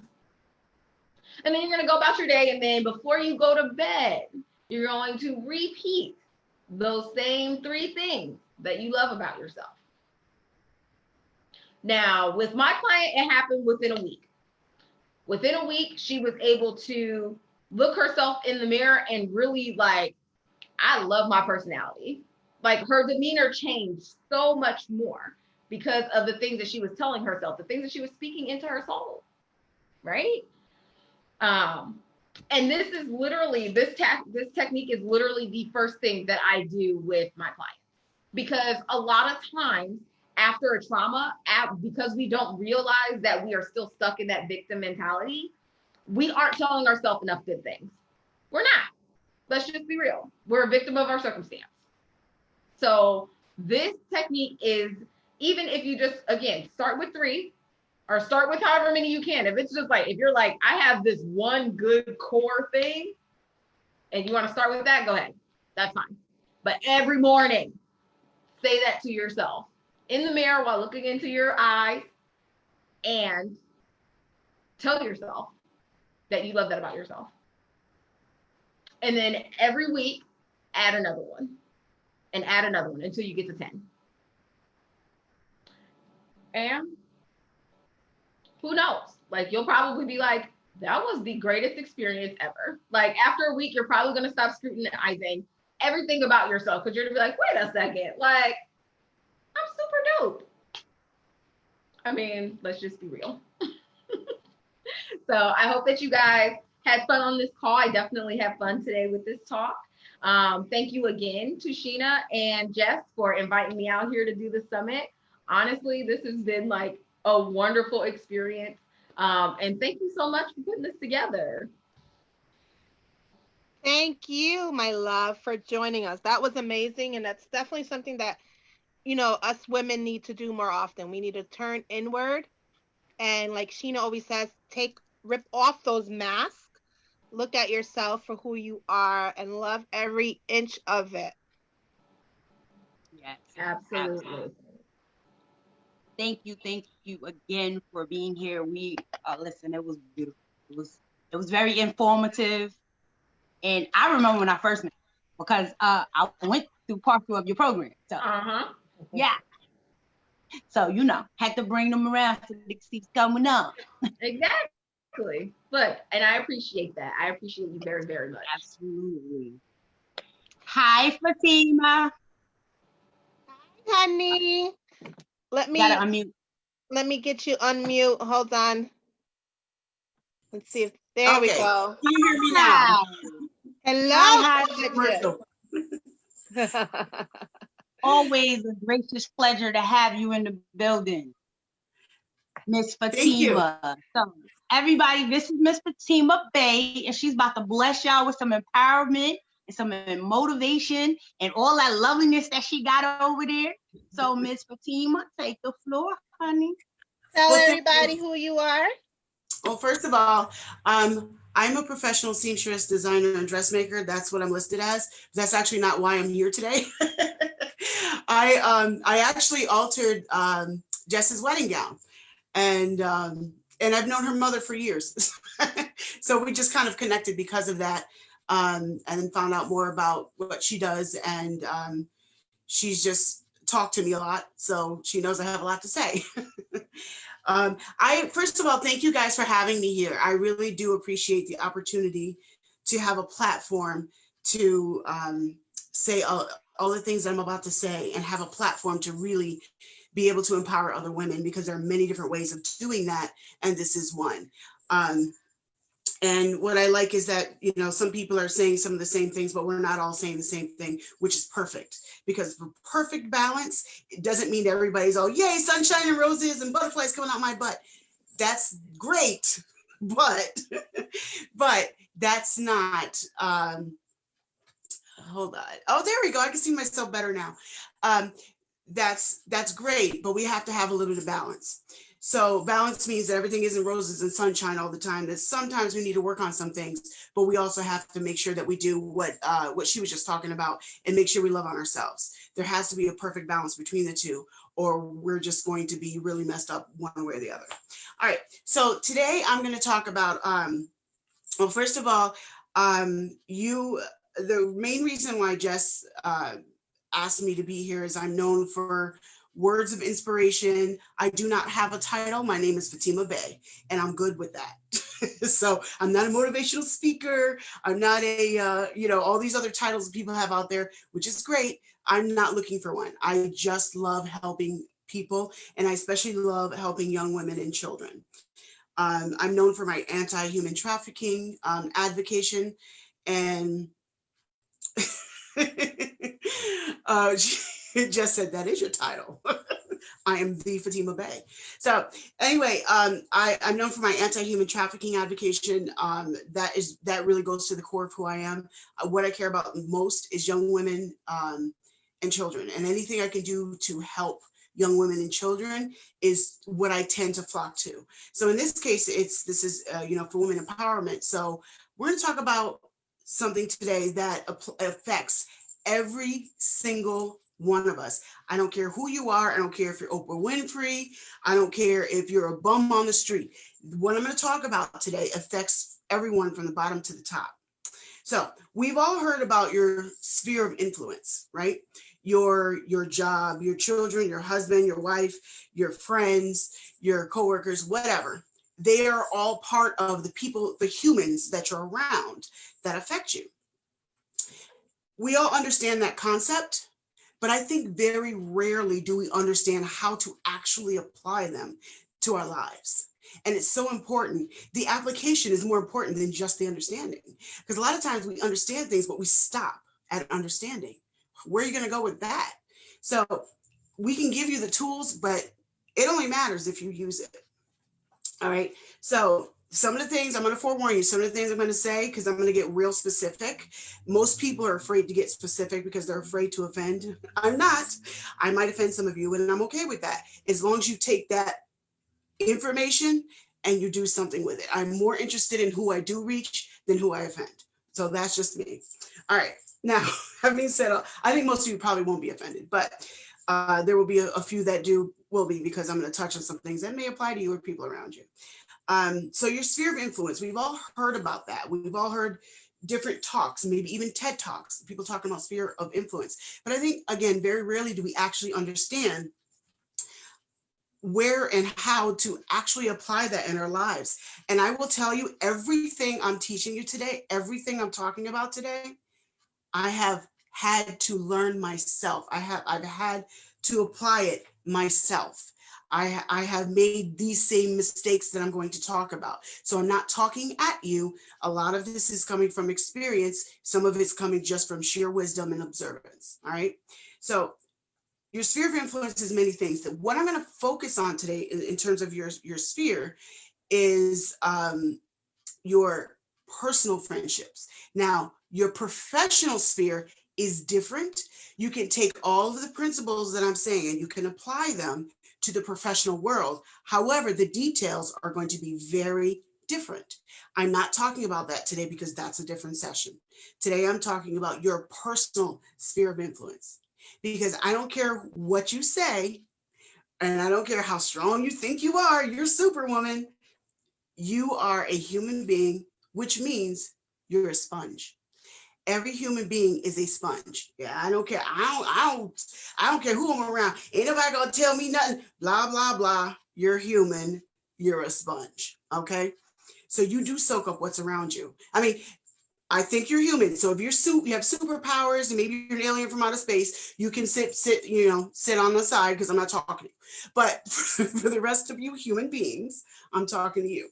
So your personal sphere of influence is the most critical thing that your personal sphere of influence is one of the most critical things that a lot of people understand the concept of, but very rarely are applying in their own lives or are afraid to face. Okay, who you are around and who you have around you and who you allow to influence these brain cells and your thought process is crucial. It's everything, because it determines not only how you're going now, but it actually determines where you're going, because anything that affects your brain is determining where you're going as a part of the process of determining where you're going.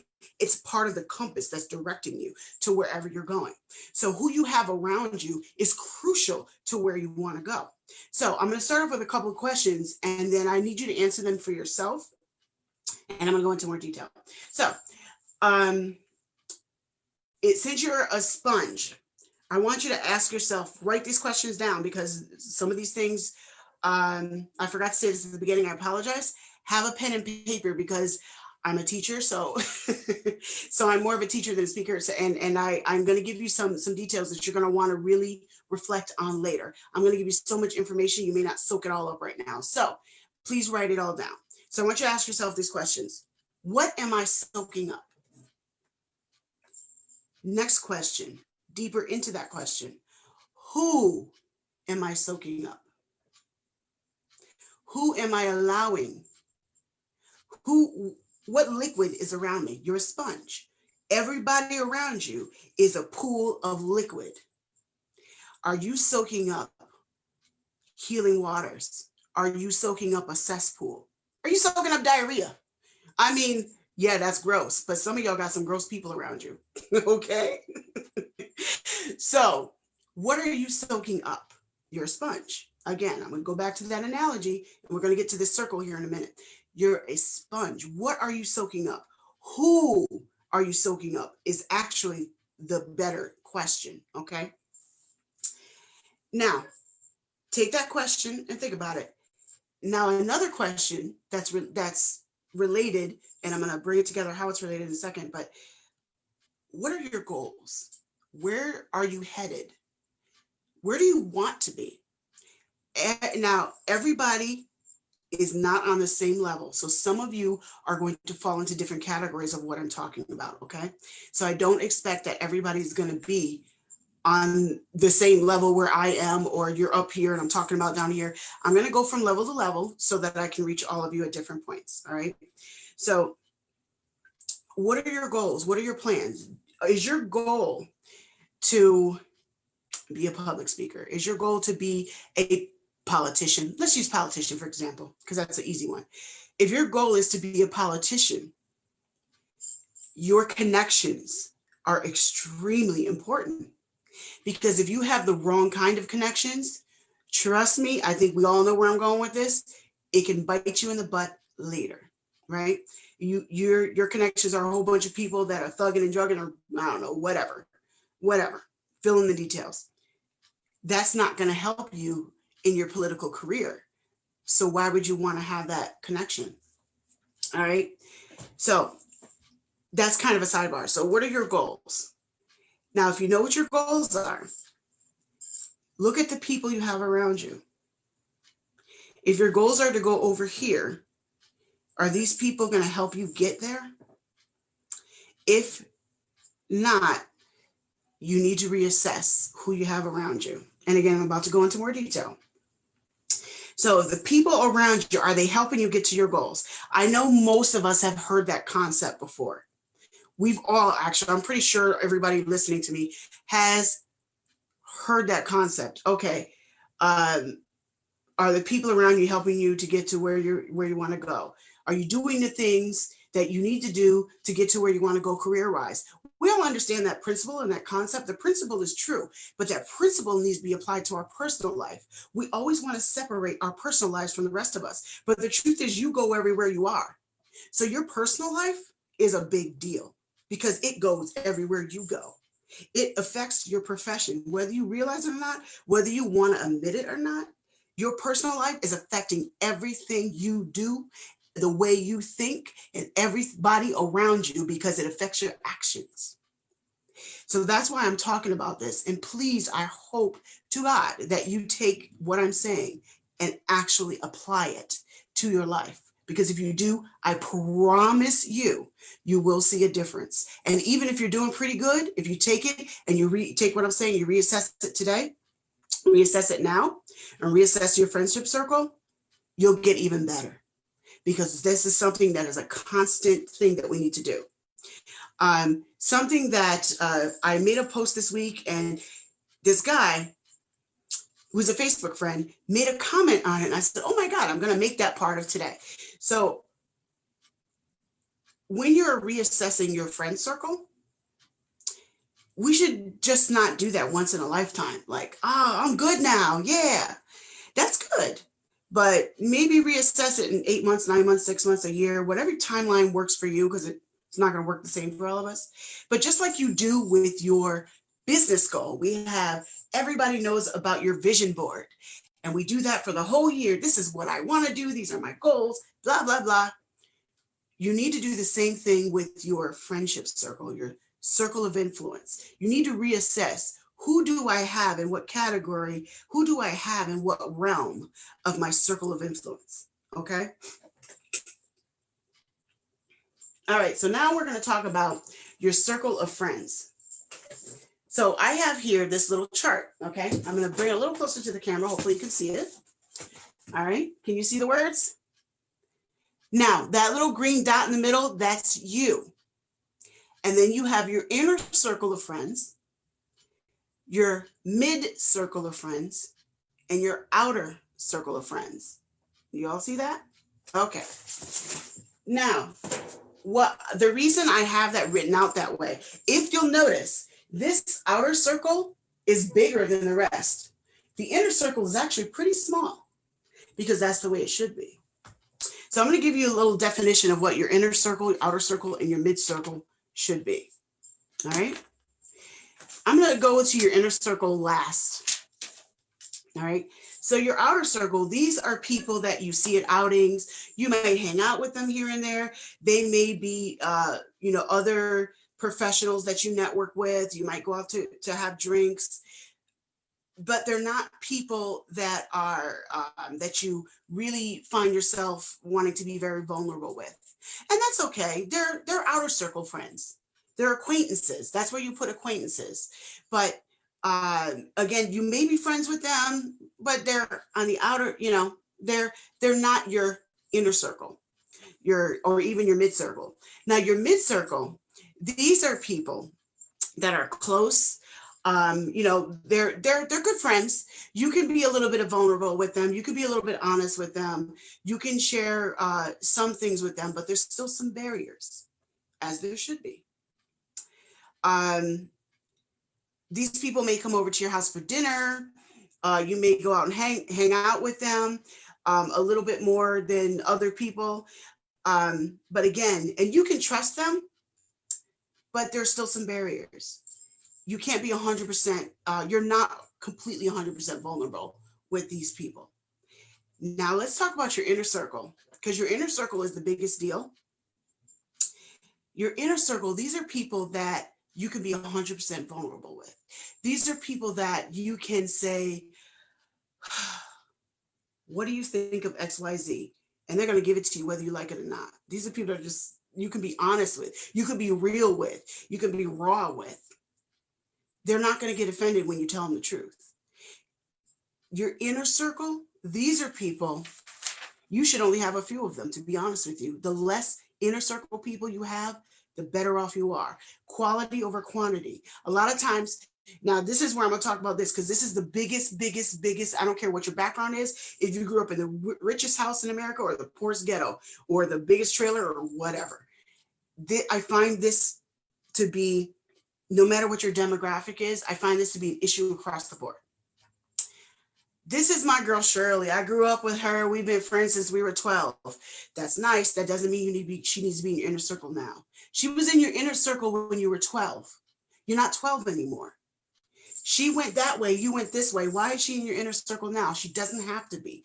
Part of the fallacy that we're taught, and this is a cultural thing as Americans, generally speaking, of course, but part of what we're taught is once we're friends, we always need to be friends. That is not always true. In fact, most of the time it's not. There are different kinds of friends. There are friends who are just in your life for a season. And then there are friends who are in your life for a lifetime, but those are actually very, very, very few. And there are friends who are, again, just here for a season. And sometimes that season might be 5 years or it might be 5 months. The details can vary per person depending on what depending on what you need. But sometimes you guys meet up and you're at the same level. You begin to grow and grow and grow, but she's growing this way. You're both still growing and she's growing that way. And what's happening? You're growing apart and you're growing apart and you're growing apart.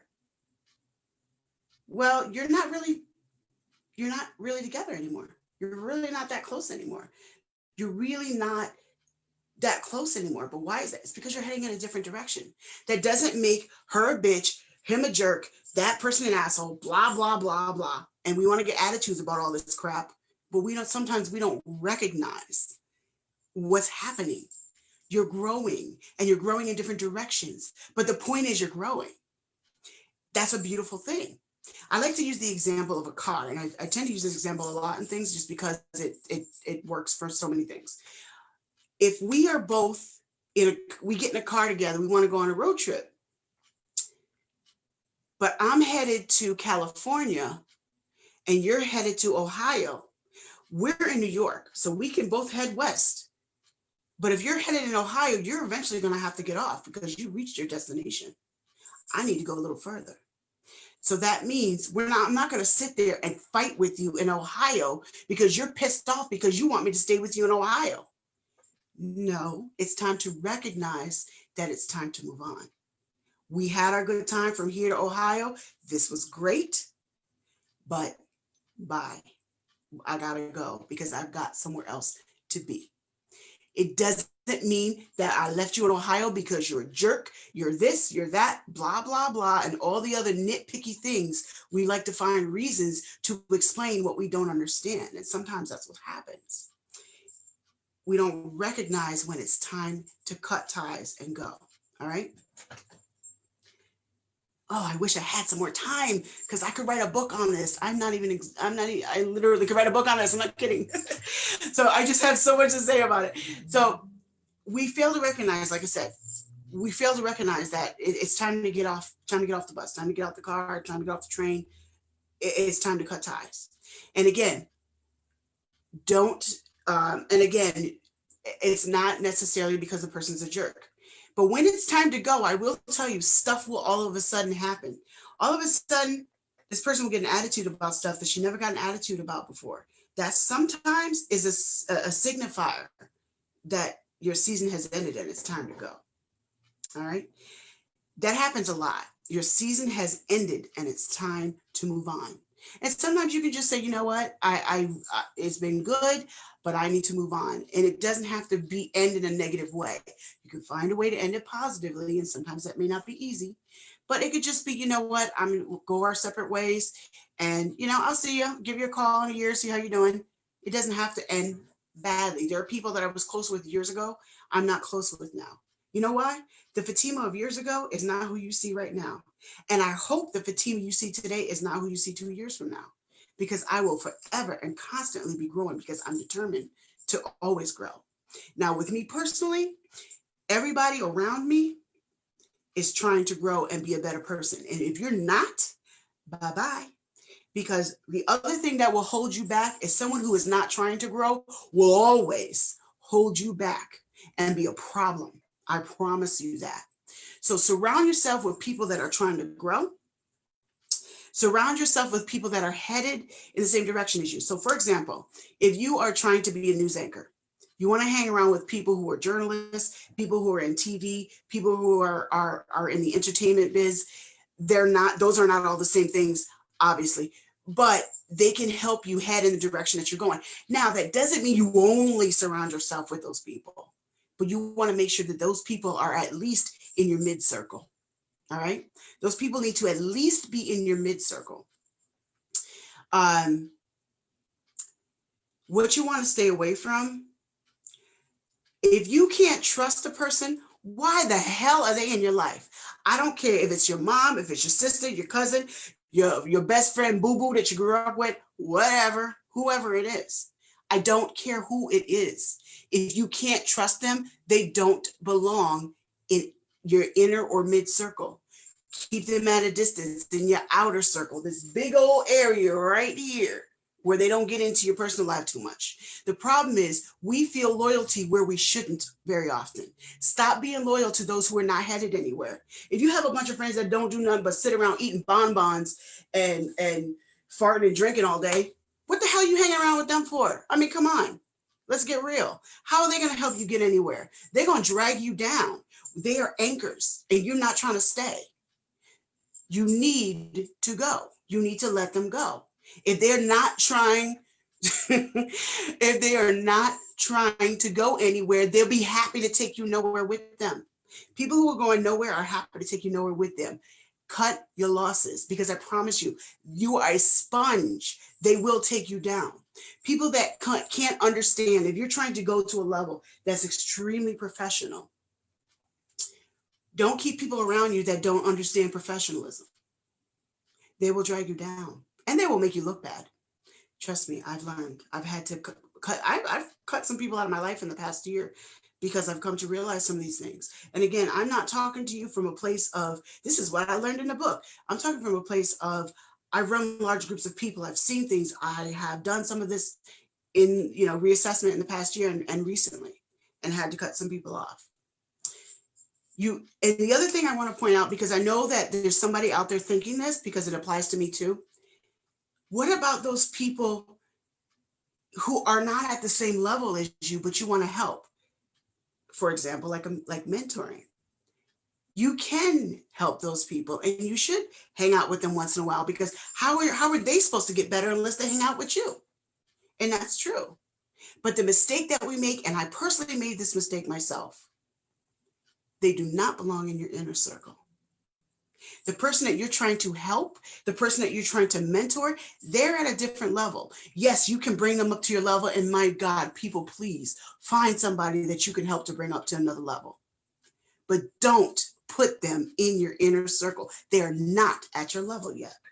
If you put them in your inner circle, you'll end up harmed, or you'll end up harming you won't. Let me correct myself. You won't necessarily always end up harming them, but you'll end up harming you. They're not at your level.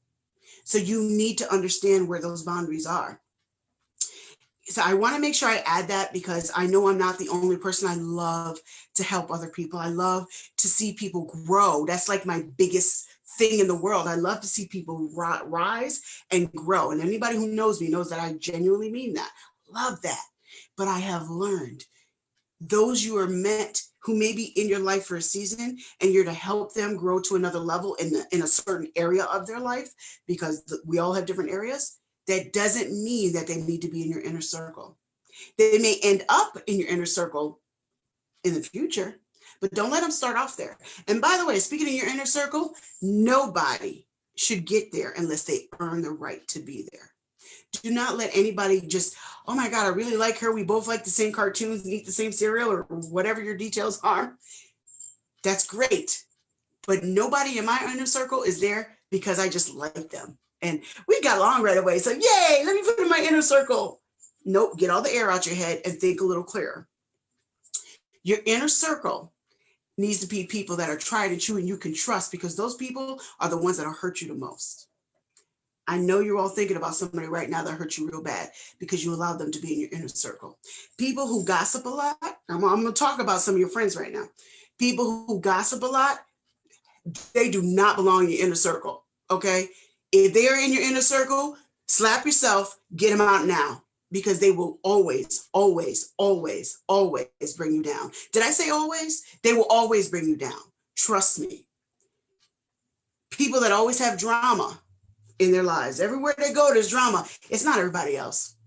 Now, why there's drama around them, that's different per person, because we all have different reasons that happens. But those people shouldn't be in your inner circle, because guess what they bring into you? Unless that's what you want.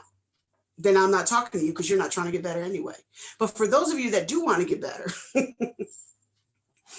you want to be careful who you allow in the inner circle, and you need to be able to trust those people, because you can't be vulnerable with someone you can't trust. Now, a lot of us, we don't let anybody, we don't allow ourselves to be vulnerable with anybody, and that's already a problem, because I don't care who you are and how strong you are, you need people.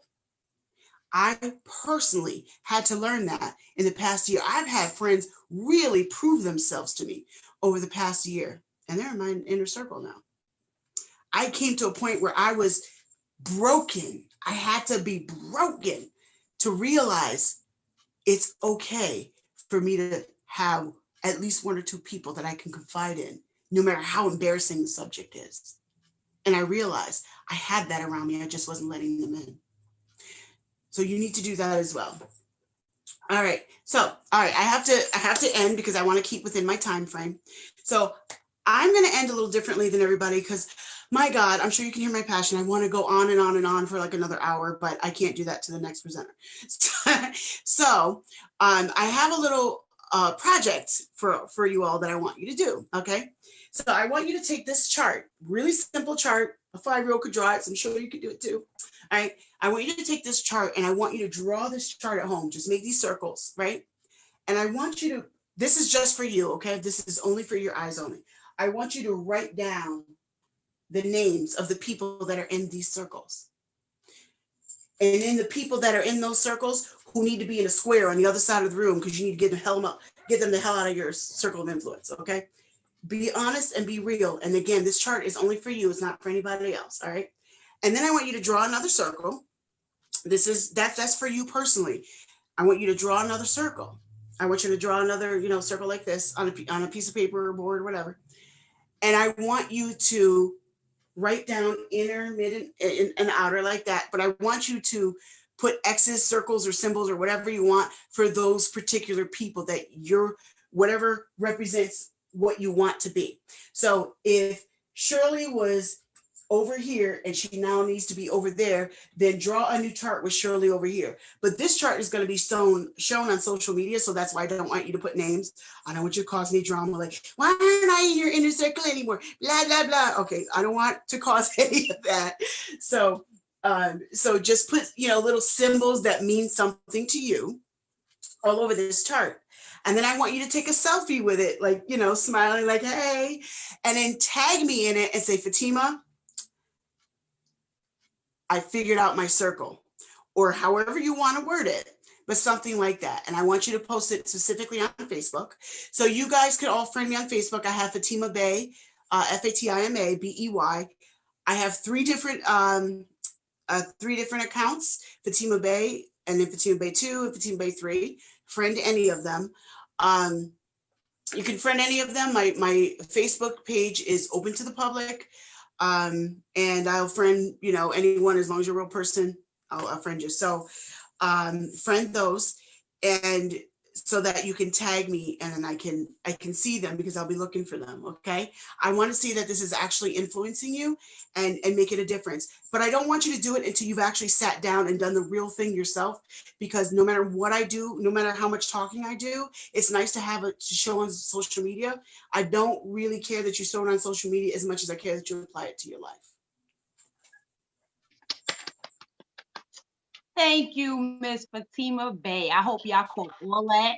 I hope y'all Yes, take that that was everything. Like, you hit so many things on the freaking head that I personally can relate to. You know what I mean? So thank you so much. I'm going to be drawing my circle tonight.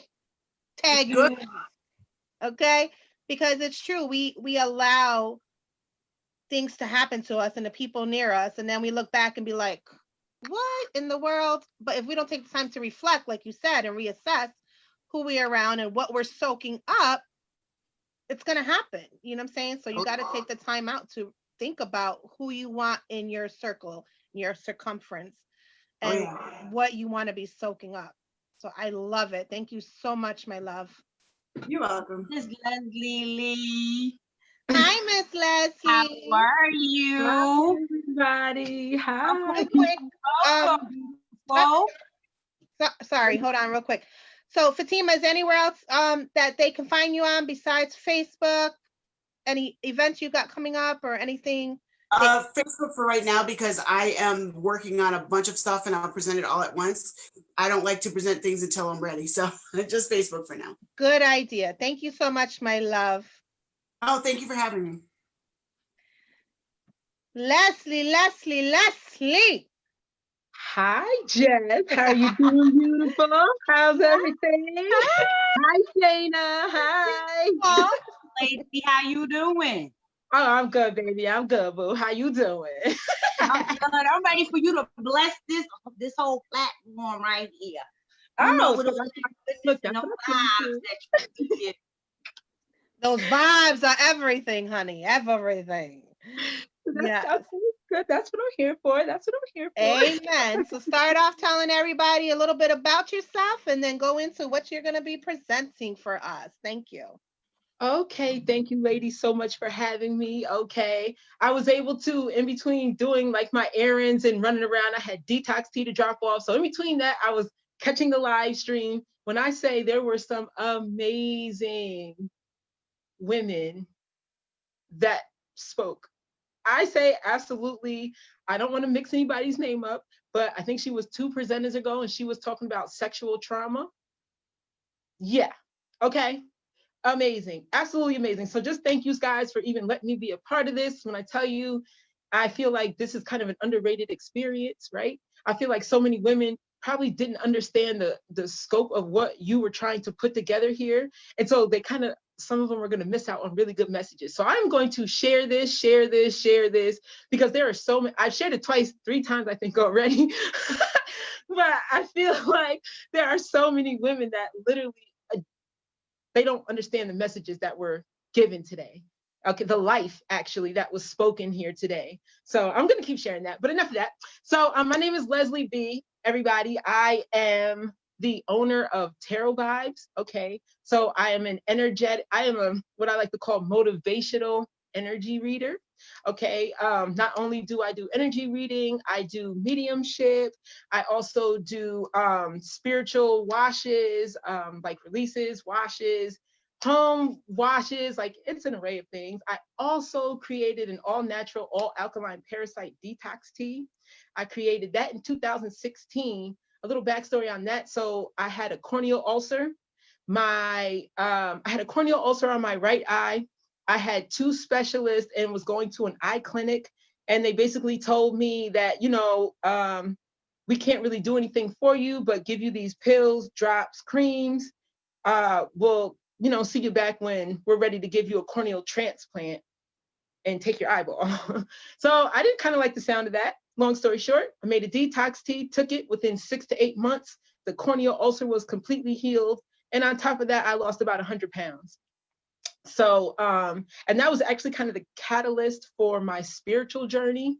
That was the catalyst for my spiritual journey. So that kind of led me to even getting my topic today, which was a loss isn't a loss, it's a lesson. Appreciating the pain within your blessings. Okay. And the reason I say that got me there is because when I was sick, when I had the eye ulcer and I was going through everything, I was losing a lot. So I perceived, okay? I thought that, I was going to lose my sight eventually. Okay. I was losing my loss of my peripheral vision. So my movement was now limited. Where I could go was limited. What I could do was limited, especially during summer days when it was really bright outside. Okay. So I really had points where I was starting to get depressed and points where I was starting to feel like, nobody really could understand where I was coming from because of how trapped I felt within this, illness, right? So once I started the alkaline journey and detoxing, and it really made me realize how much what I lost was the catalyst for the blessing in my life, which was creating detox tea, which also went on to help so many other people with their diabetes, their blood sugar, okay, weight loss. That was the other part. I literally went from 220 pounds to 135 at my lowest, and I'm about 160 now because I didn't like 135. Okay, so that literally brought me to where I was. That literally made me appreciate everything that I had been through when I seen the outcome, the end result. When I was in the middle of it though, I could not appreciate where I was going. I could not appreciate the pain I was going through. I could not appreciate the lessons the universe was throwing at me, which seemed to be back to back to back to back. Okay. So before I really delve into that, I just want to give you the definition of a few key terms out of my title here. Okay. So a blessing is defined as the to invoke divine favor and protection upon, or something that brings well-being. Okay. And a lesson is a period of learning or teaching, and an amount of teaching given at one time. Okay. So just to break that down, if you are going through what we perceive as a negative, I lost my job, I lost my significant other, I lost my home or my car, or, I've lost custody of my children. Okay, these are things that we would all perceive as a negative. These are all things that would depress us and have us, feeling like we are not adequate in the spaces that we are in. We would feel like we are not adequate as an adult. We would feel like, I did all this just to turn around and lose my job, or all this just to turn around and lose my apartment. What kind of an adult am I? I need to get a hold of my priorities. I need to do, and we'll literally start beating ourselves up. Literally, we will tear ourselves a new hole because we're looking at these things wrong, right? When the universe begins to snatch things from us, when the universe begins to remove things from us, people, places, jobs, friends, just like the last presenter was saying, sometimes the universe takes the step and removes these people from us because these people are not for us. That job was holding you back from your highest potential. Your children might have even been taken from you so that you could see where you need to better yourself as a parent. Your children might have been taken from you to trigger your parental responses. Now it's time for you to kick in and really be a parent. Now it's time for you to really step up and figure out what your role here is. What are you really doing with your life? A lot of times we perceive these losses, or we allow these losses to take us into negative spaces. We allow these losses to mold and shape us into entities that we don't even want to become ourselves. And sometimes it's so subtle and so subconscious that you literally wake up one day and don't recognize yourself because you've allowed so many losses to overpower your energy. You've allowed so many losses to begin shaping who you are, what you believe, where you're going to go, your outlook on life, right? It's time for the bulk of us, for most of us, to switch our mentality, to switch how we perceive things that happen to us.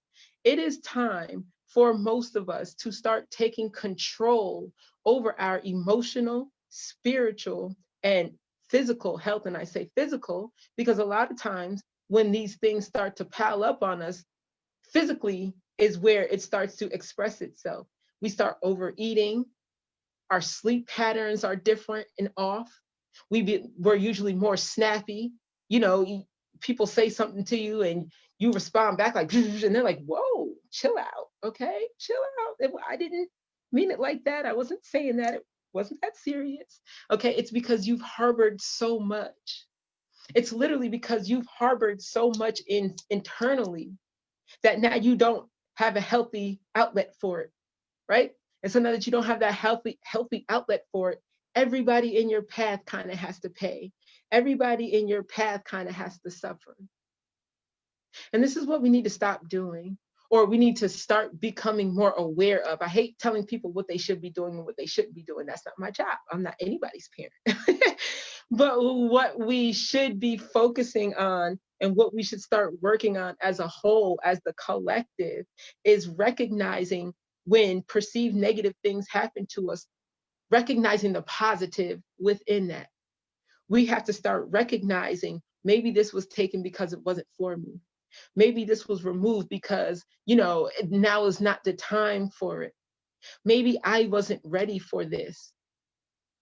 Sometimes we don't think about life in that way. Sometimes we just want what we want, and therefore, we'll do anything to get it. And then if we get it for a few moments and we're not able to hold on to it in the long term, that's when all hell breaks loose internally. That's when, all of a sudden we are mad at the world and everybody's got to pay. So I really feel like it's a matter of time before most of us anyway sit back and say, or it's just a matter of time, I'm sorry, before most of us sit back and say, like, what is it that I really want in life? And how am I going to get it? And if the universe, God, whatever you want to call the divine force, okay, if that force takes it from me, why? We need to start sitting back and analyzing why. What other factors are at play in my life that this is not for me right now? What else do I have going on in my life right now that this possibly should not be, a piece of the puzzle? I think too many times we don't do that. We don't sit back and really look at the bigger picture, really look at what we're trying to form or what we're trying to create, and see if what we have or the pieces we are trying to put together, if they actually fit. Okay. So I just want to go back really quick and go touch on the definition of the word blessing. Okay, so the definition of the word blessing, again, said to invoke divine favor and protection upon. Okay, so when you think that you have lost something and something better comes along behind that, we usually go, oh, well, this is just a blessing. This is a blessing. This is a blessing.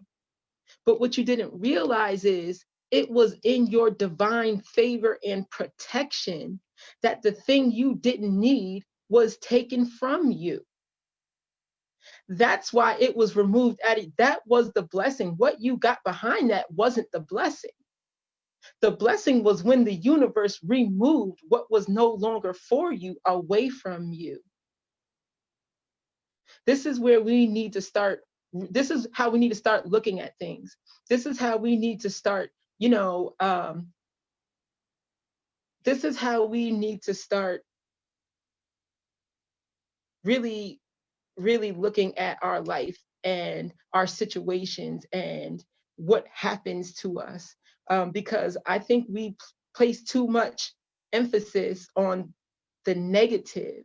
Oh, this happened to me. I'm never gonna, he left me, my husband left me. I'm never gonna find anybody as great as him. I'm never gonna find anybody, that will do the things that he did. I'm gonna be alone for the rest of my life. And we'll literally allow that train of thought to overrun us.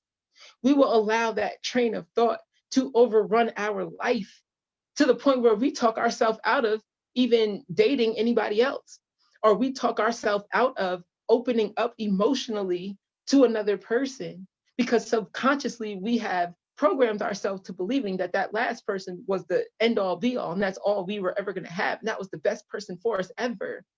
Not realizing all those nights that you were up complaining about this person doesn't do this person doesn't do that. I don't like the way they talk to me. I don't like the way they treat me. I don't like the fact that, every time I express my emotions, it turns into an argument.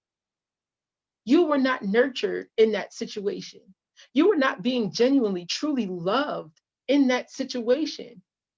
So the universe, God, the creator, your ancestors, spirit guides, whatever you want to call them, they said, you know what I'm going to do? I'm going to save my child and remove them from this situation. That's how I'm going to bless them. I'm not going to bless them with somebody else who's going to do all the things that they didn't do at first. No. My initial blessing is going to be removing them from the situation. Now, are they going to realize that's the blessing? Because if not, then there's not going to be another blessing to follow. We have to start recognizing our blessings. We have to start thanking God, the creator, ancestors, spirit guides, whatever you want to call them. You have to start thanking them for these blessings, not just when you hit the lotto, not just when you get a new car, not just when, oh my God, you know, he loves me, right? Thank you, God. Thank you, Jesus. Why don't we thank God and thank Jesus when they took us out of the situation prior to that that was no longer good for us? Why don't we thank God when the job that we went to every single day and complained finally fired us?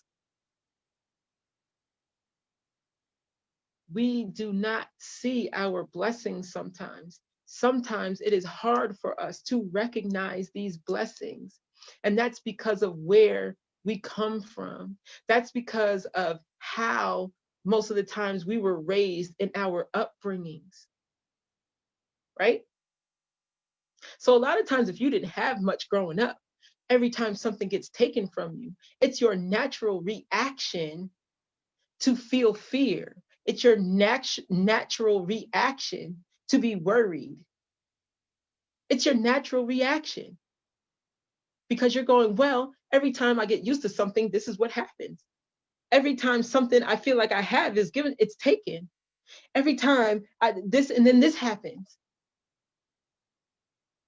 It's because we literally are programmed to think of loss as a negative. We are programmed to think the second something is taken from us, it is a bad thing. And it's usually not. Sometimes it is if it was stolen. Okay, if you break in my house and steal something, yes, it's a bad thing and I'm coming to find you. Okay, I'm coming to find you. But if I'm dating somebody and he's not the person for me, and one day he wakes up and goes, you know what, Les, I'm not feeling this anymore. I don't want to be here anymore. You know, I actually like your cousin. I'm not gonna cry. I might beat my cousin ass if she started messing with you, but I'm not gonna cry. Why? Because just the fact that you even mentioned my cousin means the universe already knew that you were a dog and that you were not for me. So I'm going to gladly let you go on about your business. We need to really sit down and look at our lives and how we perceive and take in things when they happen to us. Yes, in the initial shock of things, I would probably cry. Oh my God, my man doesn't want to be with me anymore. You know, I devoted so much to him and now he's seemingly walking out on me. But then after I, you know, thought about it a little more thoroughly, I would go, well, you know what? I didn't like the way he chewed with his mouth open every time we went out to eat. And every single time I said I wanted to watch Dreamgirls, he wanted to put on the basketball game. I don't think we were even compatible anyway. Okay, like I feel like we really have to get that that serious with ourselves, and I think that's a lot of the problem, right? We're not really honest and upfront and serious with ourselves, and I honestly believe that that's the main reason why a lot of us are not able to perceive losses in this way, because we are not honest with ourselves. Okay, you knew he wasn't really good for you. Okay, he was physically abusive, he was verbally abusive, and he was sleeping around on you. But just because he came home to you every night, that's your man and you don't want to leave him. And then when, you know, the universe splits the union, now all of a sudden you're going through the motions and you don't want nobody else and you're crying and you're dying and you're. But if you were real with yourself, you would be like, what the hell was I thinking? What was I thinking? I should have never been in this situation from the beginning. What was I thinking?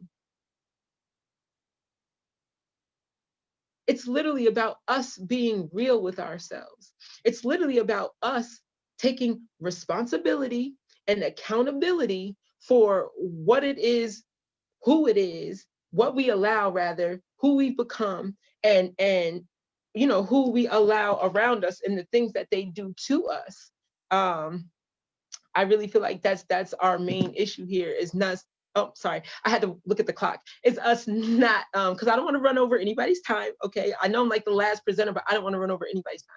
So I think that that's really our main thing here is in trusting who we are, trusting that we are led, and divinely protected. And I actually find it no coincidence that the word divine is in the definition for blessing, okay?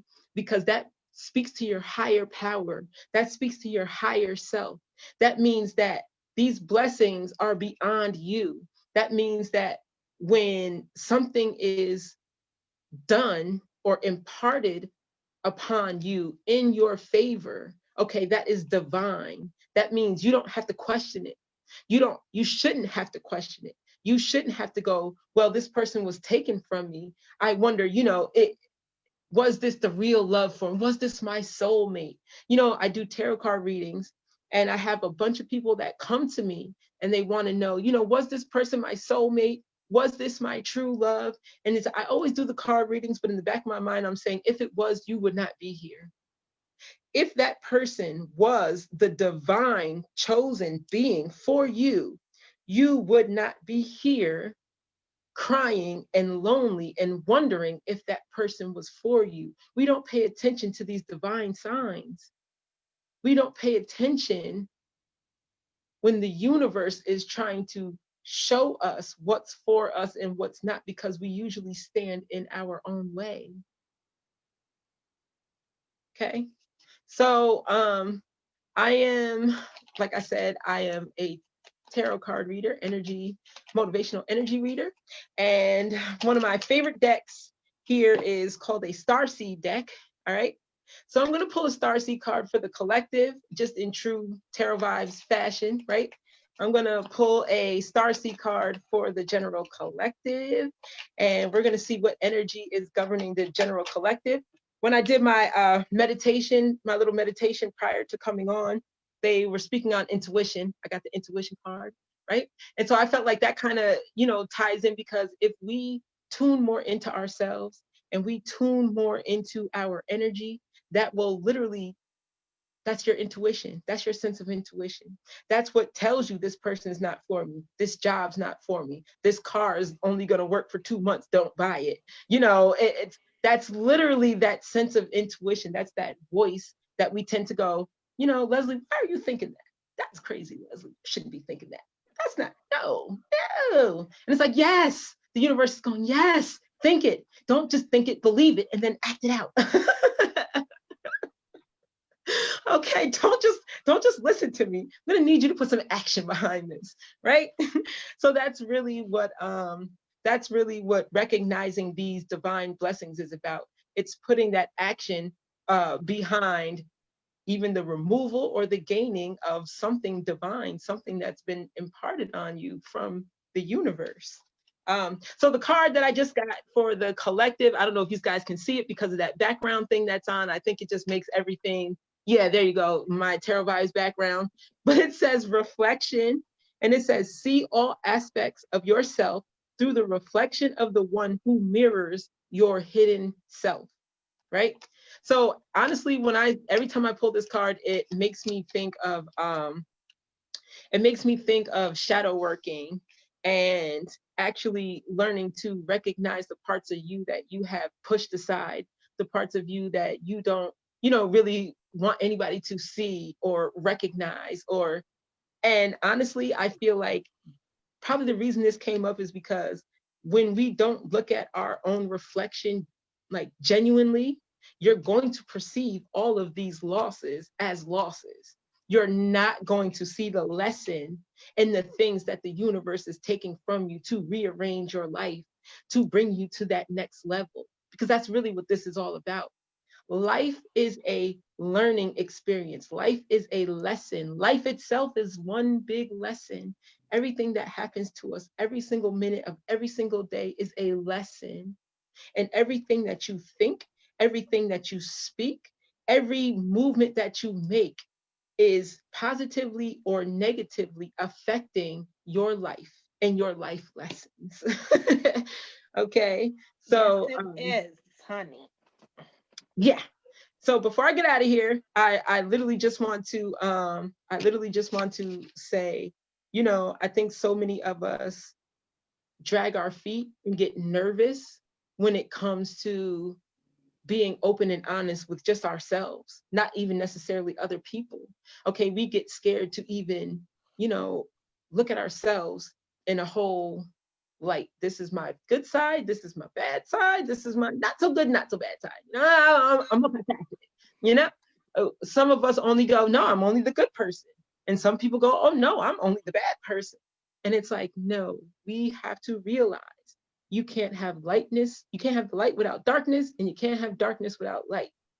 So you literally have to learn to balance and encompass every single aspect of yourself, even the parts of yourself that you're not necessarily comfortable with. This is how you get in the space where you are able to recognize that didn't happen to me, it happened for me. Okay. And I think that's maybe, if you don't take anything else from anything I said today, I really feel like maybe that should be the key phrase. Life does not happen to you, it happens for you. Everything and anything is always for your benefit. It all just depends on how you see it and how you perceive it. That is so true. That was amazing. Great spoken words. Yes, honey. Listen, y'all better preach. Y'all better preaching here. Oh, We reach. came to I'm spread like, the I gospel can't type today. as fast as I wanted to. I'm like, I'm like, yo. But it's true, because if you take the time out and look back of everything that you went through and everything, like you said, that you thought was a loss when you were going through it, how it turned into a lesson and a blessing afterwards, you're like, Hello. wow. Hello. I stopped working for Cornell Cooperative last year, October 2019. And I have not worked a job since. I still have my apartment. I smacked my car and got a new one.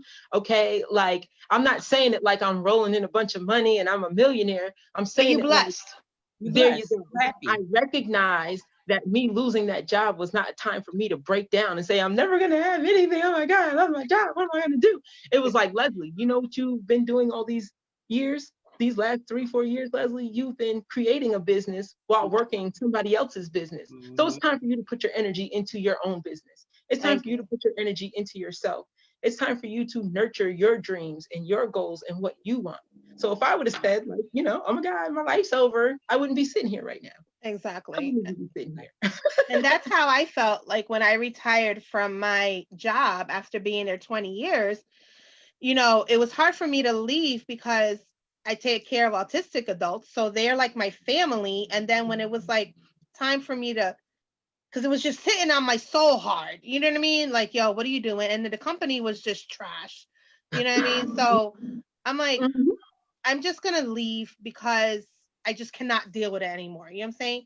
And the loss in it that I received was obviously not being able to be with my guys all the time. And that's something that still, bothers me. Yeah. But just like you said, when that door closed, so many more doors opens up. Like, now you have time to invest in yourself. Now you have time to invest in where, you're where you want to go, and not working for another company that's not feeding your, your needs mentally, emotionally, spiritually. Yeah, they're providing a couple dollars and health benefits, you know what I'm saying? You all know that those jobs don't care about us. You literally can be there every day and never miss a day for 40 years. You drop dead at your cubicle. They are going to disinfect it and sit somebody there in the next week. Absolutely. Yep. That's literally how it works.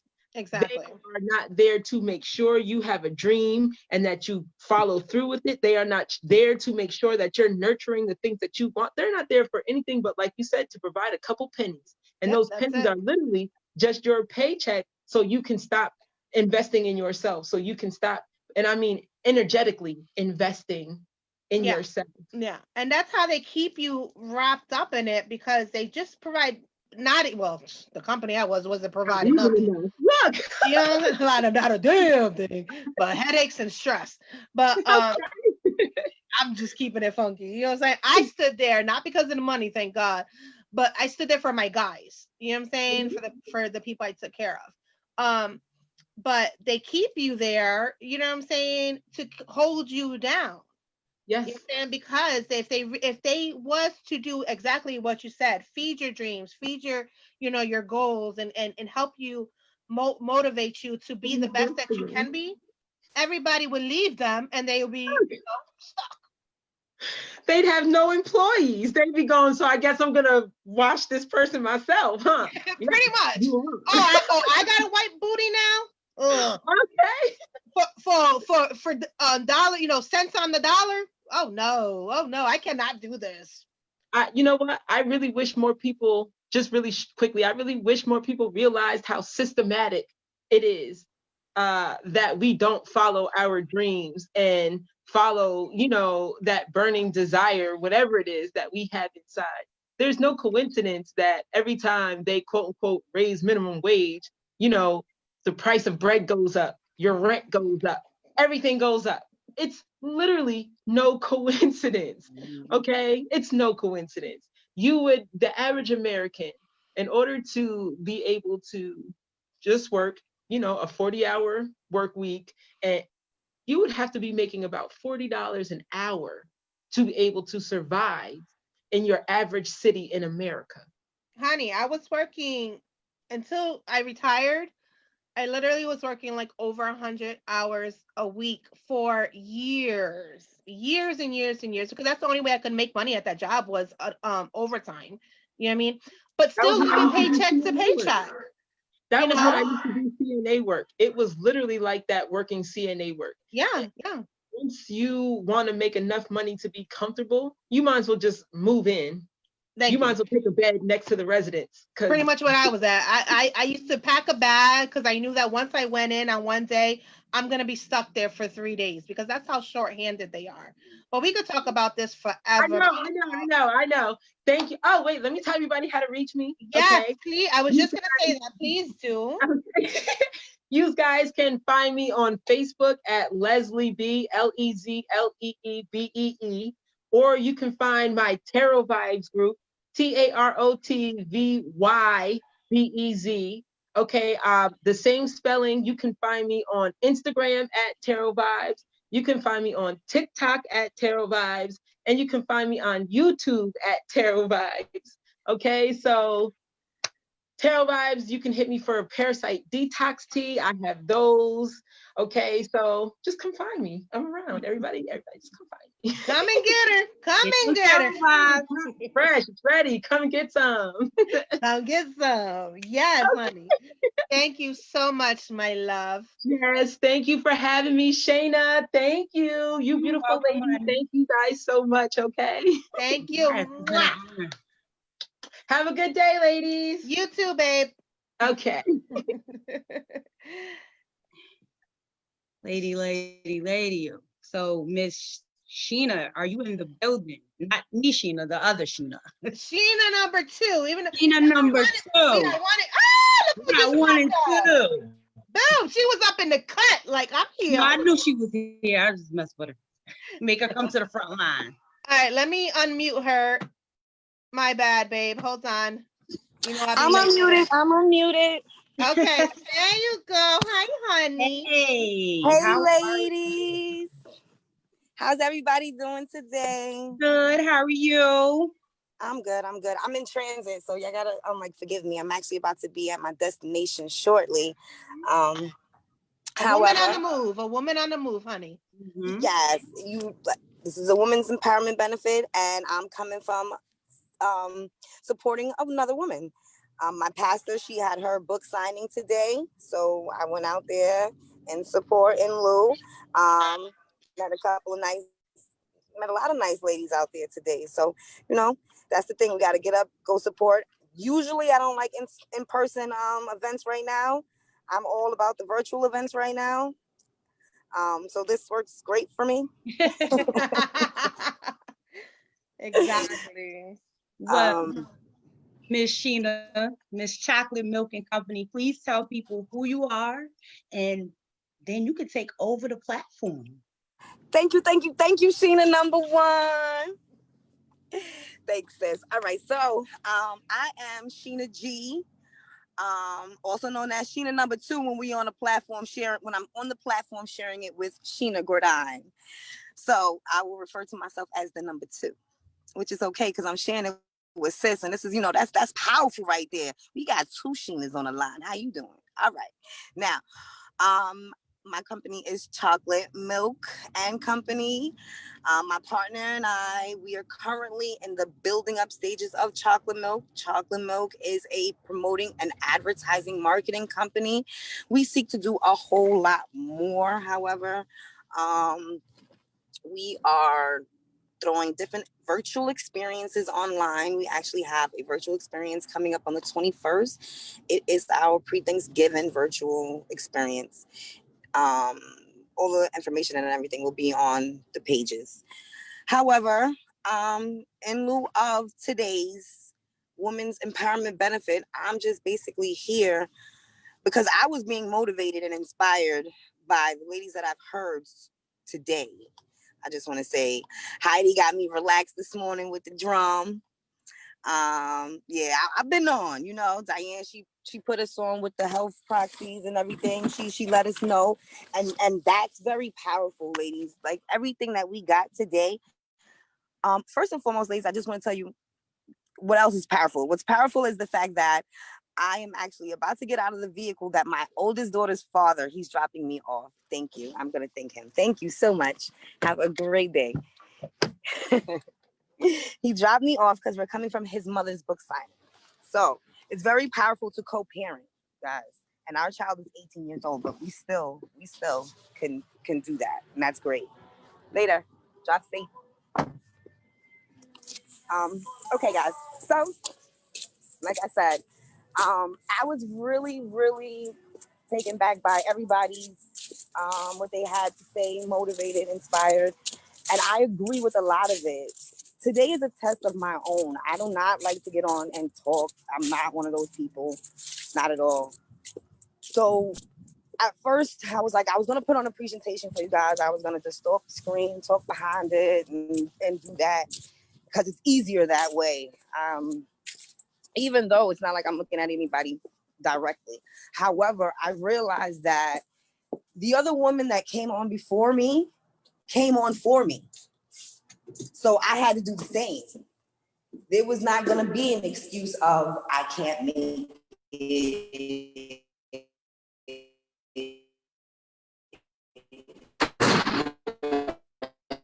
You're breaking up, babe. I went somewhere or what have you. Hold on. You Once you do something, the most important. Can you hear me? You're breaking up, honey. Give me You're 2. breaking up as soon as you walked in the All right. building. All right, give me 2 seconds. Sorry, guys. No problem.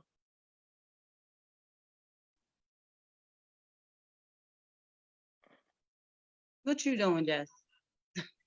I'm being empowered over there while we're waiting for her to get in the room. I just realized I'm texting Fatima because she was just saying that she wants to say so much more, what I mean, how passionate she is about the people you keep in your circle and what you're absorbing and sponging. If you guys missed it, she was just on 2 people ago if that's a way to say it. But so I just asked her, since we have an opening tomorrow, if she wanted to be on, but unfortunately she has to work. So I told her she could make a video. I can definitely input it so people Hopefully it'll play like it's supposed to.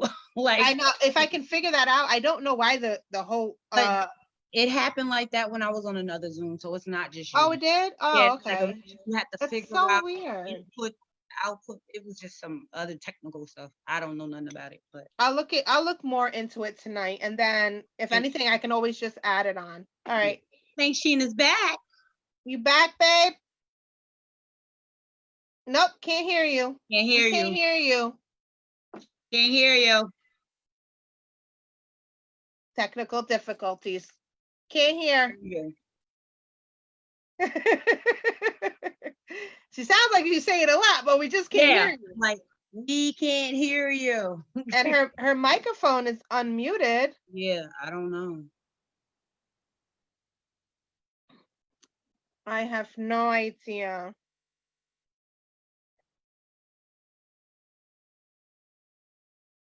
She gonna try to log back in.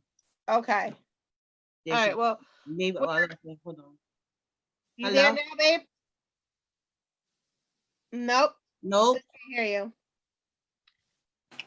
What about now? Now we can. Yes, honey. Yeah. It's all you, babe. It's all you. All right, no headphones. Take it away. I can't hear you guys now. How You about can't hear now? me? You still can't hear me? No? No. We can hear you though. We can Okay, hear so you. you can hear me. That's good enough, Mhm. right? All right. So,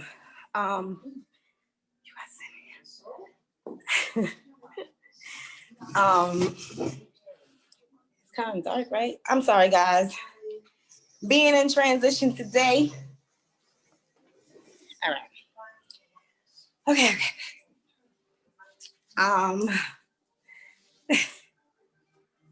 Yeah, I know, right, girl? Thank you, Sheena. Thank you. It takes the other Sheena to help this Sheena. That's powerful right there. That's powerful. All right. So, like I was saying, I was gonna opt out and cancel out because I'm not into being on screen and talking for a full consistent 30 minutes by myself. Answering questions, maybe going back and forth, I can do that.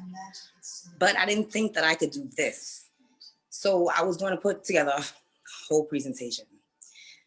But the way I operate, I pray about everything. And you're not going to hear them tell you your actual answers, but I have a way of knowing exactly what I'm supposed to be doing. That's just like if throughout the day, if I'm doing work and I get sleepy and I need to take a nap, I take a nap. Because generally when I take that nap and I wake up, I'm so refreshed and I'm on point for what exactly it is that I need to be on point for. Had I not taken that nap, I wouldn't have gotten the idea I got. I wouldn't have finished my project. I wouldn't have did what I needed to do. Same thing for this. If I would have forced a presentation, it wouldn't have been, at the end, it wouldn't have been something that I was happy about. It wouldn't have been the point that I really wanted to get across to you. And the point that I really want to get across to you is that you're important, no matter who you are. You are important. Your thoughts, your beliefs, your feelings is all important. And being a woman, an individual in the society, there's so many things that are around you that basically have an impact on who you are. So your identity could sometimes be blindsided by what's around you. You may be just taking on the form of what you see instead of being actually what you know you can be. And that's me. I usually sit and I look on from the other side of the screen and I look and I listen to everybody else. But I know that this Sheena number 2, has something to say too. I know that this Sheena agrees with what she said. I do. And I know that this Sheena also thought about a solution to a problem. However, the only thing this Sheena did not do was get on and tell everybody about it. So that's why I said, with sitting here and, well, I wasn't sitting here, that'd be a lie, because words are very important. But with tuning in today on this Women's Empowerment Benefit, it gave me the encouragement to just be Sheena Gibson, me, Sheena number 2. And Sheena number 2 has a lot to say. I'm not gonna get to say it all today because believe me, what I said was a lot for me. And I hope that it got to somebody else. I hope what I said got to somebody else because it was real. This is not easy for me to get on and just speak. However, when you have something to say, you should get on and speak. You should say something. Because we're not living in this society alone. And there is so much going on. And we cannot expect to see the change if we don't become a part of it. So you can live in your own bubble, in your own circle, or what have you. But if you have a purpose and you know that that is your purpose, begin. Begin. That is so Embrace and begin. What you deliver, what you put out there, because it was genuine, because it was you, it will come out the way that it's supposed to. Not the way somebody else message came out, not the way somebody else's project came out, but the way your vision, the way you saw it to come out. It takes time. It doesn't happen overnight. It does not happen overnight, believe me. Down to Chocolate Milk and Company. That's things that I'm doing over there. Believe me when I tell you, it has been years. When they tell you, write it down. When people tell you, if you got an idea, write it down. Write it down. Write it down. Write it down, or because we're in the new world of technology, type it down. Whatever you do, jot it down. Get it down. And I'm going to tell you why. Because of when you achieve what it is that you wrote down, and then when you look back, and in fact, you see, you manifest it, you see your power, you'll know that it's real. Believe in yourself, your thoughts, whatever you got going on, write it down. Keep up with it. Believe in yourself. And time is of the essence. And you may feel like it's your time, but it may not be your time. I felt years ago that it was my time. And it wasn't until now. And then we see now it's 2020. The world is like in complete uproar and devastation. But I couldn't say that it was the same for me. Even when my mother passed 2 months ago, September 6th, not of COVID. But when she passed, I embraced her life, and I embraced her death. And I cherished her life, and I cherish her passing, because this is the thing. We are all born with the same promise: death. Death. Her promise came. Now it's eternal peace. How you live your life is how you'll have your peace. That's where your peace comes in.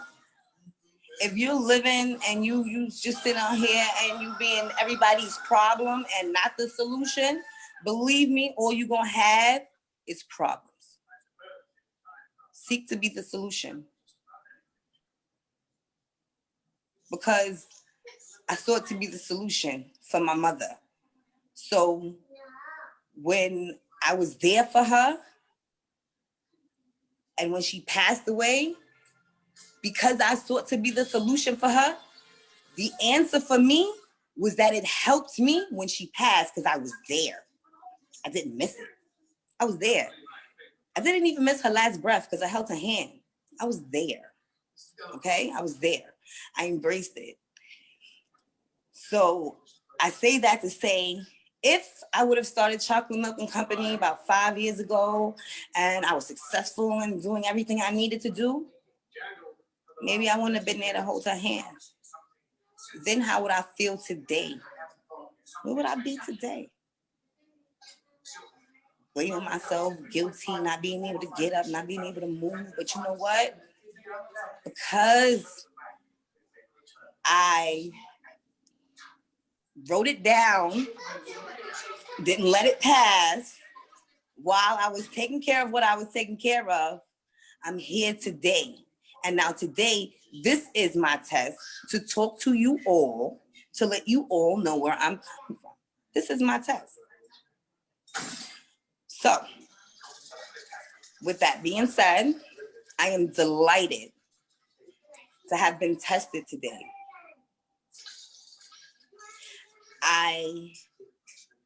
If there's anyone out there that was touched, moved, or wants to know simply more, because of course there's a whole lot more to my backdrop. Trust me, I didn't give you everything. I did now. I went around the table, so I know sometimes you generally do want more.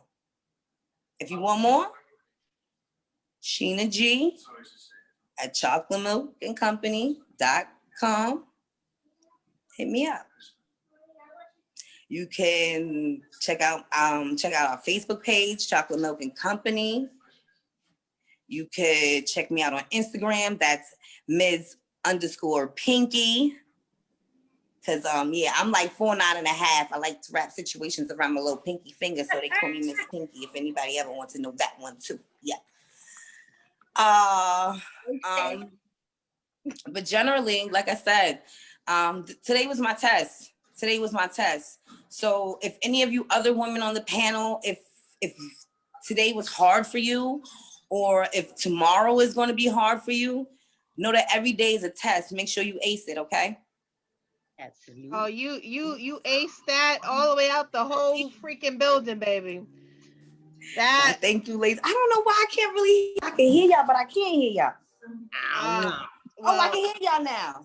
Oh, see, we can hear. See, I don't know what was going on, but they know what they was doing. Exactly. They know what they was doing. They said it was just your time. Yes, and you aced that all the way out, babe. That. Thank you.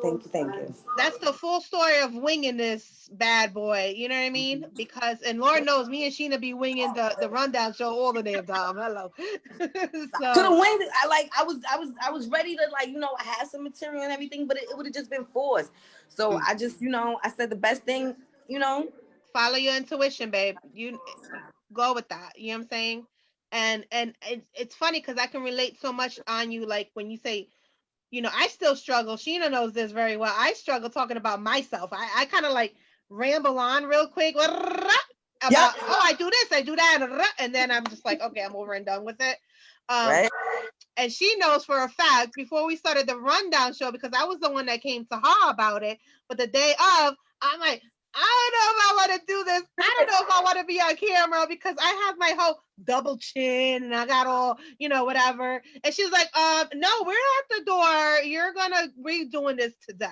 Yeah. You know what I'm saying? And that was that's what the whole purpose is. That's what it is because that's what it did. It pulled, like, Sheena, like, that lead is everything, because it's like, it's not only to say like if she could do it, I could do it. It's like to say, that's the strength. That's strength right there. Like, I admire her strength. She gets up and she does it. Like, because the world is you got these bullies out there, just like Jess said, y'all ready to critique whatever they got going, but you know what? Go ahead and critique my natural if you want to, but it's coming out of my head. Look, okay. I don't got my wiggy on today, but if I had my wiggy on, y'all could have critiqued that too. I'm like, about all that hair back there. Hush the noise, girl. Yeah, but I don't be having the time to do that. My stuff be in a bun. I know. That's why my hair. Look, when I turned the camera off, my hair was like this. Absolutely. Straight up. I mean, that's it. But that was amazing, Miss Sheena G. Only number 2 because we have 2 Sheenas here. But every day you're always number one. Absolutely. You came through in clutch. Your words of wisdom. You had her shedding tears. Oh yeah, right? I was. Oh yeah, she was tearing. On the. Mm-hmm. I was, because it's so true what you were saying and everything that you said, because it touched me different because, like I said, this week I was working on a hospice case every night. Yeah, I And heard that. I heard, when you said that, that touched me because that's how they sent my mom home. They sent my mom home on hospice. so my guy just passed away last night. And Oh, sorry to hear that's why that. it touched me. But everything you said is like just being there with them, being able to Mhm. hold their hand, to watch them take their last breath. You know what I'm saying? It's so very important. And people get caught up in everyday lives and busyness. Like you said, if you would have, 5 years ago when you wrote it down, if you would have hit it off then, where would you have been now? You know what I'm saying? So everything happens for a reason. We don't know why, or we question it all the time, but God knows what he's doing. You know what I'm saying? Right. They know what they're doing up there, and we just have to have faith all the time. You know what I'm That's saying? it. We not on our time, we on their time, and Yeah, their all the time is time. the perfect time. You know what I'm That's saying? right. That's right. That's absolutely right. And if you're in this season, if you in 2020, but it doesn't seem like there's devastation going around you, hello, my sister, hello, my brother. That is me too. Because all you got to do is keep a clean heart and look after other people. That's it. Support people. I mean, this is the time to come together in love and unity. Because if you don't see all the devastation that's going on around us, people, if you don't merely see that, Yeah.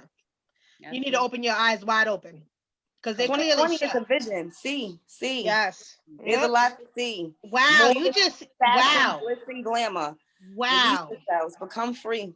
You just said that 2020 is a vision. And if 2020. 2020 did not open up a lot of people's eyes this year, then they clearly got the blinders on. You know what I'm It's an, Yeah. saying? it's an awakening year. So if you Yup. don't know Yes. who you are or where you're going or what your purpose is in life, then that is your homework. That is a That whole is your process. homework, because then 2020 could be your last year. Absolutely. 2020 has been a lot of people's last year for Because situations they that didn't we want to do the cannot homework. control. Yep. You gotta do that homework. You gotta put it in, like, make it worth it. Because if I die tomorrow, guess what? There'll be a God lot of forbid. people to say that they was thankful for Sheena. Amen for that. You understand? Amen. That's what more can I ask for? Correct. What more can I ask for? Definitely, babe. We just lost you. Oh, there you go. I'm here. Thank you so much for joining us. You winged the ish out of that and brought tears to my eyes, but there were good tears. You know what I'm saying? And I'm sure you're touching and you're helping so many people with your chocolate milk and company.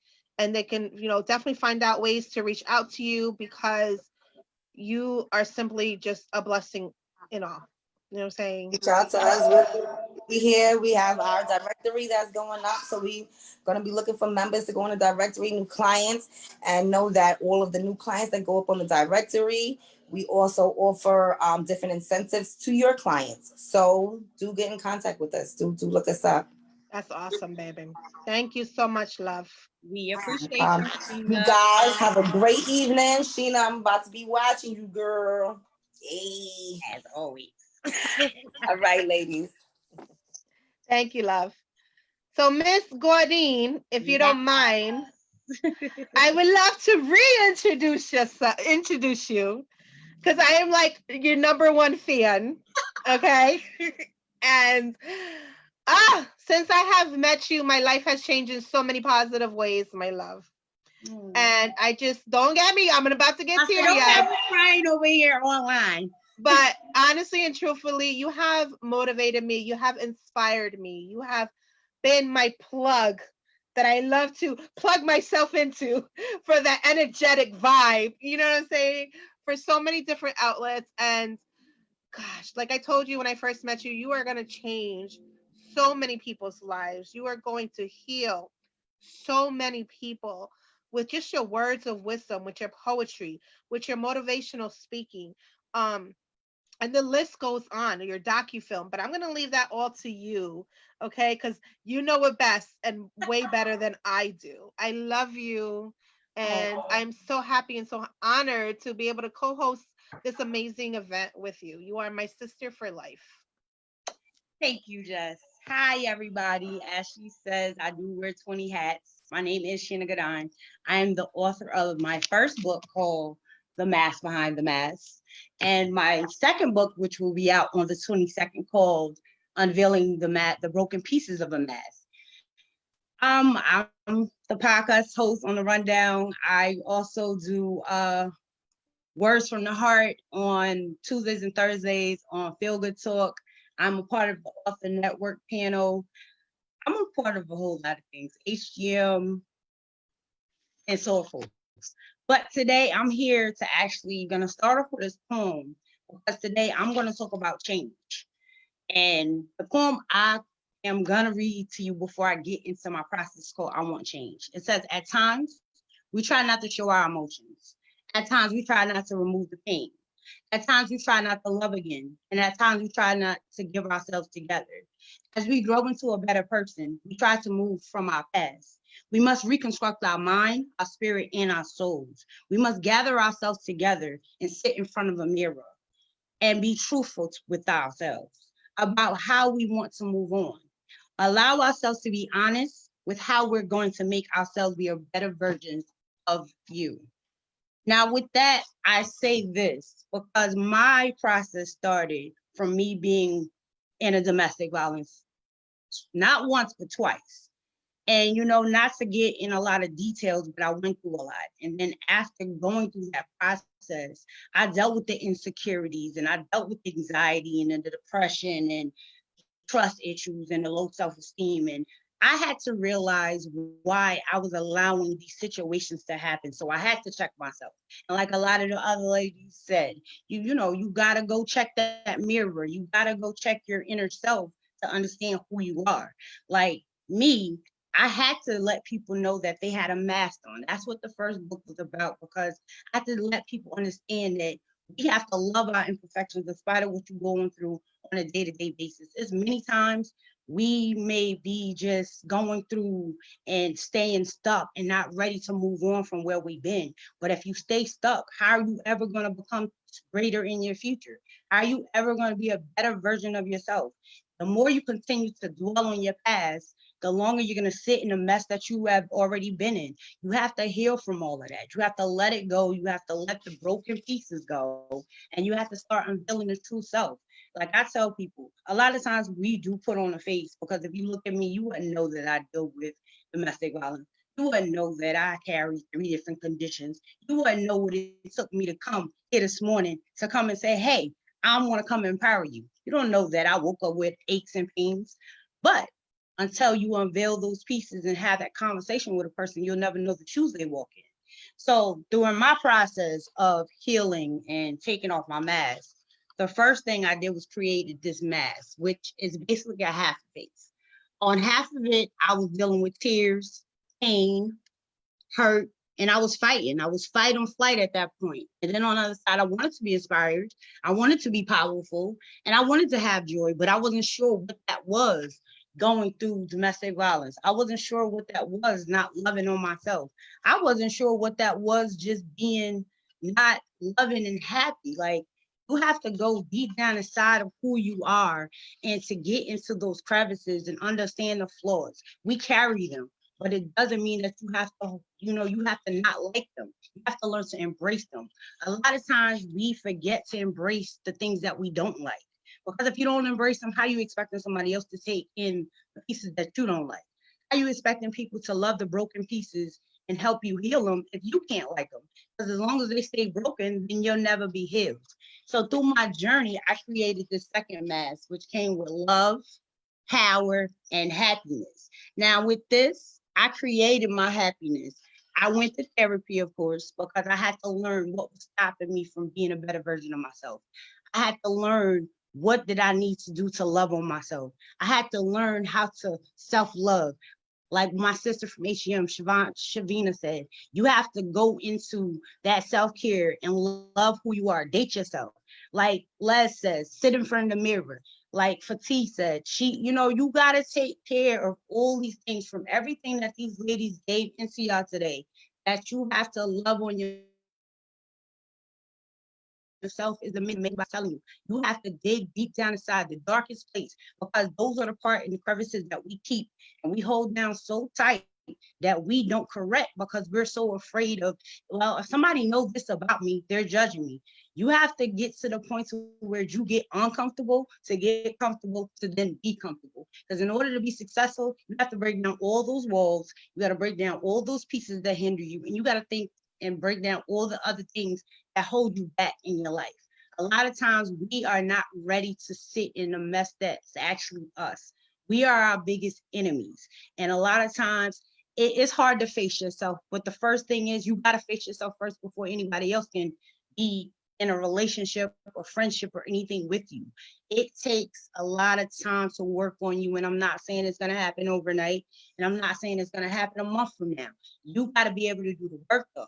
It comes with work, because if you're not ready to work, you're still going to sit and you're still going to have these barriers. You're still going to have these broken pieces. You're still going to talk about daddy issues or mama issues or all the other issues and stuff that we carry. The baggages, the insecurities, the trust issues, the trauma, all of it. Long as you keep carrying all that ton of weight, it's going to drag you. And then you're going to feel so tired. And it's like, all right, so what's next? What's your next move? What are you going to do about it? Because nobody else can help you but you. Your steps have to come from you. Your steps have to go through you, and your steps have to go through you and guiding yourself through your purpose. Because once you figure out your purpose, it's a whole nother journey after transformation. And no, it's not going to be easy. You got to work. It takes work. Work is always going to be the title of the discussion. It's always a thing about going deeper inside of you that is going to take time, effort, and a lot of focus. And a lot of times we have to remember not to focus on other people and what they're doing. You have to focus on yourself first to create your own lane. You have to be ready to be able to, how I say, I heal people during my trauma. I took my scars to heal people through my scars to then heal myself. Because as you do the work and as they do the work, then it's like a whole beautiful transformation. It's like, like what is it? A caterpillar. You go in, you get in there, you clean up all the mess, and you make it a beautiful butterfly. But as long as you continue to sit in that mess and you don't understand your worth, you don't understand how much that you hold in, and you don't understand who you truly are, you're going to continue to wear a mask that you have to feel uncomfortable in. You're going to continue to wear a mask that you have to feel that, oh, well, I got judgment going on. You're going to get in these, I won't even say relationship, these situations. Because a lot of times you're supposed to be in a relationship and it's actually a situationship. Because you still trying to work on you being in this relationship broken. So it's like you got to clean up your mess before you take all that baggage to your next relationship. You got to clean up you. And I'm not saying you got to be perfect, because there's no perfect person. It's okay to be imperfectly perfect. It's okay to be sad, mad, unhappy, but you got to learn how to get happy and have joy. You got to want to be in a better place, because misery love company, and I'm not planning on being miserable with nobody. So I decided to take the path of being joyful and being happy and being ready to just love up on myself. So I'm gonna read y'all another poem, and we probably gonna end this for tonight, because like I said, you gotta be ready to be comfortable. So I'm gonna actually read y'all. It's called Too Comfortable. It says, when are you going to let go of your past? You start breaking your mask. When are you going to start self-loving yourself? You have to start removing your mask when you stop sitting too comfortably. You have to start releasing your pieces that you've been hiding behind. We must let go. Start self-loving yourself and get out your comfort zone to remove your mask. You have to get comfortable and without hiding. Behind that mask, it becomes your reality. At times, you do not know the image you are pretending to be reality to be in your life. Give the world all of your imperfections, because it's okay to not be perfect. Just do not sit too comfortable behind your mask. And that's pretty much my message. Don't sit too comfortable behind your mask. Be comfortable who you are in your own skin. You don't have to always show a face that you're just this happy person. It's okay to not be happy all the time. And that's pretty much me. You can find me on all my different platforms, which is www.theladybehindthemask. You can reach me at the Rundown. You can reach me at the Author Panel. You can reach me on Feel Good Talk. You can reach me on Testimony_for_life. You can reach me on Sheena Gadine Author, Sheena Master Motivation, Sheena Gadine. And Twitter W_Gadon. I think that is all of them. If not, you can just always find me on one of them, and I can, pretty much shape your movie around. But that has been Sheena, the author. And yes, my second book will be out November 22nd. My birthday's November 23rd. So for my birthday, to make me a bestseller author, please everybody go buy my book. And the copy that's coming out is only $20. And you spend that on shoes. Exactly. And on a pair of shoes that ain't gonna last too long, let's say that. But everything that they're gonna get from your books will last a lifetime. Absolutely. Definitely. Thank you, my love. Thank you for everybody that's joined us today. We will be on tomorrow. Make sure to check us out. Okay. Get your free ticket. Tell your friends. Come on back. We got some more back. to get. We got more tomorrow, baby. We got more. If you think this was a lot today, we got more tomorrow in store for you. So you do not want to miss it. Okay. Get your free tickets at www.blessings, wellness center. Did I say that right? .org. I don't know if I said that right. My mind is fried. Let me do that one more again. www.blessings,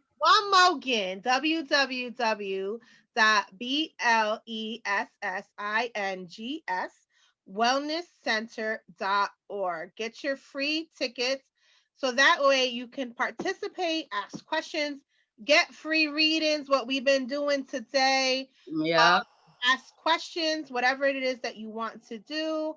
And then you will also get a free copy at the end of the entire event that you can share with whoever and you can watch at your convenience. Okay, so thank you so much for joining us. It was such a blessing.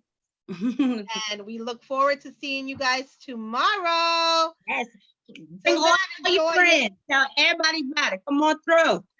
Share, because sharing is caring. Absolutely. We love you guys. We hope you enjoyed this beautiful event.